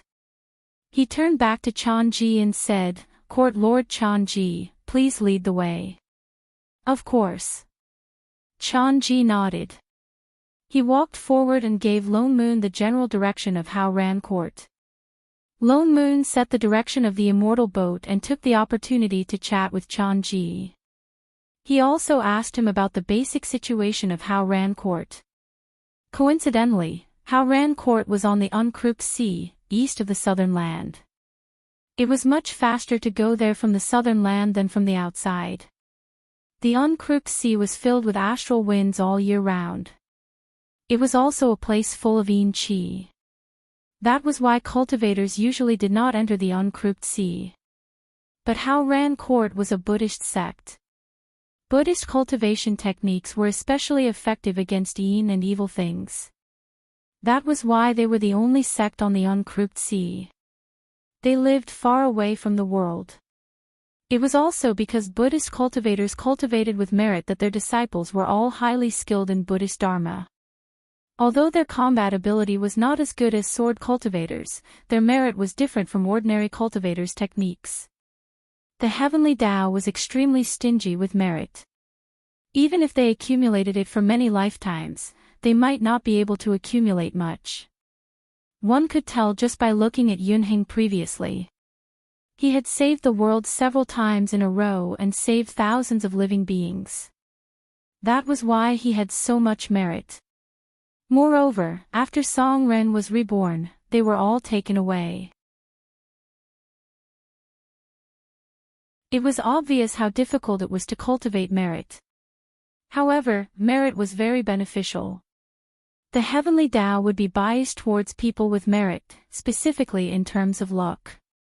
Moreover, merit could prevent evil from invading, and in the later stages, it was even possible to cultivate the golden body.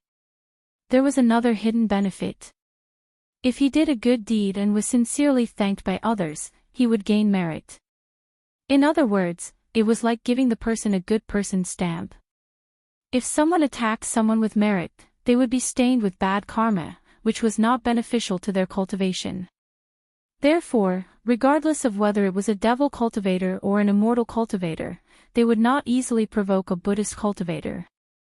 However, from what Chan Ji said, Hao Ran Court was different from ordinary Buddhists. They were more nosy. Different from other Buddhist cultivators who did not care about worldly affairs or went deep into the mortal realm to cultivate merit, they even meddled in the affairs of the immortal cultivation world. If there was any injustice, they would intervene. Although they were Buddhist cultivators, the disciples in their sect were not weak. In fact, they had the most soul formation cultivators among all the sections. It was said that they had a patriarch in charge, a perfected immortal who had already cultivated the golden body. However, for the sake of the sect, they had not ascended to the immortal world. It could be considered a very unique sect. In the past, there were people who did not believe in heresy who challenged them. However, after a few times, no other sect dared to challenge them directly. Moreover, they were indeed fair. As time passed, they became the recognized arbitration organization in the entire sacred arrival realm. Hao Ran Court was not originally called Hao Ran Court, but Buddha Heart Sect. However, because they were too nosy, everyone looked for them to uphold justice. Therefore, they changed their name to Hao Ran Court, which meant righteousness. From the looks of it, it was normal for them to stand up for Fatty and go against divine imperial sect. However, Loneman's expression darkened. Whether it really was righteousness, it seemed like he could only find out when he went there. Master. Inside the ship, Chef spoke hesitantly, but his hands did not stop moving as he placed the pastries on the table. Shining turned to look at him. Chef turned to look outside, at Father Nyo and Chan Ji who were chatting. That person, is it? Shining nodded. The chef's frown deepened. A moment later, as if thinking of something, he sat down at the side after placing the pastries.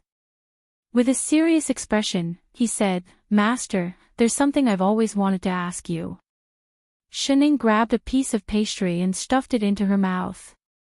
What is it? Ever since Master woke up from hibernation. He paused and shook his head. No, I should say after Senior Shin, after Big Sister defeated that invading manager, my powers seem to have changed. I don't know if it's an illusion, but I keep feeling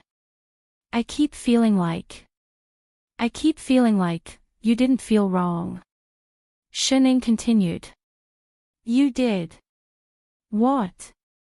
Chef jumped to his feet in shock. Shining thought for a moment, then continued, this matter is more complicated. I should say that this was the original plan of this plane. Now it's just going back to normal. Then Kai Tian and the others, that's why my sister said they were messing around blindly. If that's the case, what about you, Master? What will you do? As if thinking of something, his face paled. He grabbed the person in front of him and looked her up and down. Will you become like before because of me? Shining dropped the pastry in her hand after being pulled by him. What a waste. Master. Seeing that she did not respond, Yi Qing became even more anxious. Don't worry, don't worry. Shining waved her hand. I'm fine. Nothing will happen to me in the future. But, even if you're different, you're still my assistant. That won't change, right? Do you understand? He did not understand. In other words, you'll have to work for me for the rest of your life. Shining tilted her head and thought about it. As for the specific reason, I'll have to look at it again to be clear. But your change will not affect me at all. You won't go into hibernation again. Yi Qing looked at her seriously for a while. After confirming that what she said was true, he heaved a sigh of relief. That's good, that's good. Should I tell Father Nyo about this in advance? That's good too, there's no need for that. She immediately shook her head. Now is not the time to talk about it. What's more, there's still a big matter to settle. She seemed to have thought of something. Her eyes narrowed. It hadn't started yet. If Father Nyo wanted to blow up, he could blow up later. Anyway, he should be used to it by now. 0.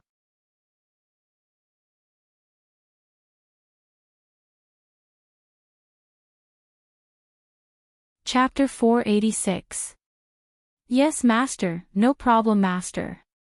Chef nodded obediently, pretending that he didn't know anything. He turned to look outside, at a certain someone who was still chatting happily with Chan Ji. Then, he glanced at Shining, who was right in front of him. For some reason, he blushed. All of a sudden, he pulled her over and with lightning speed, lowered his head and kissed her on the lips, leaving her in a split second. Then, his face turned as red as an exploding tomato. He subconsciously licked his lips. It tasted like osmanthus cake. Master is so sweet indeed. Shining. Can't you be more serious when kissing? Do you think we're playing house? Master, I'm going to cook first. Before she could finish, Chef held his flushed face and turned to run for his life. Because he was in such a hurry, he even tripped over the doorsill. His leg turned and he directly knocked Fatty, who was coming towards him, to the ground. In the next moment, he immediately got up and turned to leave. Lady Shin, fellow Daoist chef. Fatty, who almost had a nosebleed, sat on the ground, clutching his nose in confusion. Shining sighed. He had meat to eat, but he insisted on drinking broth. Is he stupid? Fatty was even more confused. Why did Miss Shin suddenly become so unfathomable? Lone Moon and the others flew for 3 whole days before they passed through the southern land and arrived at the uncrouped sea. Chan Ji was right. There were strong winds and yin qi all over the sea. Ordinary Dharma artifacts would not be able to pass through. Fellow Daoist Lone Moon. He took out his own lotus seat and was just about to remind everyone of the dangers of the sea. Lone Moon, however, steered the spirit boat into the sea. The moment they entered the uncrouped sea, a transparent protective array rose up around the spirit boat, enveloping the entire immortal boat and blocking the strong winds and yin qi outside. Not even a slight breeze could enter the boat. What did you say? Lone Moon turned to look at Chan Ji. No. Nothing. Chan-ji silently stuffed his lotus seat back into the lotus seat. He suddenly felt embarrassed for the second time. The spirit boat sailed on the uncrouped sea for another 2 days before they arrived at Haoran Court. From afar, a golden light flashed across the horizon. The originally dark and gloomy uncrouped sea seemed to have been split apart by something. A majestic mountain floated on the surface of the sea. On top of it, there were countless golden palaces that emitted a faint golden light. It was as if a bright lamp had been lit in the middle of the sea. It was exceptionally eye-catching. As they got closer, they realized that it wasn't that the palaces were originally golden, but that they were surrounded by a faint layer of Buddhist light, which made them golden. "Fellow Taoists, we've arrived," Chan-ji said with a friendly smile. Lone Moon then controlled the spirit boat to fly in and stop in the square of a huge hall. As soon as he got off the boat, he heard a faint Buddhist voice coming from the hall. Compared to the extravagance of the other sect masters, Chan-ji was much more low-key. Even on the square, there were only 2 Buddhist cultivators who came to welcome them. Chan-ji stepped forward to speak to the 2 disciples. A moment later, he turned back to look at Lone Moon anxiously and said, "Something has happened in the sect. I have to rush over to deal with it. Fellow Taoists, you must have had a long journey. Why don't you rest in the guest rooms first? I will go over later and show you around Haoran Court. What do you think? Since it's urgent, Court Lord, please go ahead. There's no need to mind us." Lone Moon nodded politely. Chan-ji then instructed the 2 disciples beside him to lead them to the guest rooms. Lone Moon looked at the 2 Buddhist cultivators in front of him. He realized that their cultivation levels weren't very high. They looked like they had just reached the golden core stage. Judging by their bone age, they didn't seem very old either. However, there was already a faint layer of golden light surrounding their bodies. However, to be able to train by the court lord's side, they must be quite talented. "Fellow Taoists, are you 2 disciples of Court Lord Chan-ji?" Lone Moon asked casually. The 2 of them paused and turned to look at him. Then, they answered respectfully, "Supremacy, we are just ordinary disciples guarding the mountain in Haoran Court. We are not the court lord's disciples." "Oh." Lone Moon's eyes narrowed. "I see that the 2 of you are quite talented, but you are just ordinary disciples. Haoran Court is indeed an impressive place. Even the disciples under your sect are so outstanding. Supremacy, you flatter us." The disciple bowed politely. Although he spoke modestly, his eyes unconsciously became a little warmer, and there was even a little bit of glory in them, as if this kind of praise was only natural. "Esteemed guests, we have arrived at the guest rooms." The 2 of them stopped outside a quiet courtyard. The Buddhist cultivator on the left took out a restriction token and hung it outside the courtyard door. Instantly, there was a flash of light. The courtyard door opened automatically, revealing a small building inside. "Esteemed guests, please enter. We will not disturb your rest any further. Thank you for leading the way. This is my duty." The 2 of them bowed again before turning around and leaving. Lone Moon and the others walked in and found that the inside was even bigger than it looked from the outside. In front of them was a very big courtyard. In the middle of it was a small lotus pond. Beside the lotus pond, there were green trees and a small pavilion. Opposite them was a 3-story wooden building. It looked very elegant. The moment they entered, they felt the thick spirit chi rushing towards them. No wonder there was a restriction outside.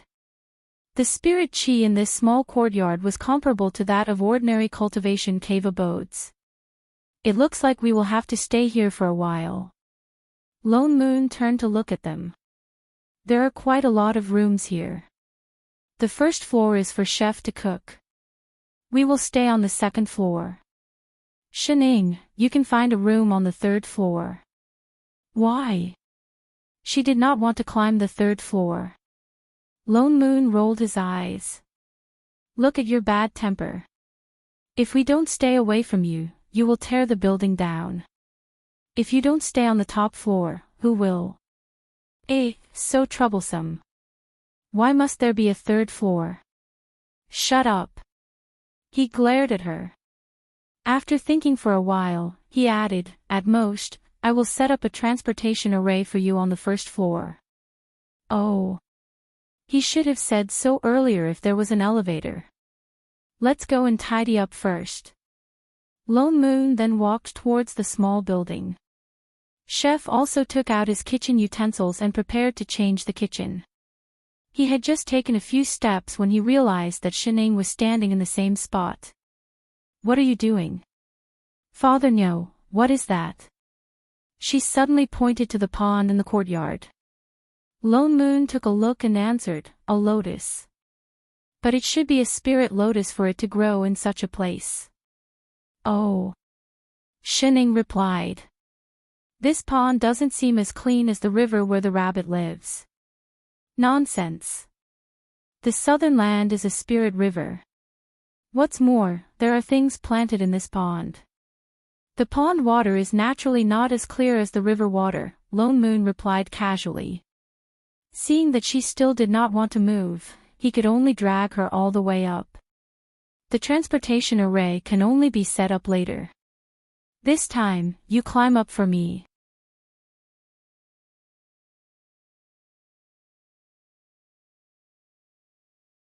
Chapter 487. It had to be said that Hao Ran Court's guest rooms were of high standard.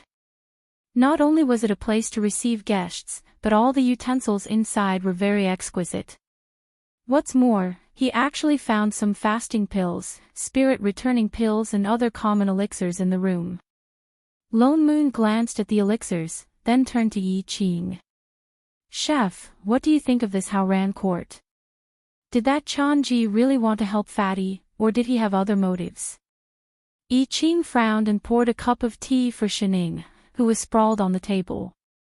Don't trust him completely. No. Fatty retorted subconsciously, without a hint of suspicion. Isn't Hao Ran Court the fairest place? And Master Chanji blocked the immortal artifact for me just now. He doesn't look like a bad person. Master, I think, they don't. Fatty's voice became softer and softer under Lone Moon's gaze. Finally, he shrank into a ball, feeling wronged. Someone so stupid that he was sold by Divine Imperial Sect for decades. With your intellect and judgment, what right do you have to speak? His heart hurt. He missed Brother Rabbit. Lone Moon ignored him and turned to continue speaking to Chef. I think this Chanji's timing is too coincidental. He didn't come earlier or later. He just had to come when Fatty was beating up Divine Imperial Sect. Although on the surface, he was indeed on Fatty's side, and Divine Imperial Sect also paid a price. But he still felt that something was strange about this. If he has other motives, what are they? Yi Qing asked. This was something that Lone Moon could not figure out.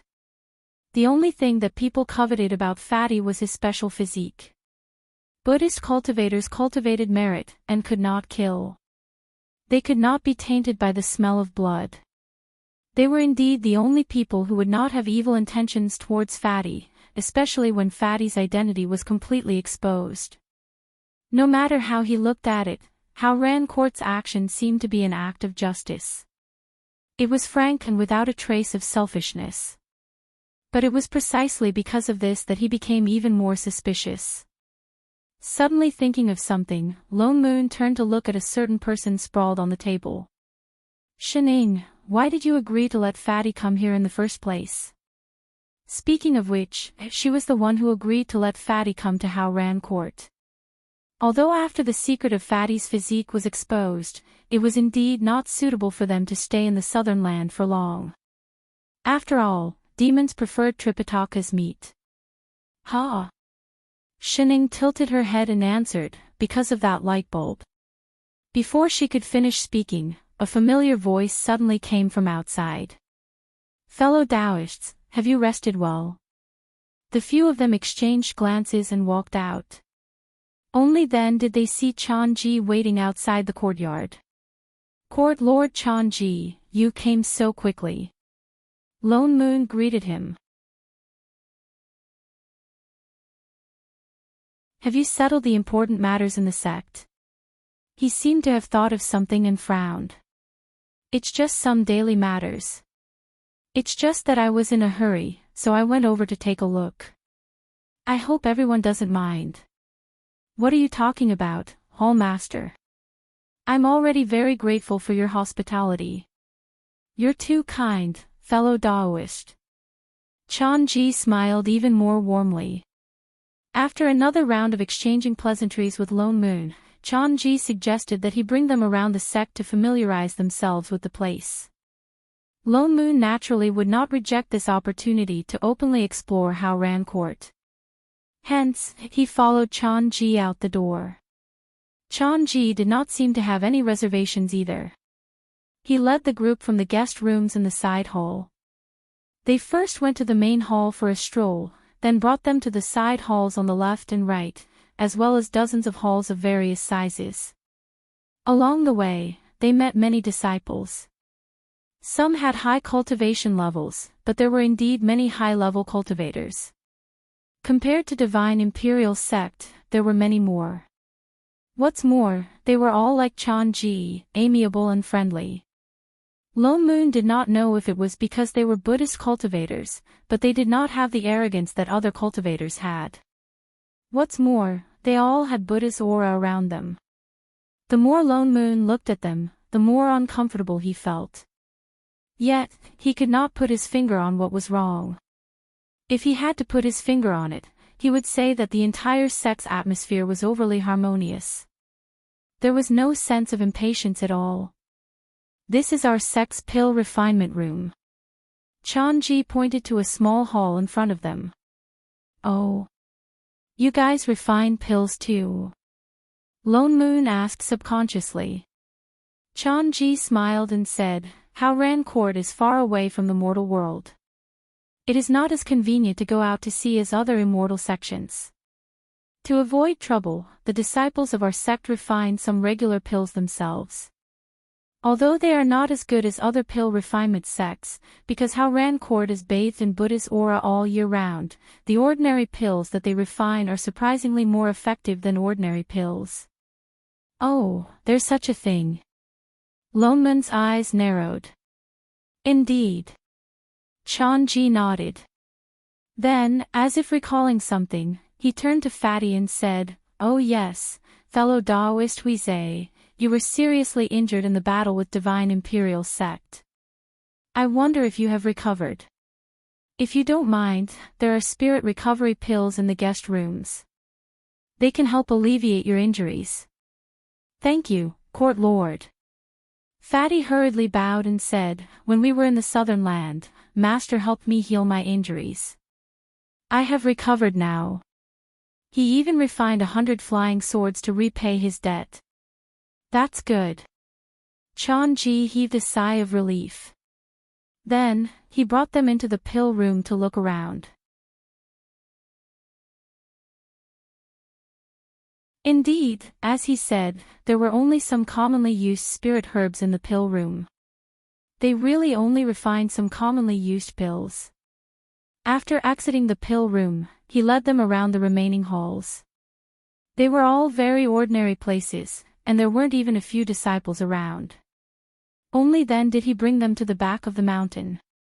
As they walked, he introduced, the back of the mountain is where the sect cultivates spirit herbs. It is also a place where the disciples meditate and cultivate. It is still early now. It is the time when there are many people. Just as he finished speaking, the few of them passed through a field of low-level spirit herbs. Suddenly, a huge pond appeared in front of them. At first, it looked to be about 100 meters wide. There were many lotus flowers in the pond. Red petals filled the entire pond. A faint golden light enveloped the lotus pond. I Ching, who was carrying his master, stopped in his tracks. His eyes widened and he subconsciously turned around. Master, this place, Shining adjusted her position. She moved her head from Chef's left shoulder to his right. I smelled it from afar. I Ching's expression immediately darkened. The three people in front did not notice the people behind them. Lone Moon and Chan Ji walked forward and realized that there was an empty space beside the lotus pond. There were hundreds of disciples sitting cross-legged on it. All of them were in a meditative state. Their bodies were also surrounded by the same Buddhist light as the one around the lotus pond. This lotus pond has been here since the founding of our sect. I heard that it was personally built by the founder of our sect. It is said that it has been here for millions of years. As if he knew what they were thinking, Chan Ji smiled and explained, back then, the founder achieved his Tao and ascended to immortality here. That is why every generation of disciples in our sect sees this place as a holy land. They meditate here every day. Perhaps because of this, over time, the lotus pond has also gained some Buddhist qualities. I see. No wonder there was Buddhist light above the pond.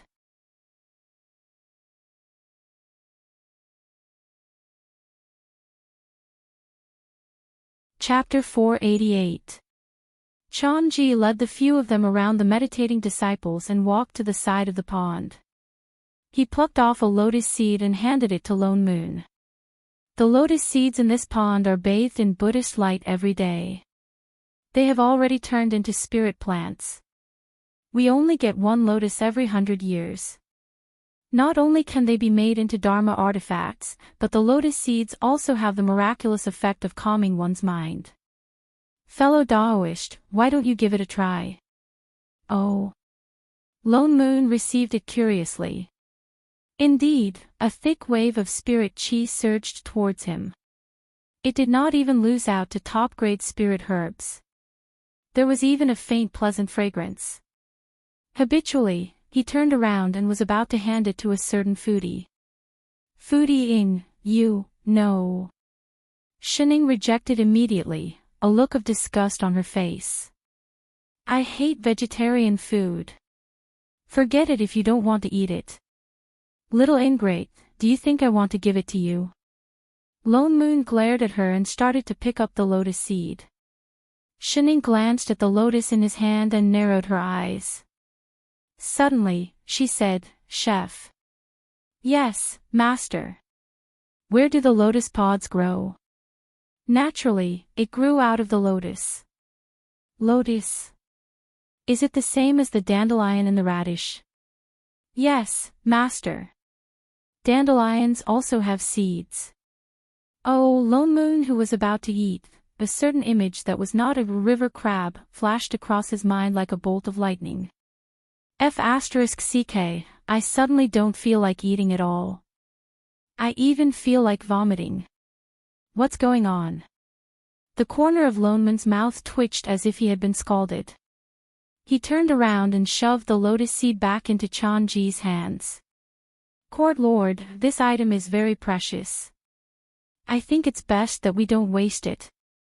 Then, he looked up at the sky and said, Thank you for today, Court Lord.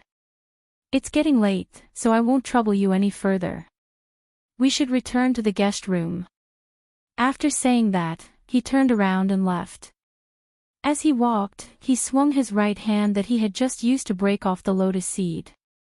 He even made several dirt removal spells in a row, as if he was stained with something dirty and couldn't wash it clean no matter how hard he tried.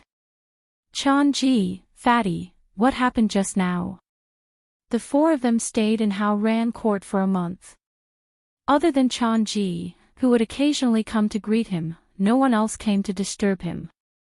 Even if he occasionally went out for a stroll, the people he met were extremely polite. Moreover, they could come and go as they pleased, and there was nothing suspicious about them. The entire sect was just like its name, righteous and incomparably calm. Even Lone Moon began to wonder if he was thinking too much. Last time, Chan-ji said that he wanted those scum from Divine Imperial Sect to cripple their own cultivation within 3 months. Lone Moon decided to stay in the Hao Ran sect for 3 months and see how things turned out. In any case, Fatty's debt had not been repaid. In these 3 months, they could keep an eye on Fatty's weapon refinement, talisman crafting, and so on. Although the spiritual weapons in the lower realm were not worth much, if he ascended in the future, he could still return them.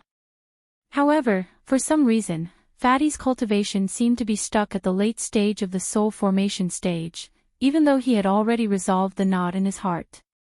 Everything else was normal, but no matter how he tried to circulate his spiritual energy, he was unable to break through. He even suspected that Fatty's cheat had lost its effect. Otherwise, why would it suddenly get stuck? On the other hand, the fat man was not anxious about this at all. In fact, he felt that this was normal, and he said righteously, "Master is so amazing, but you still haven't ascended, right? It seems that I still have a long way to go. How do you know that I can't ascend?" If he wanted to go to the immortal realm, he could do it any time. Isn't that so? Fatty faltered. Isn't Master unable to ascend because he can't abstain from eating? Who can't abstain from eating? You're the one who can't abstain from eating, your whole family can't abstain from eating. Double the training for today. No. Master. Get lost. Who's your master? Perhaps it's because of the realm gate. I Ching looked up at the sky and said in a low voice, "The seal on the realm gate has not been lifted.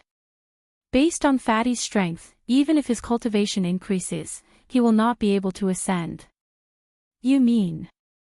Lone Moon's expression darkened. Before the nomological power recovers, Fatty can't ascend. Yes. I Ching nodded. Shit. Lone Moon frowned. Then how long were they going to stay in this small world? Perhaps. I Ching turned to look at the lotus pond outside and said, "It will be resolved very soon." What? Lone Moon faltered and was about to ask. All of a sudden, the ground began to tremble, and a huge boom rang out. The righteous noble sect seemed to be under attack, and its grand spell formation activated. Golden light spread out to cover the entire sect, and even the restrictive spells in the courtyard were dispelled. What's going on? Lone Moon stood up. The shaking did not stop. In fact, it seemed to be getting stronger and stronger. The usually quiet sect started to make noises. There was also a faint cold aura coming from the ground. On closer inspection, it seemed to come from the bottom of the sea under the mountain. The two of them walked out. Fatty also sensed that something was wrong. He released his divine perception to take a look. Indeed, the disciples were flying out of the sect in a panic. Most of them were flying towards the sea under the mountain. "There's something at the bottom of the mountain," I Ching said with certainty. Lone Moon frowned. Just as he was about to ask for more details, a disciple rushed over and bowed to them. "Seniors, the court master has ordered that something big has happened in the sect. It is not convenient for you to stay any longer. Please follow me down the mountain and leave the uncrouped sea." What exactly happened? Lone Moon frowned. Why did Chan-ji suddenly ask them to leave? This. The disciple looked troubled. "I am only following the orders of the sect master to bring you down the mountain. I am not sure about anything else. Now that the protective mountain array has been activated, we can only go down the mountain through the array at the back. Time is of the essence. It will be too late if we are late. Please follow me quickly, seniors." Lone Moon exchanged a look with Chef. "Does it have anything to do with the thing at the bottom of the mountain?" "Senior." The disciple's face paled. He looked even more panicked. I don't know either. It's all right. Bring us directly to your court master, Lone Moon said in a low voice. Lone Moon said in a low voice, given the situation now, something big must have happened. Maybe we can help. The disciple looked up at him. He hesitated for a moment before nodding. All right. Everyone, please follow me. Lone Moon was about to follow on his sword when he suddenly paused. Wait, where's Shining? Bring her along. Otherwise, he would lose another one. I Ching nodded. He returned to the house and pulled Shining, who was still chewing on a fruit. Together with Fatty, they flew out with the disciple. Indeed, Changji was right at the bottom of Hao Ran Court. He was standing on the surface of the sea. Beside him were tens of soul formation cultivators. One of them had immortal chi about him. Upon closer inspection, Lone Moon realized that he was already an earth immortal. He was just suppressing his cultivation. You're tuning into the LoveLore Library YouTube channel. We're so grateful for your support, and don't forget to subscribe to join us on this incredible journey through captivating stories. Your generosity through donations truly makes a world of difference, as it's the primary source of revenue that allows me to expand and enhance this channel for you. Thank you from the bottom of my heart for being a part of this adventure.